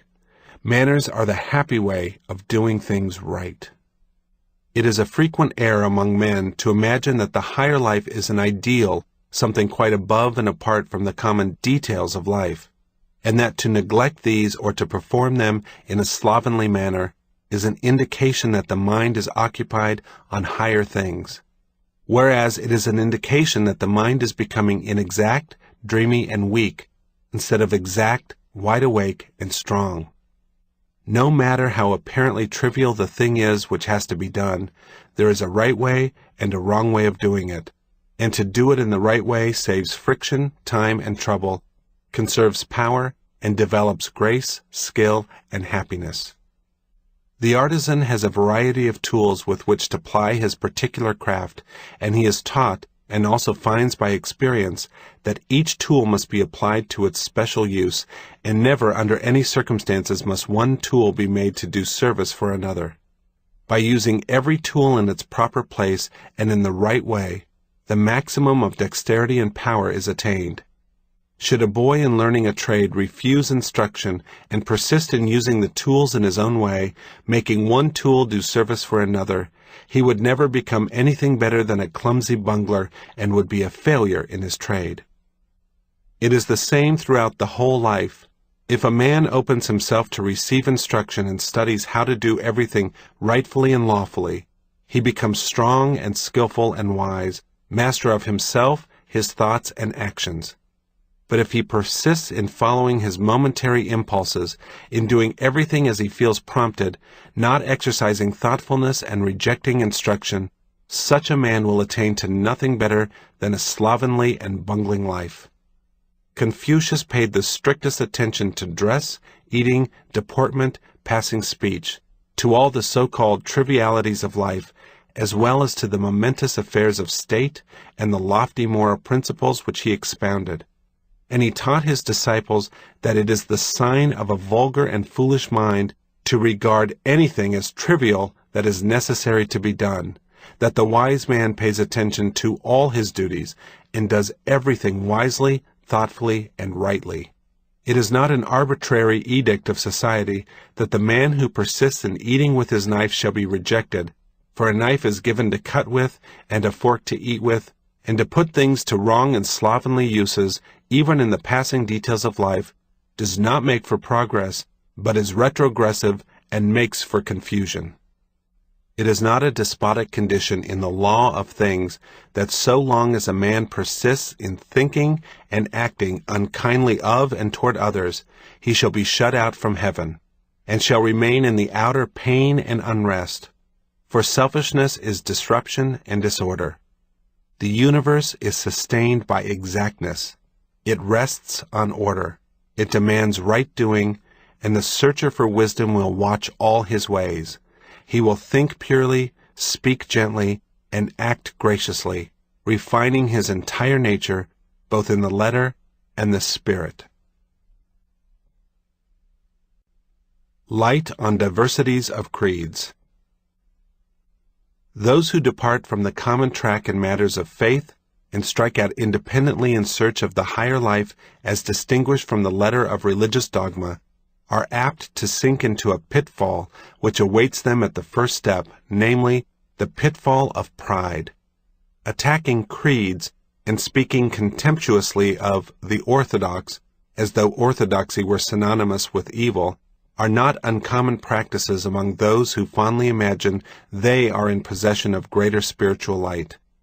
Departure from orthodoxy does not by any means include departure from sin. Indeed, it is not infrequently accompanied with increased bitterness and contempt. Change of opinion is one thing, change of heart is quite another. To withdraw one's adherence from creeds is easy. To withdraw oneself from sin is more difficult. Hatred and pride, and not necessarily orthodoxy and conformity, are the things to be avoided. One's own sin, and not another man's creed, is the thing to be despised. The right-minded man cannot plume himself on being broader than others, or assume that he is on a higher plane than others, or think with pharisaical contempt of those who still cling to some form of letter worship which he has abandoned. Applying the words narrow, bigoted, and selfish to others is not the indication of an enlightened mind. No person would wish these terms to be applied to himself, and he who is becoming truly religious does not speak of others in words which would wound him were they directed toward himself. Those who are learning to exercise humility and compassion are becoming truly enlightened. Thinking lowly of themselves and kindly of others, condemning their own sins with merciless logic, and thinking with tender pity of the sins of others, they develop that insight into the nature and law of things which enables them to see the truth that is in others and in the religions of others, and they do not condemn their neighbor because he holds a different faith or because he adheres to a formal creed. Creeds must be, and he who performs faithfully his duty in his particular creed, not interfering with or condemning his neighbor in the performance of his duty, is bringing the world nearer to perfection and peace. Amid all the diversities of creeds, there is the unifying power of undying and unalterable love, and he who has love has entered into sympathetic union with all. He who has acquired the true spirit of religion, who has attained to pure insight and deep charity of heart, will avoid all strife and condemnation, and will not fall into the delusion of praising his own sect should he belong to one, and trying to prove that it alone is right, and of dispraising other sects, and trying to prove that they are false. As the true man does not speak in praise of himself or his own work, so the man of humility, charity, and wisdom does not speak of his own sect as being superior to all others, nor seek to elevate his own particular religion by picking holes in forms of faith which are held as sacred by others. Nothing more explicit and magnanimous has ever been uttered in reference to this particular phase of the practice of charity than is to be found in the 12th edict of Asoka, the great Indian ruler and saint who lived some 2 or 3 centuries previous to the Christian era, and whose life, devoted to the spread of truth, testified to the beauty of his words. The edict runs thus: there should be no praising of one's own sect and decrying of other sects, but, on the contrary, a rendering of honor to other sects, for whatever cause honor may be due. By so doing, both one's own sect may be helped forward, and other sects will be benefited. By acting otherwise, one's own sect will be destroyed in injuring others. Whosoever exalts his own sect by decrying others does so doubtless out of love for his own sect, thinking to spread abroad the fame thereof. But on the contrary, he inflicts the more an injury upon his own sect. These are wise and holy words, the breath of charity is in them, and they may be well pondered upon by those who are anxious to overthrow not the religions of other men, but their own shortcomings. It is a dark and deep-seated delusion that causes a man to think he can best advance the cause of his own religion by exposing what he regards as the evils of other religions. And the most pitiful part of it is that while such a one rejoices in the thought that by continually belittling other sects he will perhaps at last wipe them out and win all men to his side, he is all the time engaged in the sad work of bringing into disrepute and thereby destroying his own sect. Just as every time a man slanders another, he inflicts lasting injury upon his own character and prospects, so every time one speaks evil of another sect, he soils and demeans his own. And the man who is prone to attack and condemn other religions is the one who suffers most when his own is attacked and condemned. If a man does not like that his own religion should be denounced as evil and false, he should carefully guard himself that he does not condemn other religions as such. If it pleases him when his own cause is well spoken of and helped, he should speak well of and help other causes which, while differing from his own in method, have the same good end in view. In this way he will escape the errors and miseries of sectarian strife and will perfect himself in divine charity. The heart that has embraced gentleness and charity avoids all those blind passions which keep the fires of party strife, violence, persecution, and bitterness burning from age to age. It dwells in thoughts of pity and tenderness, scorning nothing, despising nothing, not stirring up enmity, for he who acquires gentleness gains that clear insight into the great law which cannot be obtained in any other way.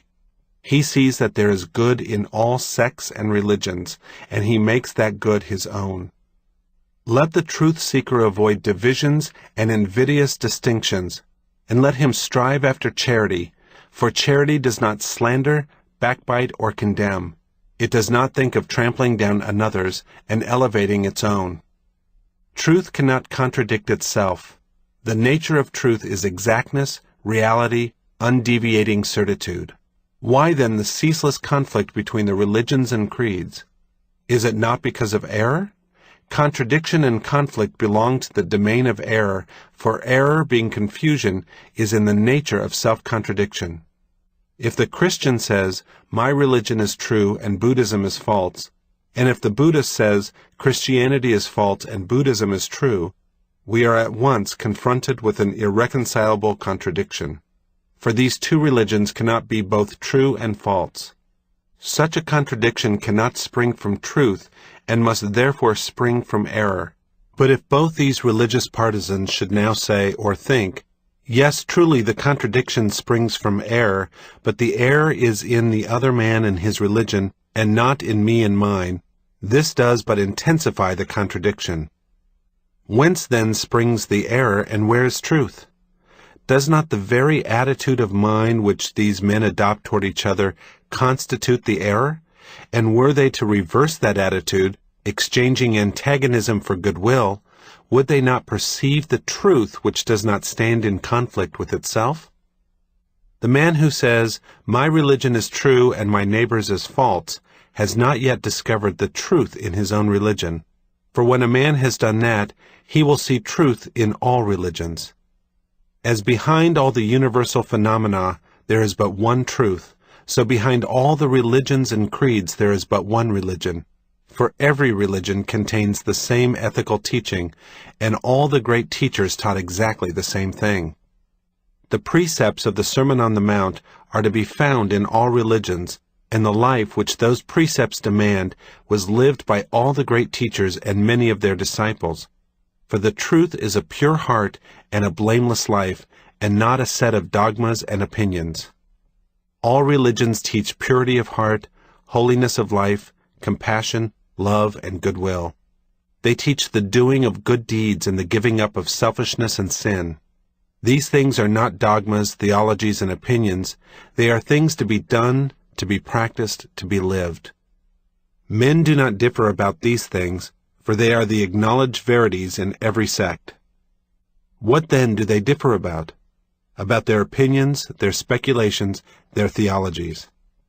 Men differ about that which is unreal, not that which is real. They fight over error and not over truth. The very essential of all religion and religions is that before a man can know anything of truth, he must cease from fighting his fellow man, and shall learn to regard him with goodwill and love. And how can a man do this while he is convinced that his neighbor's religion is false, and that it is his duty to do all that he can to undermine and overthrow it? This is not doing unto others as we would that they should do to us. That which is true and real is true and real everywhere and always. There is no distinction between the pious Christian and the pious Buddhist. Purity of heart, piety of life, holy aspirations, and the love of truth are the same in the Buddhist as the Christian. The good deeds of the Buddhist are not different from the good deeds of the Christian. Remorse for sin and sorrow for wrong thoughts and deeds spring in the hearts not only of Christians, but men of all religions. Great is the need of sympathy. Great is the need of love. All religions are the same in that they teach the same fundamental verities, but men, instead of practicing these verities, engage in opinions and speculations about things which are outside the range of knowledge and experience, and it is in defending and promulgating their own particular speculations that men become divided and engage in conflict with each other. Condemnation is incipient persecution. The thought, "I am right and you are wrong," is a seed prolific of hatred. It was out of this seed that the Spanish Inquisition grew. He who would find the universal truth must abandon egotism, must quench the hateful flames of condemnation, and, taking out of his heart the baneful thought, "all others are wrong," must think the illuminating thought, "it is I who am wrong," and having thus thought, he will cease from sin and will live in love and goodwill toward all, making no distinctions, engaging in no divisions, a peacemaker, not a partisan. Thus living charitably disposed toward all, he will become one with all, and will comprehend the universal truth, the eternal religion. For while error refutes error, and selfishness divides, truth demonstrates truth, and religion unifies. Light on Law and Miracle. The love of the wonderful is an element in human nature which, like passions and desires, requires to be curbed, directed, and finally transmuted. Otherwise, superstition and the obscuration of reason and insight cannot be avoided. The idea of miracle must be transcended before the orderly, eternal, and beneficent nature of law can be perceived, and that peace and certainty which a knowledge of law bestows can be enjoyed. Just as a child, when its eyes are opened to the phenomena of this world, becomes involved in wonder, and revels in tales of giants and fairies, so when a man first opens his mental eyes to spiritual things, does he become involved in stories of marvels and miracles. And as the child at last becomes a man and leaves behind him the crudities of childhood, understanding more accurately the relative nature of the phenomena around him, so with a fuller spiritual development and greater familiarity with the inner realities, a man at last leaves behind him the era of childish wonderment, comes into touch with the laws of things, and governs his life by principles that are fixed and invariable. Law is universal and eternal, and although vast areas of knowledge are waiting to be revealed, cause and effect will ever prevail, and every new discovery, every truth revealed, will serve to bring men nearer to a realization of the beauty, stability, and supremacy of law. And very gladdening it is to know that law is inviolable and eternal throughout every department of nature, for then we know that the operations of the universe are ever the same, and can therefore be discovered, understood, and obeyed. This is a ground of certainty, and therefore of great hope and joy. The idea of miracle is a denial of law and the substitution of an arbitrary and capricious power. It is true that around the lives of the great teachers of humanity, stories of miracle have grown, but they have emanated from the undeveloped minds of the people and not from the teachers themselves. Lao Tzu expanded the supreme law or reason, which admits of no miracle.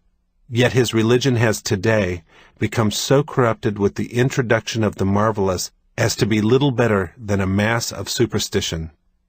Even Buddhism, whose founder declared that, seeing that the law of karma, cause and effect, governs all things, the disciple who aims at performing miracles does not understand the doctrine, and that the desire to perform miracles arises either from covetousness or vanity, has surrounded in its corrupted form the life of its great master with a number of miracles. Even during the lifetime of Ramakrishna, the Hindu teacher who died in 1886, and who is regarded by his disciples as an incarnation of deity to this age, all sorts of miracles were attributed to him by the people and are now associated with his name. Yet, according to Max Mueller, these miracles are without any foundation of evidence or fact, and Ramakrishna himself ridiculed and repudiated miracle. As men become more enlightened, miracles and wonder-working will be expunged from religion, and the orderly beauty of law and the ethical grandeur of obedience to law will become revealed and known. No man who desires to perform miracles or astral or psychological wonders, who is curious to see invisible or supernatural beings, or who is ambitious to become a master or an adept, can attain a clear perception of truth and the living of the highest life. Childish wonderment about things must be supplanted by knowledge of things, and vanity is a complete barrier to the entrance of the true path, which demands of the disciple lowliness of heart, humility. He is on the true path who is cultivating kindliness, forbearance, and a loving heart, and the marks of the true master are not miracles and wonder-working, but infinite patience, boundless compassion, spotless purity, and a heart at peace with all. Light on War and Peace. War springs from inward strife. War in heaven precedes war on earth. When the inward spiritual harmony is destroyed by division and conflict, it will manifest itself outwardly in the form of war. Without this inward conflict, war could not be, nor can war cease until the inward harmony is restored. War consists of aggression and resistance, and after the fight has commenced, both combatants are, alike, aggressors and resistors. Thus the effort to put an end to war by aggressive means produces war. "I have set myself stubbornly against the war spirit," said a man a short time ago. He did not know that he was, by that attitude of mind, practicing and fostering the war spirit. To fight against war is to produce war. It is impossible to fight for peace, because all fighting is the annihilation of peace. To think of putting an end to war by denouncing and fighting it is the same as if one should try to quench fire by throwing straw upon it. He, therefore, who is truly a man of peace does not resist war, but practices peace. He who takes sides and practices attack and defense is responsible for war, for he is always at war in his mind. He cannot know the nature of peace, for he has not arrived at peace in his own heart. The true man of peace is he who has put away from his mind the spirit of quarreling and party strife, who neither attacks others nor defends himself, and whose heart is at peace with all. Such a man has already laid in his heart the foundations of the empire of peace. He is a peacemaker, for he is at peace with the whole world and practices the spirit of peace under all circumstances. Very beautiful is the spirit of peace, and it says, "Come and rest."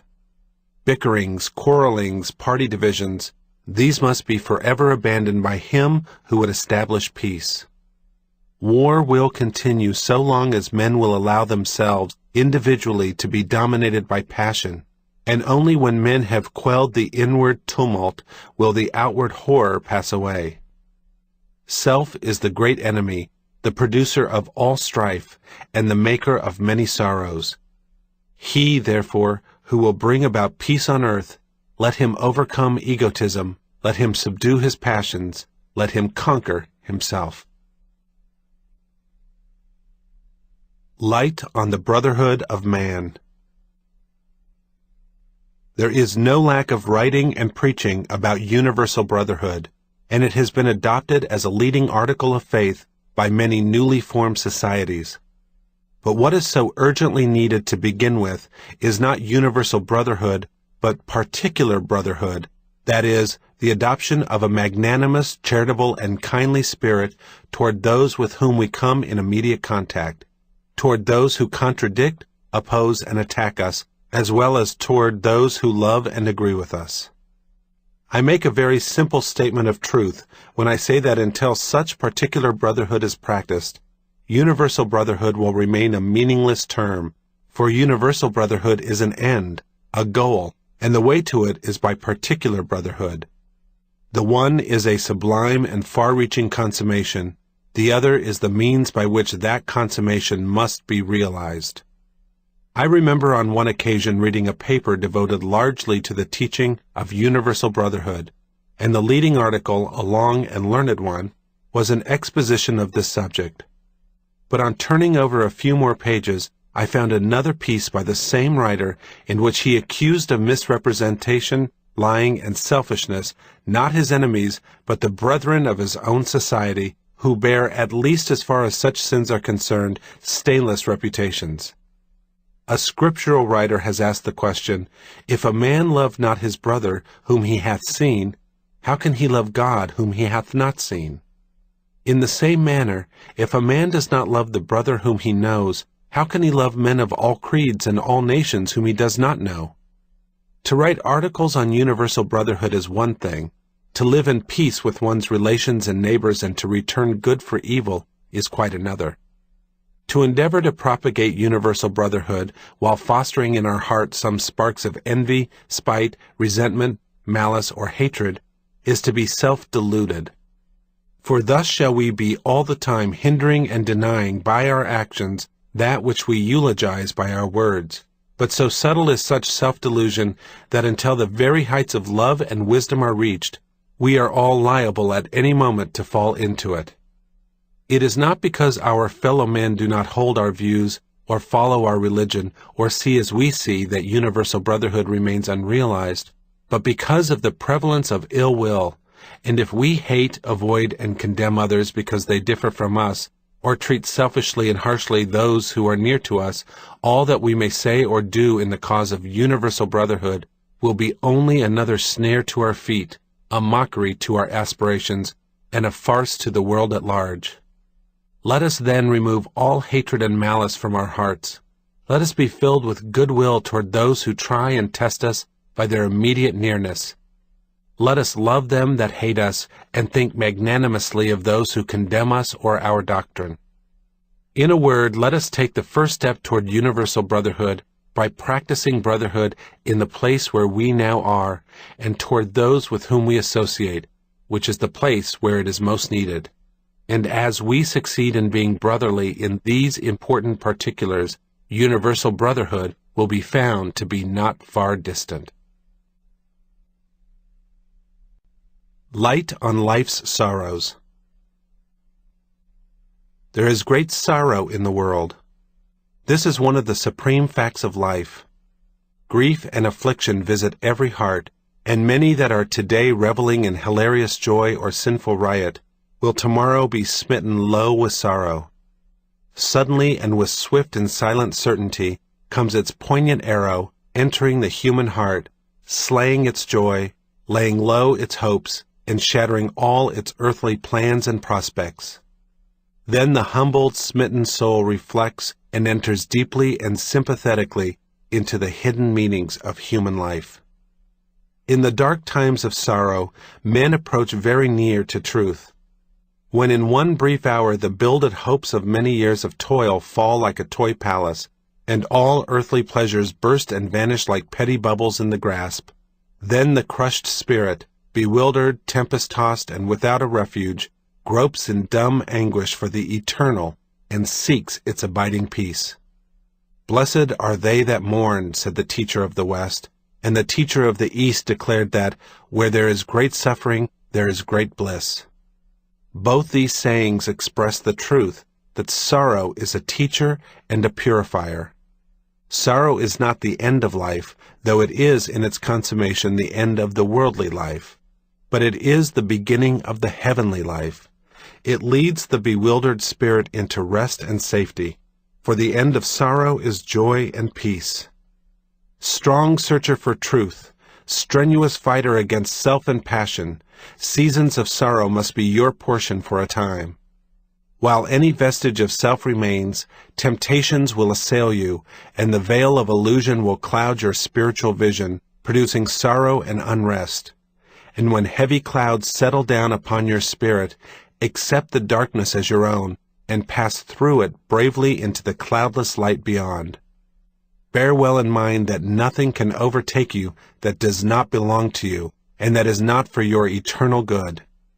As the poet has truly sung, "Nor space nor time nor deep nor high can keep my own away from me."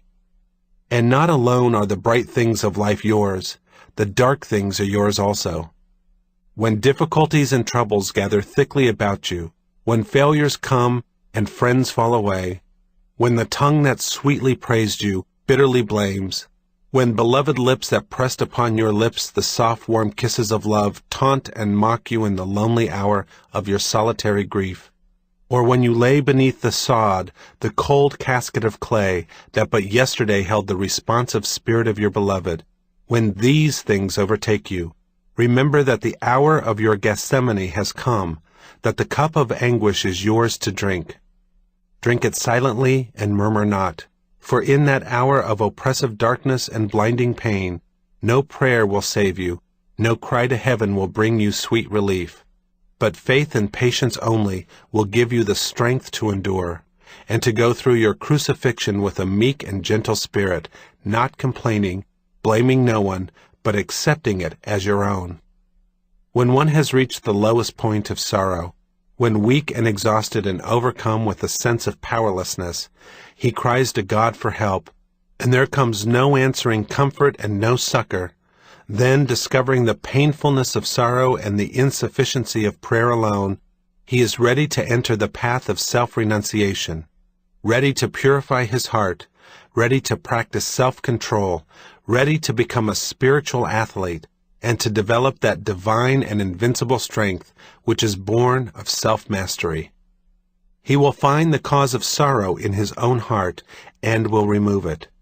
He will learn to stand alone, not craving sympathy from any, but giving it to all.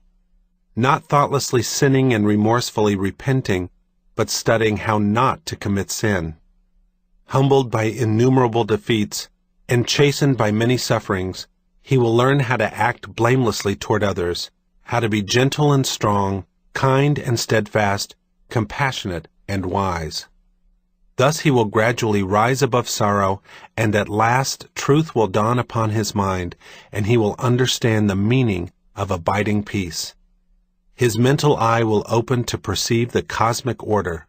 He will be blessed with the vision of the law, and will receive the beatific bliss. When the true order of things is perceived, sorrow is transcended. When the contracted personal self, which hugs its own little fleeting pleasures and broods over its own petty disappointments and dissatisfactions, is broken up and cast away, then the larger life of truth enters the mind, bringing bliss and peace, and the universal will takes the place of self. The individual becomes one with humanity. He forgets self in his love for all. His sorrow is swallowed up in the bliss of truth.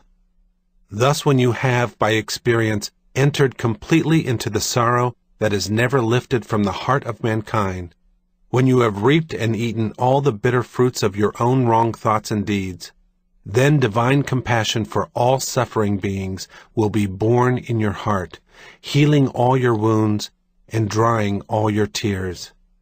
You will rise again into a new and heavenly life, where the sting of sorrow cannot enter, for there is no self there. After the crucifixion comes the transfiguration. The sorrowless state is reached through sorrow, and the wise do not grieve. Ever remember this: in the midst of sin and sorrow, there abides the world of truth. Redemption is at hand. The troubled may find peace, the impure may find purity. Healing awaits the broken-hearted. The weak will be adorned with strength, and the downtrodden will be lifted up and glorified. Light on life's changes.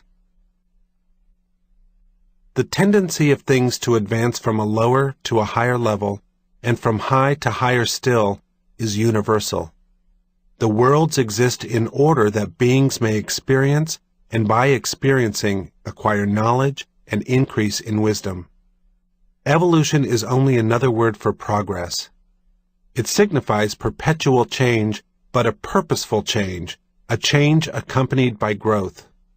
Evolution does not mean the creation of a new being from a being of a different order. It means the modification of beings by experience and change, and such modification is progress. The fact of change is ever before us. Nothing can escape it. Plants, animals, and men germinate, reach maturity, and pass into decay. Even the lordly suns and their attendant worlds rolling through illimitable spaces, although their life is reckoned in millions of years, at last decay and perish after having passed through innumerable changes. We cannot say of any being or object, "This will remain forever as it is," for even while we are saying it, the being or object would be undergoing change. Sadness and suffering accompany this change, and beings mourn for that which has departed, for the things which are lost and gone. Yet in reality change is good, for it is the open door to all achievement, advancement, and perfection. Mind, as well as matter, is subject to the same change. Every experience, every thought, every deed changes a man. There is little resemblance between the old man and his period of childhood and youth. An externally fixed, unchangeable being is not known. Such a being may be assumed, but it is a postulate only. It is not within the range of human observation and knowledge. A being not subject to change would be a being outside progress. There is a teaching which declares that man has a spiritual soul that is eternally pure, eternally unchanged, eternally perfect, and that the sinning, suffering, changing man as we see him is an illusion. That indeed the spiritual soul is the man, and the other is an unreality. There is another teaching that affirms that man is eternally imperfect, that stainless purity can never be reached, and that perfection is an impossibility, an illusion. It will be found that these two extremes have no relation to human experience. They are both of the nature of speculative metaphysics, which stand in opposition to the facts of life, so much so that the adherents of these two extremes deny the existence of the commonest everyday facts of human experience. That which is assumed is regarded as real. The facts of life are declared to be unreal. It is well to avoid both these extremes and find the middle way of human experience. It is well to avoid opinions and speculations of our own or others. It is well to refer to the facts of life. We see that man passes through birth and growth and old age, that he experiences sin, sickness, and death, that he sorrows and suffers, aspires and rejoices, and that he is ever looking forward to greater purity and striving toward perfection. These are not opinions, speculations, or metaphysics. They are universal facts. If man were already perfect, there would be no need for him to be perfected, and all moral teaching would be useless and ridiculous. Moreover, a perfect being could not be subject to illusion and unreality. On the other hand, if a man could never attain to purity and perfection, his aspirations and strivings would be useless. They would indeed be mockeries, and the heavenly perfection of saintly and divine men would have to be belittled and denied. We see around us sin and sorrow and suffering, and we see before us in the lives of the great teachers the sinless, sorrowless, divine state. Therefore we know that man is an imperfect being, yet capable of and destined for perfection. The divine state toward which he aspires, he will reach. The fact that he so ardently desires it means that he can reach it, even if the fact were not demonstrated in those great ones who have already attained. Man is not a compound of two beings, one real and perfect, the other unreal and imperfect. He is one and real, and his experiences are real. His imperfection is apparent, and his advancement and progress are also apparent. The realities of life claim men in spite of their metaphysics, and all come under the same law of change and progress. He who affirms the eternal sinlessness and perfection of man should not, to be logical and consistent, ever speak of sins and faults, of disease and death. Yet he refers to these things as matters to be dealt with. Thus, in theory, he denies the existence of that which he habitually recognizes in practice. He also who denies the possibility of perfection should not aspire or strive, yet we find him practicing self-denial and striving ceaselessly toward perfection. Holding to the theoretical does not absolve men from the inevitable. The teacher of the unreality of sickness, old age, and death is at last caught in the toils of disease, succumbs to age, and disappears in death. Change is not only inevitable, it is constant and unvarying law. Without it, everything would remain forever as it is, and there could be neither growth nor progress. The strenuous struggle of all life is a prophecy of its perfection. The lookings upward of all beings is evidence of their ceaseless ascension. Aspirations, ideals, moral aims, while they denote man's imperfection, assuredly point to his future perfection. They are neither unnecessary nor aimless, but are woven into the fabric of things. They belong to the vital essence of the universe. Whatsoever a man believes or disbelieves, what theories he holds or does not hold, one thing is certain: he is found in the stream of life and must think and act.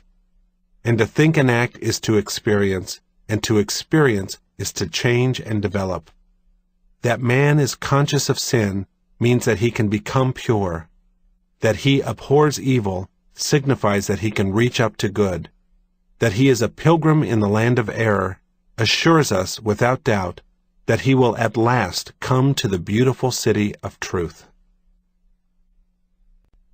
Light on the truth of transitoriness. It is well sometimes to meditate deeply and seriously on the truth of transitoriness. By meditation we will come to perceive how all compounded things must pass away, yea, how even while they remain, they are already in process of passing away. Such meditation will soften the heart, deepen the understanding, and render one more fully conscious of the sacred nature of life. What is there that does not pass away among all the things of which a man says, "This will be mine tomorrow"? Even the mind is continually changing. Old characteristics die and pass away, and new ones are formed.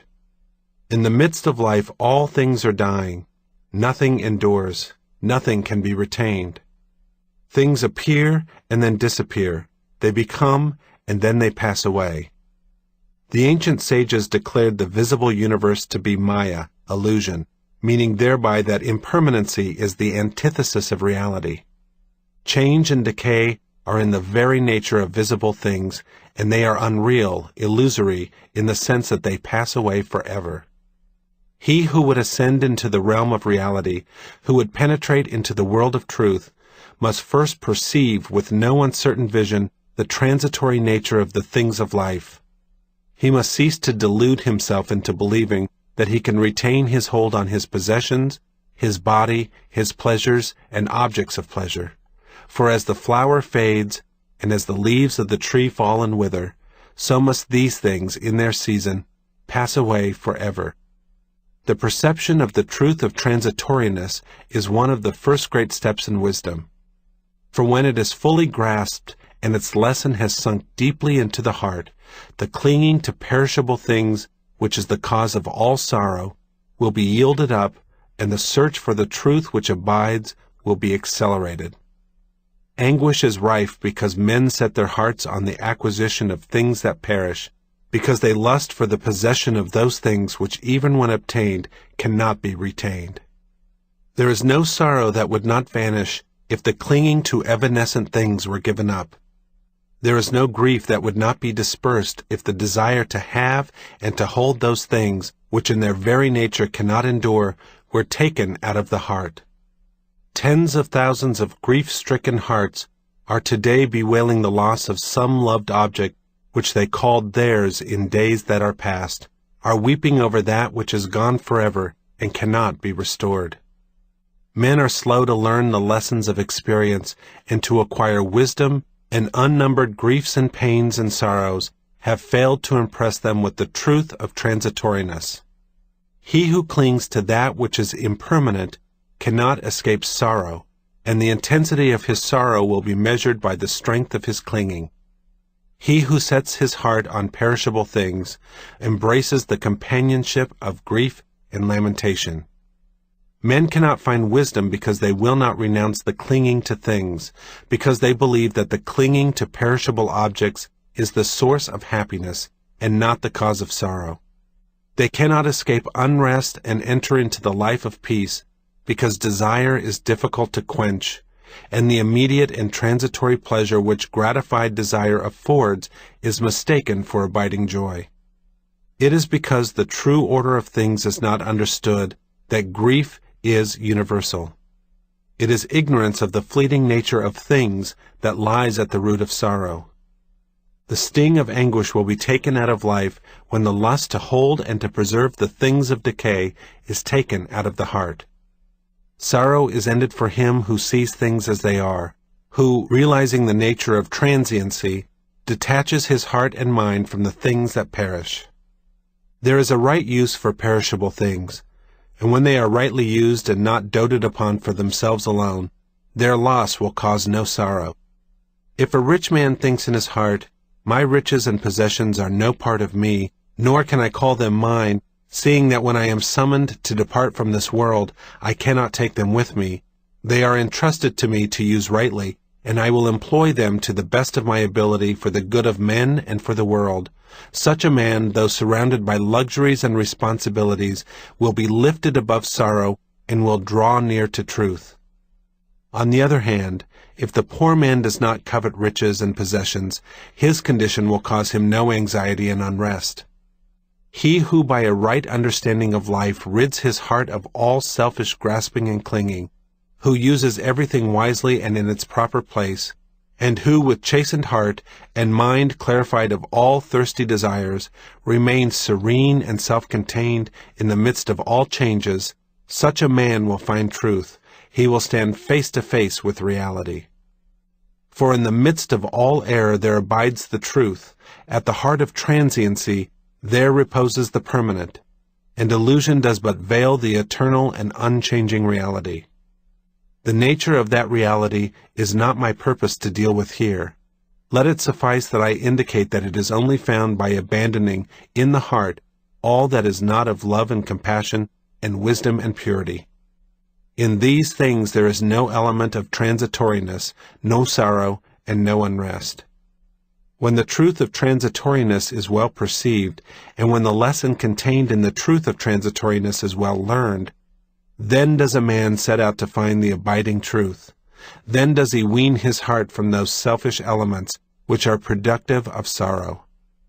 He whose treasure is truth, who fashions his life in accordance with wisdom, will find the joy which does not pass away, will leave behind him the land of lamentation, and, crossing the wide ocean of illusion, will come to the sorrowless shore. The light that never goes out. Amid the multitude of conflicting opinions and theories, and caught in the struggle of existence, whither shall the confused truth-seeker turn to find the path that leads to peace unending? To what refuge shall he fly from the uncertainties and sorrows of change?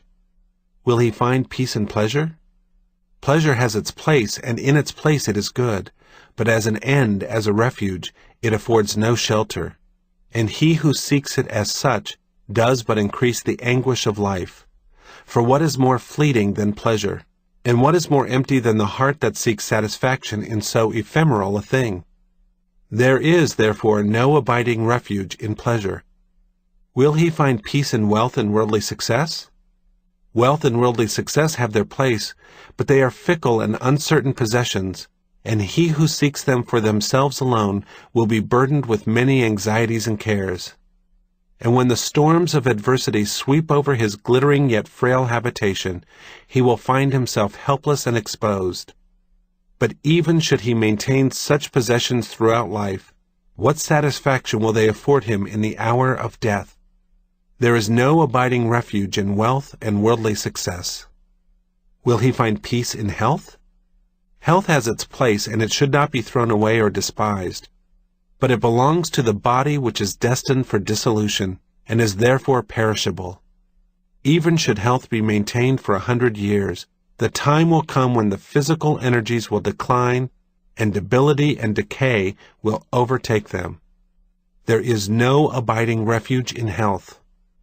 Will he find refuge in those whom he dearly loves?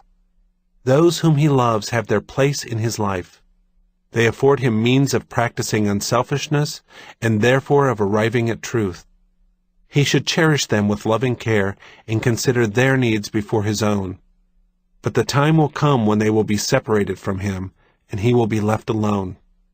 There is no abiding refuge in loved ones. Will he find peace in this scripture or that? Scripture fills an important place. As a guide it is good, but it cannot be a refuge, for one may know the scripture by heart and yet be in sore conflict and unrest. The theories of men are subject to successive changes, and no limit can be set to the variety of textual interpretations. There is no abiding refuge in Scripture. Will he find rest in this teacher or that?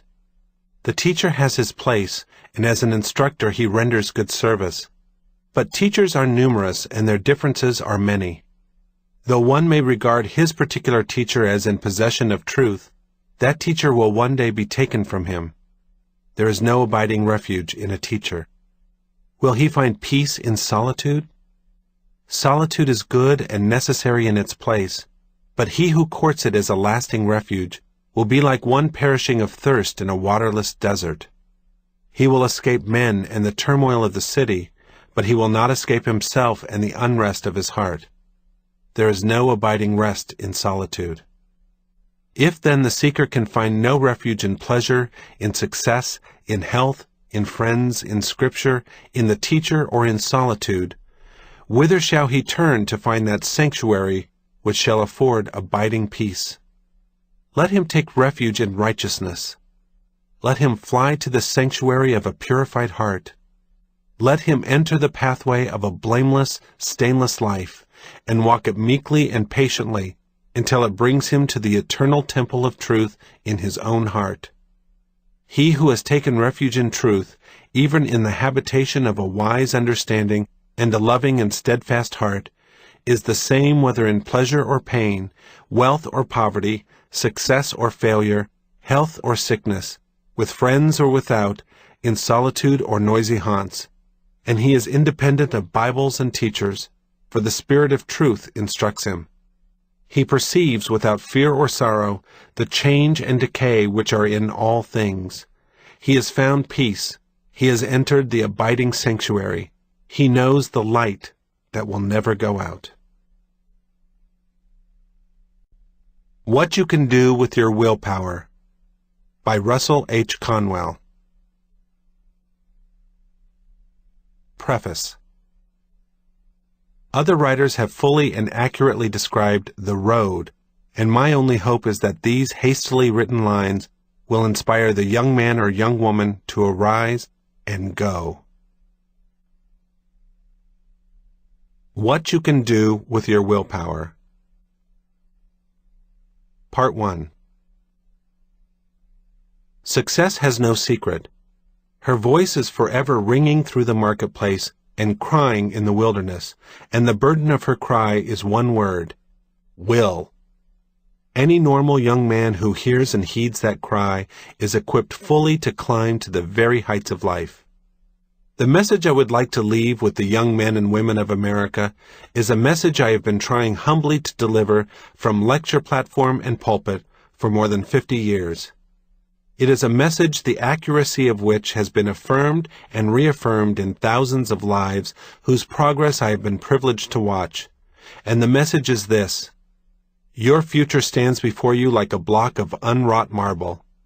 You can work it into what you will.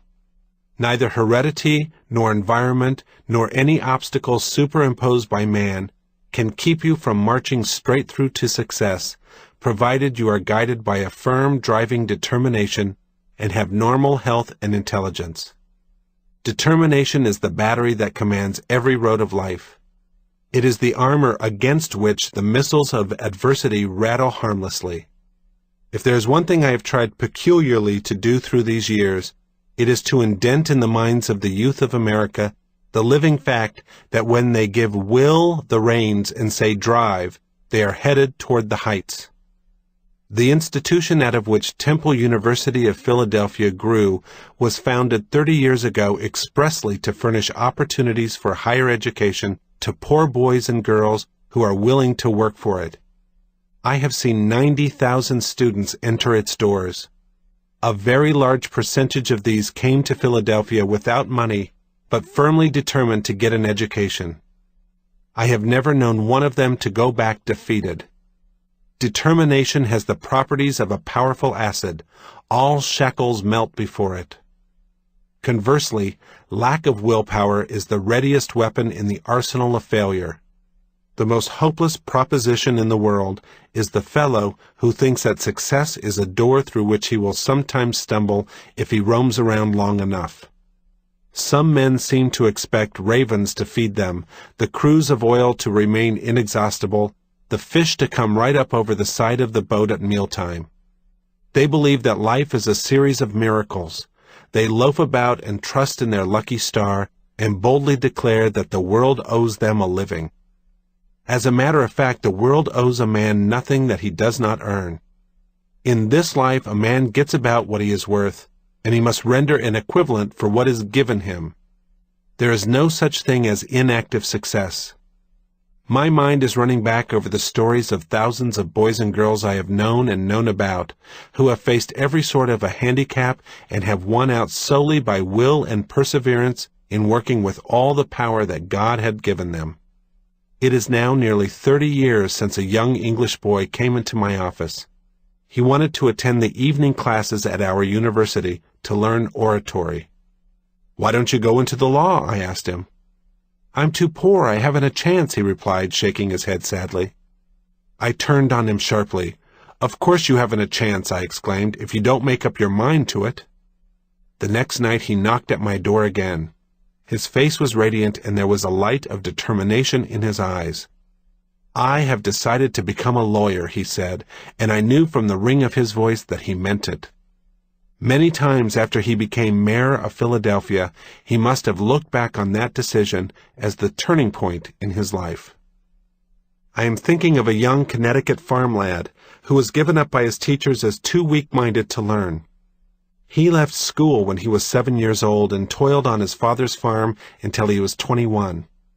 Then something turned his mind toward the origin and development of the animal kingdom. He began to read works on zoology, and in order to enlarge his capacity for understanding, went back to school and picked up where he left off 14 years before. Somebody said to him, "You can get to the top if you will." He grasped the hope and nurtured it, until at last it completely possessed him. He entered college at 28 and worked his way through with the assistance that we were able to furnish him. Today he is a respected professor of zoology in an Ohio college. Such illustrations I could multiply indefinitely. Of all the boys whom I have tried to help through college, I cannot think of a single one who has failed for any other reason than ill health. But of course I have never helped anyone who was not first helping himself. As soon as a man determines the goal toward which he is marching, he is in a strategic position to see and seize everything that will contribute toward that end.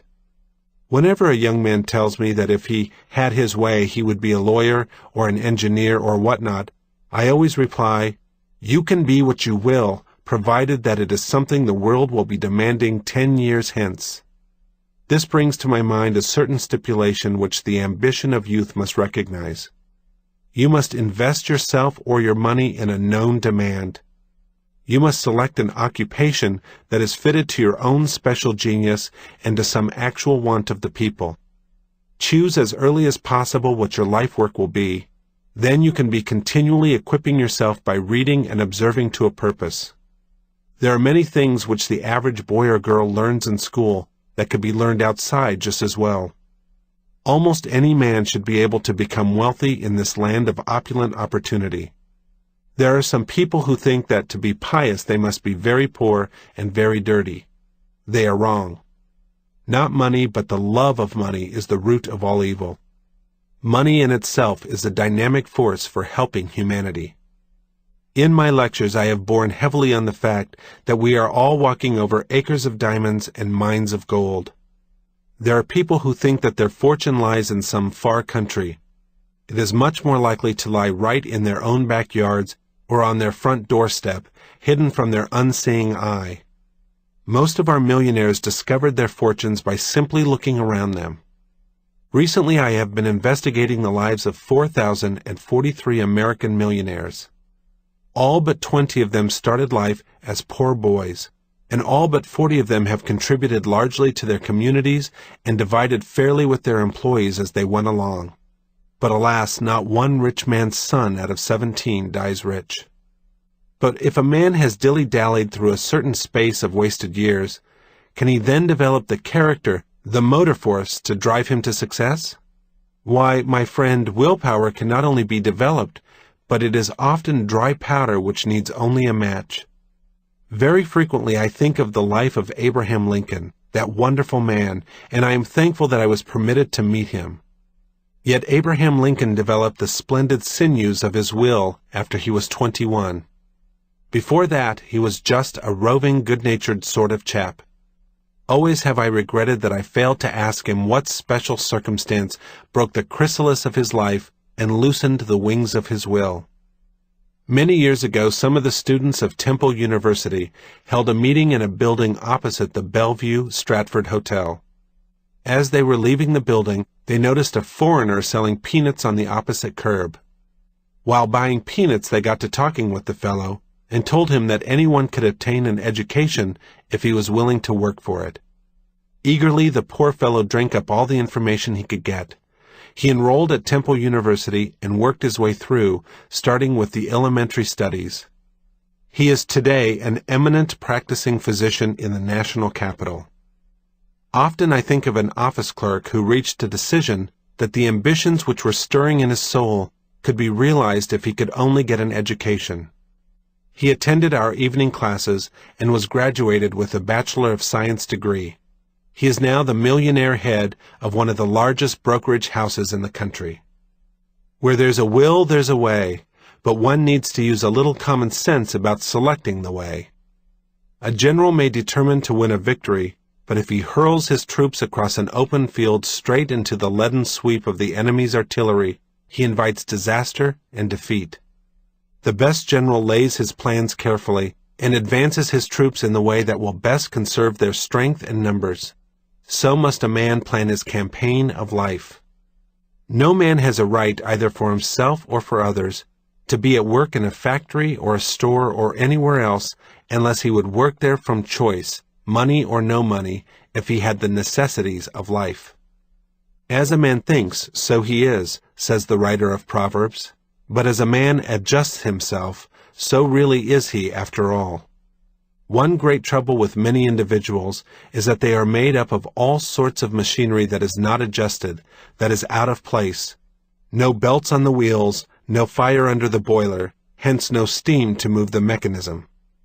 Some folk never take the trouble to size themselves up, to find out what they are fitted to do, and then wonder why they remain way down at the bottom of the heap.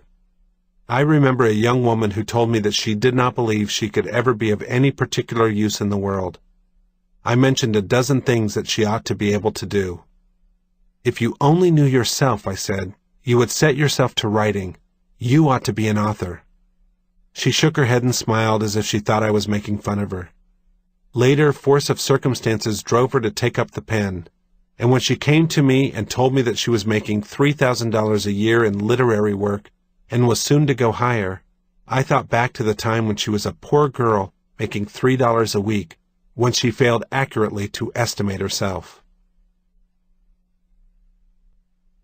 Part 2.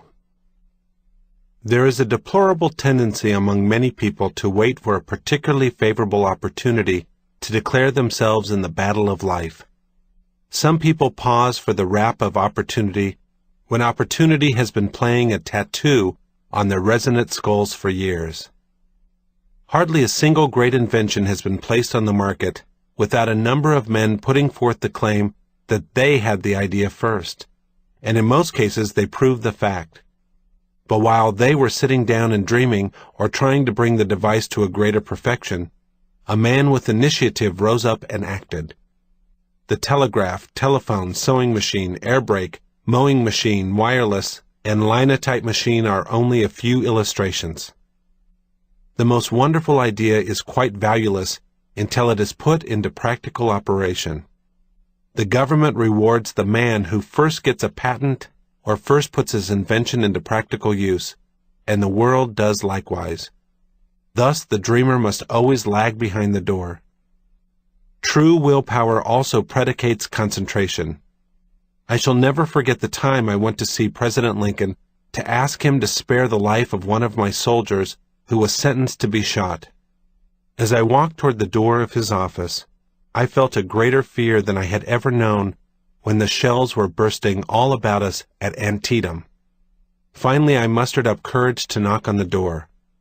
I heard a voice inside yell, "Come in and sit down." The man at the table did not look up as I entered. He was busy over a bunch of papers. I sat down at the edge of a chair and wished I were in Peking or Patagonia. He never looked up until he had quite finished with the papers. Then he turned to me and said, "I am a very busy man and have only a few minutes to spare. Tell me in the fewest words what it is you want." As soon as I mentioned the case, he said, "I have heard all about it, and you do not need to tell me any more. Mr. Stanton was talking to me about that only a few days ago. You can go to the hotel and rest assured that the President never did sign an order to shoot a boy under 20, and never will. You may tell his mother that." Then, after a short conversation, he took a hold of another bunch of papers and said decidedly, "Good morning." Lincoln, one of the greatest men of the world, owed his success largely to one rule. Whatsoever he had to do at all, he put his whole mind into, and he held it there until the task was all done. That makes men great almost anywhere. Too many people are satisfied if they have done a thing well enough. That is a fatal complacency. Well enough has cursed souls. Well enough has wrecked enterprises. Well enough has destroyed nations.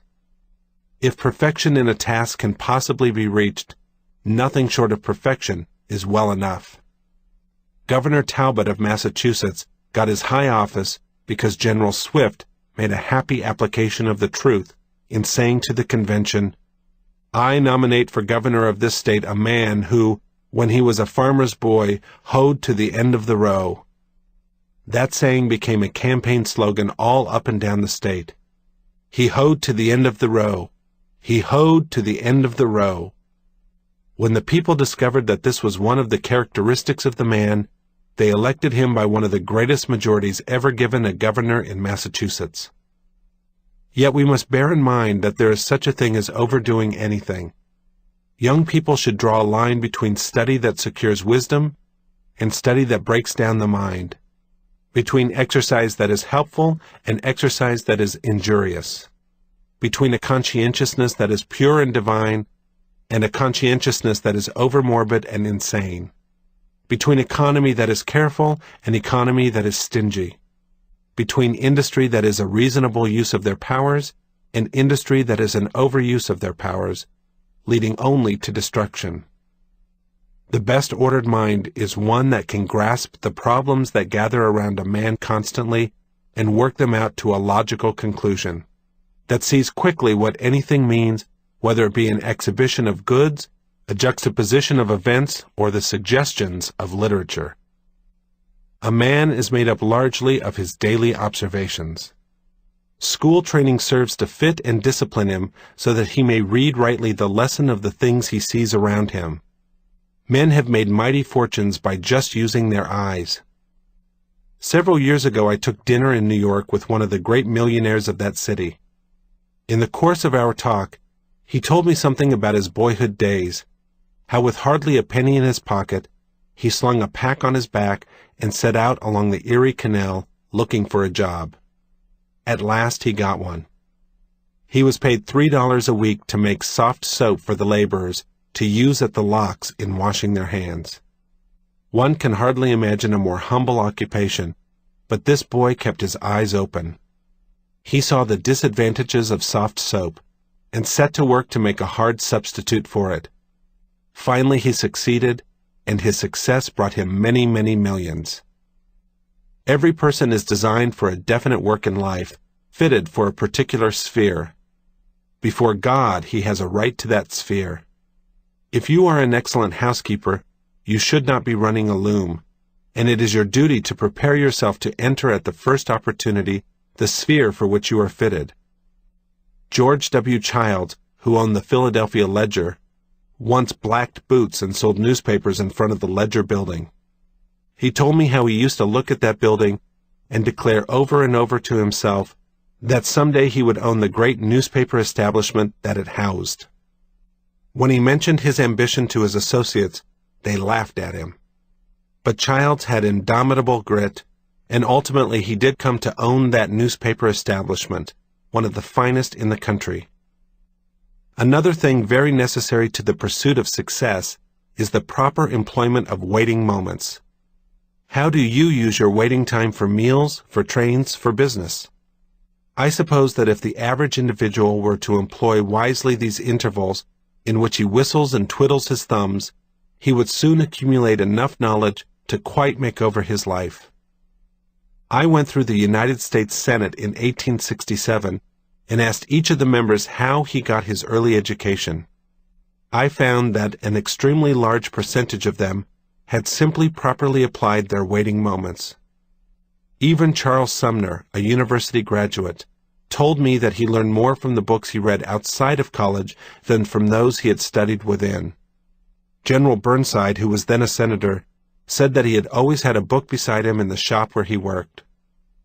Before leaving the subject of the power of the will, there is one thing I would like to say. A true will must have a decent regard for the happiness of others. Do not get so wrapped up in your own mission that you forget to be kind to other people, for you have not fulfilled every duty unless you have fulfilled the duty of being pleasant. Enemies and ignorance are the two most expensive things in a man's life. I never make unnecessary enemies. They cost too much. Everyone has within himself the tools necessary to carve out success. Consecrate yourself to some definite mission in life, and let it be a mission that will benefit the world as well as yourself. Remember that nothing can withstand the sweep of a determined will, unless it happens to be another will equally as determined. Keep clean, fight hard, pick your openings judiciously, and have your eyes forever fixed on the heights toward which you are headed. If there be any other formula for success, I do not know it. Part 3. The biography of that great patriot and statesman, Daniel Manin of Venice, Italy, contains a very romantic example of the possibilities of will force. He was born in a poor quarter of the city. His parents were without rank or money. Venice in 1805 was under the Austrian rule, and was sharply divided into aristocratic and peasant classes. He was soon deserted by his father, and left to the support of his mother. He was a dull boy, and could not keep along with other boys in the church schools. His mind labored as slowly as did the childhood intellects of many of the greatest men of history. Daniel seemed destined to earn his living digging mud out of the canals if he supported himself at all. No American boy can be handicapped like that. But the children who learn slowly learn surely, and history, which is but the biography of great men, mentions again and again the fact that the great characters began to be able to acquire learning late in life. Napoleon and Wellington were both dull boys, and Lincoln often said that he was a dunce through his early years. Daniel Manin seems to have been utterly unable to learn from books until he was 8 or 10 years old. But his latent willpower was suddenly developed to an unexpected degree when he was quite a youth. Kossuth, who was a personal friend of Manin, said in an address in New York that the American Republic was responsible for the awakening of Manin, and through him had made Italy free. It appears that an American sea captain, while discharging a cargo in Venice, employed Daniel as an errand boy, and when the ship sailed, the captain made Daniel a present of a gilt-edged copy of the lives of George Washington and John Hancock in one volume. The captain, who had greatly endeared himself to Daniel, made the boy promise solemnly that he would learn to read the book. But Daniel was utterly ignorant of the English language in print and had learned only a few phrases from the captain. The gift of that book made Venice a republic, led to the adoption of sections of the United States Constitution by that state, and carried the principles on into the Constitution of United Italy. That book awakened the sleeping willpower of the industrious, dull boy. Even his mother protested against his waste of time in trying to read English when he was unable to conquer the primers in Italian. But he secured a phrase book and a grammar, and paid for them in hard labor. With those crude implements, without a teacher, he determined to read that book. Only one friend, a young priest in St. Mark's Cathedral, gave him any word or look of encouragement. But his candle burned late, and the returning daylight took him to his book to study until time for breakfast. Then came the daily task as a messenger or gondolier. Some weeks or months after he began his seemingly foolish problem, he rushed into his mother's room at night, excited and noisy, shouting to her, "I can read that book! I can read that book!" There comes a moment in the life of every successful student of a foreign language when he suddenly awakens to the consciousness that he can think in that language. From that point on, the work is always easy. It must have been a similar psychological change which came into Daniel's intellect. So sudden was it, so amazing the change, that the priests reported the case as a miracle, and the little circle of the poor people who knew the boy looked on him with awe. Consul General Sparks, who represented the United States at Venice in 1848, wrote that Manin often mentions his intellectual new birth, and his success in reading the life of Washington in English spurs him on in the difficult and dangerous undertakings connected with the efforts of Venice to get free. When Daniel began to appreciate his ability to determine to do and to persevere, his ambition and hope brought him to larger views of life. He resolved to learn in other ways. He took up school books and mastered them thoroughly, and he became known as a boy who works slowly, but what he does at all, he does well. He soon found helpers among kind gentlemen and secured employment in a bookstall. The accounts of his persistence and his achievements are as thrilling and as fascinating as any finished romance. He managed to get a college education recognized by Padua University. He studied law and was admitted to the bar when he was 22 years of age. The Austrian judges would not admit him to their courts, and it is said he visited his law office regularly and daily for nearly 2 years before he had a paying client. But his strong will, shown in his perseverance in the presence of starvation, won the respect and love of the daughter of a wealthy patrician. They had been married but a short time when the Austrians confiscated the property of his father-in-law because of suspicions circulated concerning his secret connection with the Americani. That patriotic secret society was called the Carbonari by the Austrians, and Manin became the leading spirit in the Venetian branch. His will seemed resistless. He refused the presidency in 1832, when revolution shook the tyrannies of all Europe, and Venice fell back under Austrian control.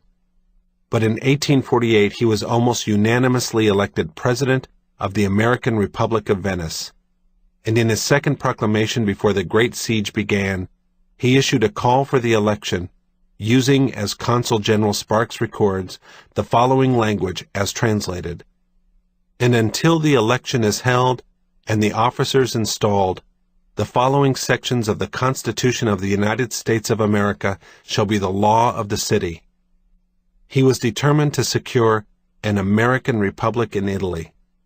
He lived to see it in Venice. Statues of Daniel Manin are now seen in all the great cities of Italy, and when the statue was dedicated at Venice, and a city park square named after him, he was called the father of the new kingdom of Italy. General Garibaldi said that when Manin made a draft of the Constitution he proposed for United Italy, he quoted the American Declaration of Independence. The general also said that Manin insisted the government of Italy should be like the American Republic, and that it was difficult to convince Manin that a king, so called, could be as limited as a president. Even Mazzini, the extremist, and both Cavour and Gavazzi finally came to accept Manin's demands for freedom and equality as they were set forth in the Constitution of the American Republic. Manin did not live to see the final union, nor to see his son a general in the Italian army, but his vigorous will gave a momentum to freedom in Italy, which is still pressing the people on to his noblest ideals. What man has done, man can do, and what Manin did can be done again in other achievements. The normal reader never was anxious that the North Pole should be located, and he does not care now whether it has been discovered. Mathematicians and geographers may find delight in the solution of some abstract problem, but the busy citizen who seizes his paper with haste to see if Perry has found the North Pole has no interest in the spot. He would not visit the place if some authority would give him 1,000 acres or present him with a dozen ice floes. What the reader desires is to learn how the willpower in those discoverers worked out through hair-breadth escapes, long winters, and starvation's pangs. It is a great game, and the world is a grandstand. The man with the strongest will attracts the admiration of the world. All the world which loves a lover also admires a hero, and a hero is always a man of forceful will. When we read of Louis Joliet and James Marquette in their terrible experience tracing the Mississippi River, Indians as savage as wild beasts, marshes, lakes, forests, mountains, burdens, illness, wounds, exhaustion, seeming failures, all testify to their sublime strength of purpose. Peter Lemoyne, Jonathan Carver, Captain Lewis, Lieutenant Clark, Montgomery Pike, General Fremont, Elisha Kent Kane, Charles Francis Hall, David Livingstone, Captain Cook, Paul Duchaillu, and Henry M. Stanley carve their names deep in walls of history when differing from other men only in the cultivation of a mighty will. Mary Lyon, the heroine of Mount Holyoke, used to quote frequently the saying of Dr. Beecher that he once had a machine admirably contrived, admirably adjusted, but it had one fault: it wouldn't go. While Catherine Beecher would retort that Miss Lyon had too much go for so small a machine. But what a monumental triumph was the dedication of the first building of Mount Holyoke College at South Hadley, Massachusetts. Mrs. Deacon Porter wrote to Henry Ward Beecher, "I wish you could have seen Miss Lyon's face as the procession moved up the street. It was indeed the face of an angel." From that immortal hour when that little woman, peeling potatoes as her brother's housekeeper at Buckland, Massachusetts, suddenly determined to start a movement for the higher education of young women, she had written, had traveled, had begged, had given all her inheritance, had visited colleges and schools, going incessantly working, praying, appealing, until the material embodiment of her martyr sacrifices was opened to women. All women in all countries are greatly in her debt. Men feel grateful for what the higher education of women has done for men. One cannot now walk over the embowered campus of Mount Holyoke College without meditating on what a forceful will of a frail woman, set toward the beautiful and good, can do within the severest limitations. Vassar, Wellesley, Smith, Bryn Mawr, and the 35 other colleges for women in western and southern states are the children of Mount Holyoke. One lone woman, one single will, a large heart. God sees her and orders his forces to aid her. Richard Arkwright, Stephenson, and Edison, in the pursuit of an invention, with stern faces and clenched teeth, work far into the morning. John Wesley, Whitfield, and the list of religious reformers from St. Augustine to Dwight L. Moody have been men of dynamic confidence in the triumph of a great idea. Neil Dow, Elizabeth Fry, and their disciples, urging on the cause of temperance with that motive force which they discovered in themselves, aroused the people wherever they went to assistance or to opposition. Fulton said, "I will build a steamboat." Cyrus Field said, "I will lay a telegraph cable to Europe." Sir Christopher Wren, imitating the builders of St. Peter's, said, "I will build the dome of St. Paul's Cathedral." General Washington said, "I will venture all on final victory." And General Grant said, "I will fight it out on this line."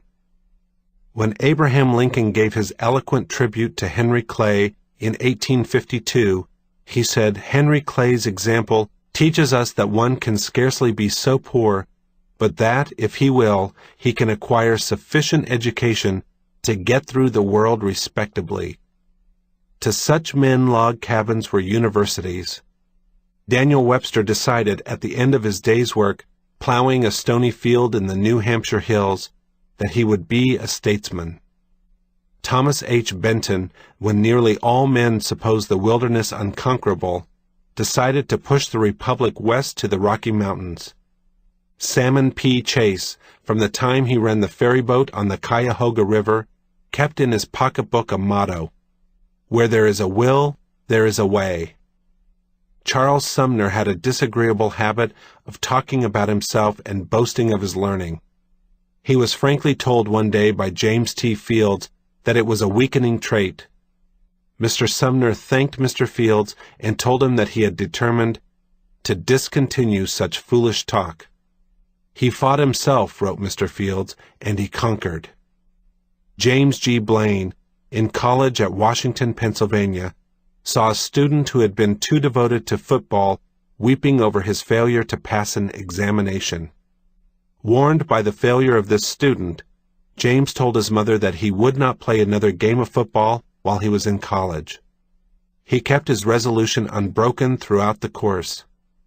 When James A. Garfield was earning his tuition as a bell ringer at Hiram College, he resolved that the first stroke of the bell should be exactly on the minute throughout the year. The president of the college stated that the people in the village set their clocks by that bell, and not once in the year was it 1 minute ahead or behind time. Grover Cleveland, at 18, was drifting about from one job to another, and men prophesied that he would be a disgrace to his over-pious father, who was a preacher. Mr. Cleveland said in a speech that, like Martin Luther, "I was stopped in my course by a stroke of lightning." It does not appear to what he referred, but it does appear that he decided firmly that he would choose some calling and stick to it. He decided upon the law, and was so fixed in his determination to know law that he stayed in his tutor's office 3 years after he had been admitted to the bar, and there continued persistently in his studies. Part 4. In a small town in western Massachusetts 40 years ago, a young pale youth was acting as cashier of the savings bank. He was dyspeptic, acutely nervous, and often ill-natured. One day several large factories closed their doors, and the corporations to whom the bank had loaned money gave notice of bankruptcy. The president of the bank was in Europe, and the people did not know that the bank was a loser by the failure. The cashier was almost overcome by the sense of danger, for he could not meet a run on the bank with the funds he had on hand. He entered the bank after a sleepless night, fearing that the people might in some way learn of the bank's responsibility. He was sleepy, faint, discouraged. An old farmer came in to get a small check cashed, and the glum cashier did not answer the farmer's usual salutation. His face was cloudy, his eyes bloodshot, and his whole manner irritating. He counted out the money and threw it at the farmer. The old man counted his money carefully and then called out to the cashier, "What's the matter? Is your bank going to fail?" When the farmer had left the bank, the young cashier could see that his manner was letting out that which he wished to conceal. He then paced up and down the bank and fought it all out with himself. He determined he would be cheerful, brave, and strong.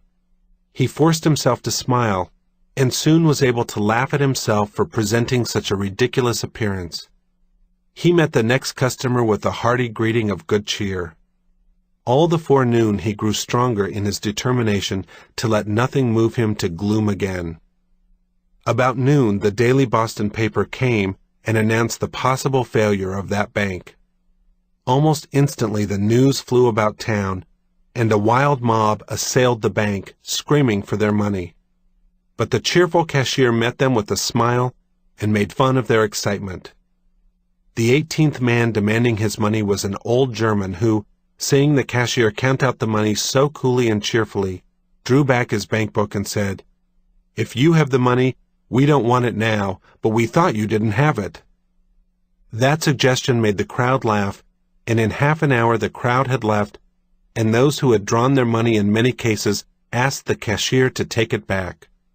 The cashier now is a most successful manufacturer and railroad director, stout-hearted and cheerful. He often refers to the fight he had that morning with his insignificant, flabby little self.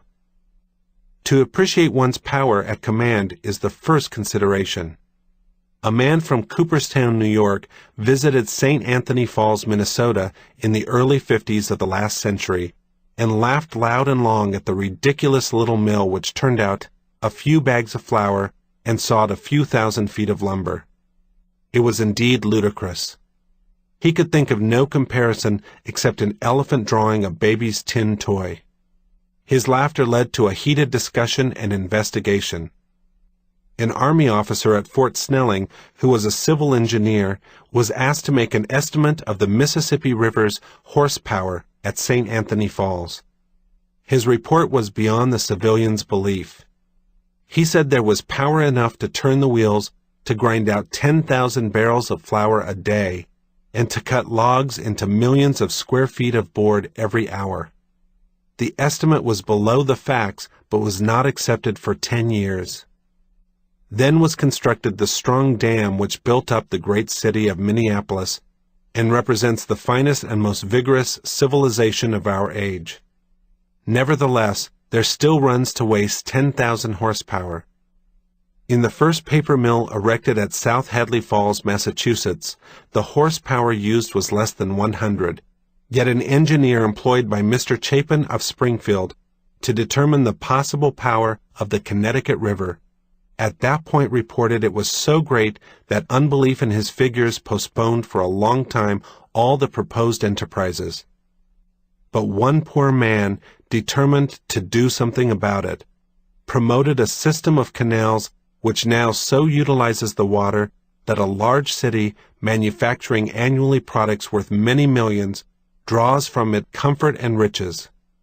Massive as are the present works at Holyoke, regret is often expressed that so much of the water power still goes over the mighty dam, and ridicules the smallness of the faith of those who tried to harness it. Such is the intellectual force in a young person's mind. It is reasonable to conclude that no mind ever did its very best, and that no willpower was ever exerted continuously to its greatest capacity. But the first essential in the making of noble character is to gain a full appreciation of the latent or unused force which each individual possesses. When one without foolish egotism realizes how much can be done with his wasting energies, then he must carefully consider to what object he will turn his power. Great wills are often wasted on unworthy objects, and the strong current of the mind, which could be applied to the making of world-enriching machinery, is used to manufacture some unsaleable toy. The mind is often compared to an electric dynamo. The figure is accurate. It is an automatic, self-charging battery which, when applied to worthy occupation or to a high purpose, distributes happiness, progress, and intelligence to mankind, and as a natural consequence, brings riches and honors to the industrious possessor. 40 years ago there was on the lips of nearly every teacher and father a fascinating story of a Massachusetts boy whose history illustrates forcibly the power to will which is latent in us all. I need not state the details of the life, as it is only the illustration which we need here. A young fellow sat on a barrel at the door of a country grocery store in a small village not far from Boston. He was the son of an industrious mechanic who had opened a small shop for making and repairing farm utensils, such as rakes, hoes, and shovels. But the son, encouraged by an indulgent mother, would not work. He gave way to cards, drink, and bad company. He would not go to school and was a continual source of alarm to his parents, and he became the talk of the neighbors. He either was ill with a cough or pretended to fear consumption. The doctor's advice to set him at work in the open air was not enforced by his anxious mother. He was a fair sample of the many thousand young men seen now about the country stores and taverns. He had, however, the unusual disadvantage of having his board and clothing furnished to him without earning them. If he exercised his will, it was to turn it against himself in a determined self-indulgence. I heard him once refer to those days and quote Virgil in saying that the descent to Avernus is easy. One evening, with his hands in his pockets, he strolled up to the store and post office to meet some other young men for a game of checkers. Under the only street lamp near the store, a patent medicine peddler had opened one side of his covered wagon and was advertising his universal cure. The boy, then about 19 years old, listened listlessly to the songs and stories, but was not interested enough to learn what was offered for sale. The vendor of medicines held up a chain composed of several seemingly solid rings, which he skillfully took apart. He then offered $1 to anyone who would put the rings together as they were before. The puzzle caught the eye and interest of the careless boy. As the rings were passed from one to another, they came to him. He looked them over and said, "I can't do it," and passed them on. The Yankee peddler yelled at the boy, "If you talk like that, you will land in the poorhouse." The young fellow was cut to the heart with the short rebuke. He was inclined to answer hotly, but lacked the courage. After the other boys had had their chance to see the rings, he asked to examine them again, but he still saw no way to cut or open the solid steel, and contemptuously threw them at the peddler and shouted, "You're fooling, that can't be done." The smiling vendor rolled the rings into a chain in an instant, and throwing it to the boy said sarcastically, "Take it home to your mother, she can do it." The young fellow, ashamed, angry, and crushed, caught the chain and crept out of the crowd and went home, entering his room by the back stairs. He hated the peddler with a murderous passion, but despised himself and must have wept great tears far into the night. The next morning he sat on the side of his bed, gazing at the chain long after his father had gone to work. That was a terrible battle. All who succeed must fight that battle to victory at some time, or life is a failure. He who conquers himself can conquer other men. He who does not rule himself cannot control other people. For the first time, that boy was conscious of his lack of will. He was painfully ashamed. He could not again meet the boys or the one girl who was at the post office unless he solved that riddle. It was far worse to him than the riddles of the ancient oracles or the questions of Samson had been to the ancients. No victory so glorious to any man as that when he rises over his dead self and can shout with unwavering confidence, "I will." That young man's battle was furious and a strain on body and soul. He kept saying over and over again, "I will solve that riddle." He was sorely tempted by hunger as he would not stop to eat. He determined to win out alone and did not ask aid even of his mother. That night the rings fell apart in his hands and rolled on the floor. He had won. Life has few joys like that hour of victory. The rings had little value as pieces of steel, but his triumph over self was worth millions to him, and worth 1,000 millions to his country. The next morning his parents were surprised to see him the first one at the breakfast table. He told of his solution of the puzzle, and said to his astonished but delighted parents that he had loafed around long enough and that he had determined to take hold and do things. He asked for an especially hard place in the shop, and entered that week on a noble, triumphant career, having few equals save those of like experience. His health became robust. His work became profitable. New business ideas were developed, and in a few years he controlled the inside business and far distanced all outside competitors. He said to his wife, "I will have $1 million, and every dollar shall be a clean and honest dollar." In those days $1 million looked like a mountain of gold. But he secured the $1 million and steadily raised the pay of his workmen. He became the sheik of his town, the father and advisor of every local enterprise. He was sent to Congress by a nearly unanimous vote. For 11 years he was a safe counselor of the administration at Washington, and was a close friend and trusted supporter of President Lincoln. One day in 1864, the Federal armies had been defeated by the Confederate forces, and gloom shadowed the faces of the people. President Lincoln had a sleepless night. It looked like defeat and disunion. The danger was greatly increased by the abandonment of the scheme to hold California to the Union by building a railroad through the mountainous wilderness of the Sierra Nevada and Rocky Mountains.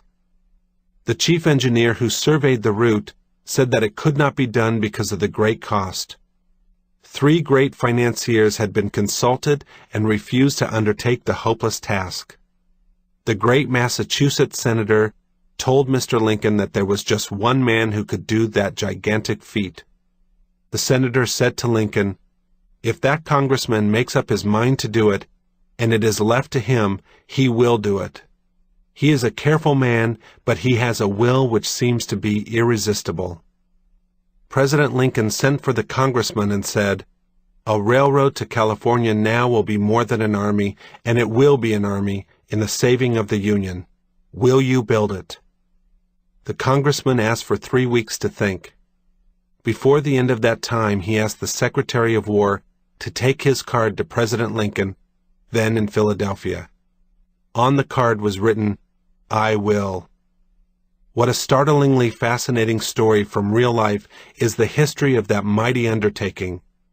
Now when the traveler passes the highest point on that transcontinental railroad, 8,550 feet above the sea at Sherman, Wyoming, and lifts his hat before the monument erected to that memory of the civil nobleman and hero, he is paying his respect to the self-giving heart and mighty brain of the boy who conquered the 3 links. It may not be necessary to multiply illustrations of this vital question, but no one who lived in the journalistic circles of Washington subsequent to the Civil War can forget the power and fame of that feminine literary genius who, as the Washington correspondent of the New York Independent, wrote such brilliant letters. The fact that she bore the same name as the congressman we have mentioned, though no relative of his, does not account for this reference to her. She was nearly 33 years old when a divorce and the breaking up of her home left her poor, ill, and under the cloud of undeserved disgrace. Her acquaintances predicted obscurity, daily toil with her hands, and a life of lonely sorrow. Poor victim of sad circumstances. She had but little education and had been too full of cares to read the books of the day. Her start in the profession which she later so gracefully and forcibly adorned was the foremost topic in corners and cloakrooms at her largely attended literary receptions in Washington. She had been told by those who loved her that a divorced woman would be shunned by all cultured women and be the butt of ridicule for fashionable men, and that as she must earn a living, she should sew or embroider or act as a nurse. She certainly was too weak to wash clothes or care for a kitchen. But within her soul there was that yearning to do something worthwhile which seems given to almost every woman. Few women reach old age without feeling that somehow the great object of living has not been attained.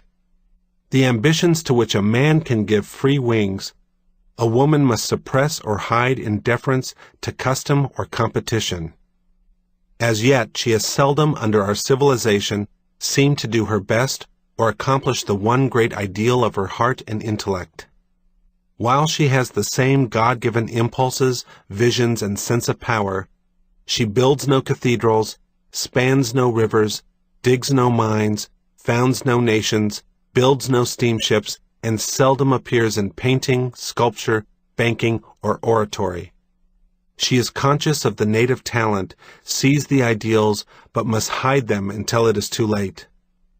But this woman, from the interior of New York State, was an exception. Like Charlotte Bronte, she said, "I will write." Like the same great author, she had her rebuffs and returned manuscripts, and all the more since at that time women were unknown in the newspaper business. But her invariable answer to critics and discouraged friends was, "I will." When in 1883 she said, "I will" to the great editor who became her second husband, the President of the United States wrote a personal letter to say that, while he wished her joy, he could but admit that it would be a distinct loss to humanity to have such a brilliant genius hidden by marriage. In an automobile ride from Lake Champlain to New York, I saw the city of Burlington, Vermont, with its university, where Barnes had said, "I will." At St. Johnsbury, the whole city advertises Fairbanks, who said, "I will." At Brattleboro, the hum of industry ever repeats the name of the boy Esty, who said, "I will."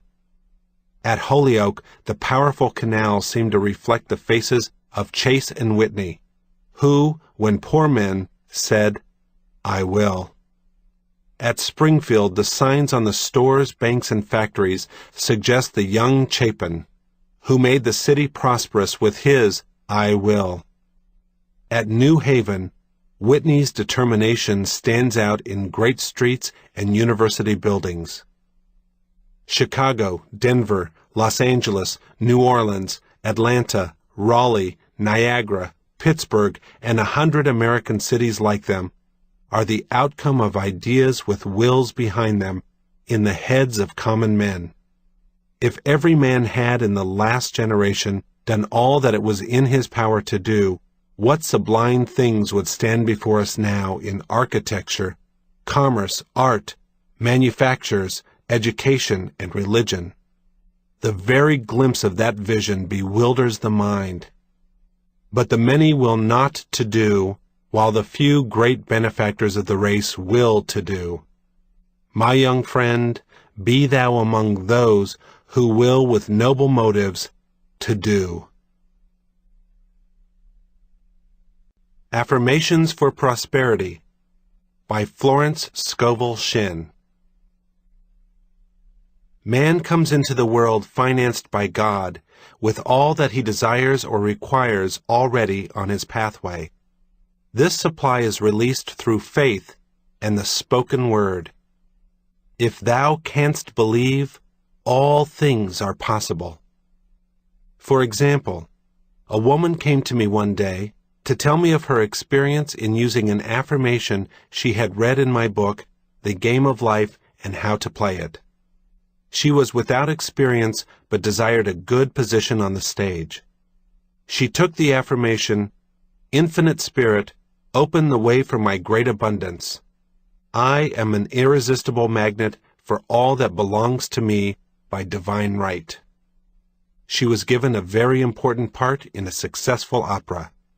She said, "It was a miracle due to that affirmation which I repeated hundreds of times." Affirmations. I now draw from the abundance of the spheres my immediate and endless supply. All channels are free. All doors are open.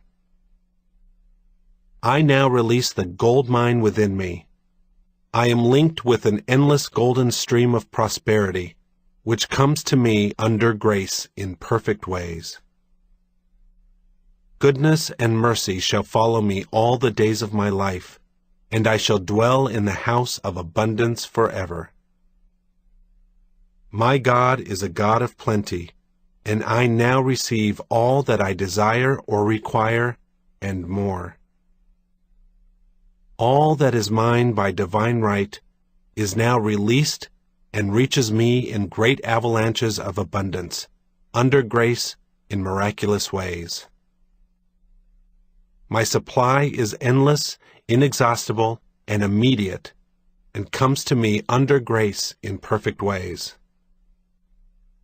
All channels are free, and all doors fly open for my immediate and endless divinely designed supply.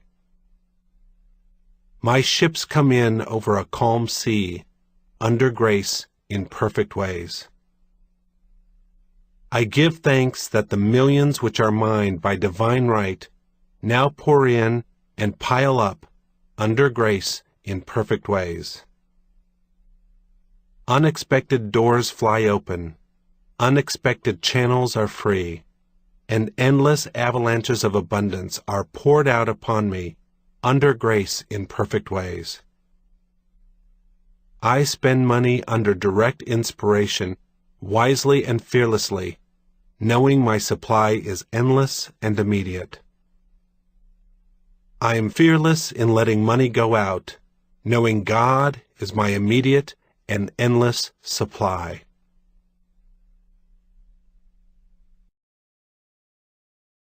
About the authors. Born in 1874 in Norway, Christian D. Larson became a popular New Thought and inspirational writer and speaker, admired throughout the United States for his work, The Optimist Creed, originally published in 1912 as Promise Yourself.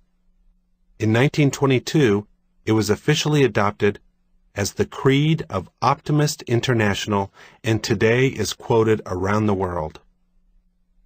A native of Ireland, Joseph Murphy, 1898 to 1981, was a widely read and admired New Thought minister and writer, best known for his self-help classic, The Power of Your Subconscious Mind. Murphy wrote prolifically on the autosuggestive and metaphysical faculties of the human mind. His pamphlet, How to Attract Money, first appeared in 1955 and entered many editions. Napoleon Hill was born in 1883 in Virginia and died in 1970 after a long and successful career as a consultant to business leaders and as a lecturer and an author. His classic, Think and Grow Rich, is the all-time bestseller in its field, having sold tens of millions of copies worldwide, and setting the standard for today's motivational thinking. His piece, How Success Grows from Failure, first appeared in April 1921 in Napoleon Hill's magazine. Born in Missouri, George S. Clayson, 1874 to 1957, served in the United States Army during the Spanish-American War, and went on to found the company that produced the first-ever United States Road Atlas. He began publishing a series of pamphlets on success and prosperity in 1926, which were later collected and published as his millions-selling book, The Richest Man in Babylon. His 7 Remedies for a Lean Purse originally appeared in his 1937 book, Gold Ahead. Born in New Hampshire, Orison Swett Marden, 1850 to 1924, was orphaned at age 7 and worked throughout his childhood as a hired boy, going on to graduate from Boston University and Harvard. Marden published his first book, Pushing to the Front, in 1894 to great sales and acclaim. He went on to found Success magazine in 1897, which had a circulation of 500,000 readers. His After Failure, What? First appeared in his 1913 book, Training for Efficiency. James Allen was born in England in 1864. He took his first job at age 15 to support his family after his father was murdered while looking for work in America. Allen worked as a private secretary with various manufacturing companies until 1902, when he left to devote himself fully to writing. He is widely known for his classic, As a Man Thinketh, though he wrote many other well-received books before his death in 1912, the year Light on Life's Difficulties was published. Born in 1843 in Massachusetts, Russell H. Conwell was trained as a lawyer, served as a Union soldier, and worked as an international journalist. He was ordained and worked as a Baptist minister before founding Temple University in Philadelphia in 1884. He is widely known for his inspirational lecture and book, Acres of Diamonds, which he delivered before audiences more than 6,000 times before his death in 1925. What You Can Do with Your Willpower, one of his most powerful works, appeared in 1917. Florence Scovel Shinn, 1871 to 1940, was born in New Jersey in 1871 and spent many years working as an artist and illustrator of children's literature in New York City before publishing her New Thought classic, The Game of Life and How to Play It, in 1925.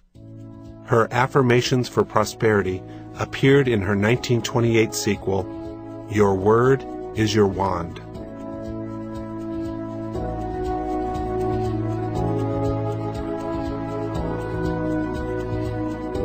This is Joel Fatinos. We hope that you've enjoyed this production of How to Prosper in Hard Times by Napoleon Hill, James Allen, Joseph Murphy, George S. Clayson, and others. This program was executive produced by Patty Peruse and produced and directed by Robert Kessler. How to Prosper in Hard Times is a production of Penguin Audio, a member of Penguin Group USA, Inc. Copyright 2009. All rights reserved. The book, How to Prosper in Hard Times, is available wherever Tarcher Penguin books are sold.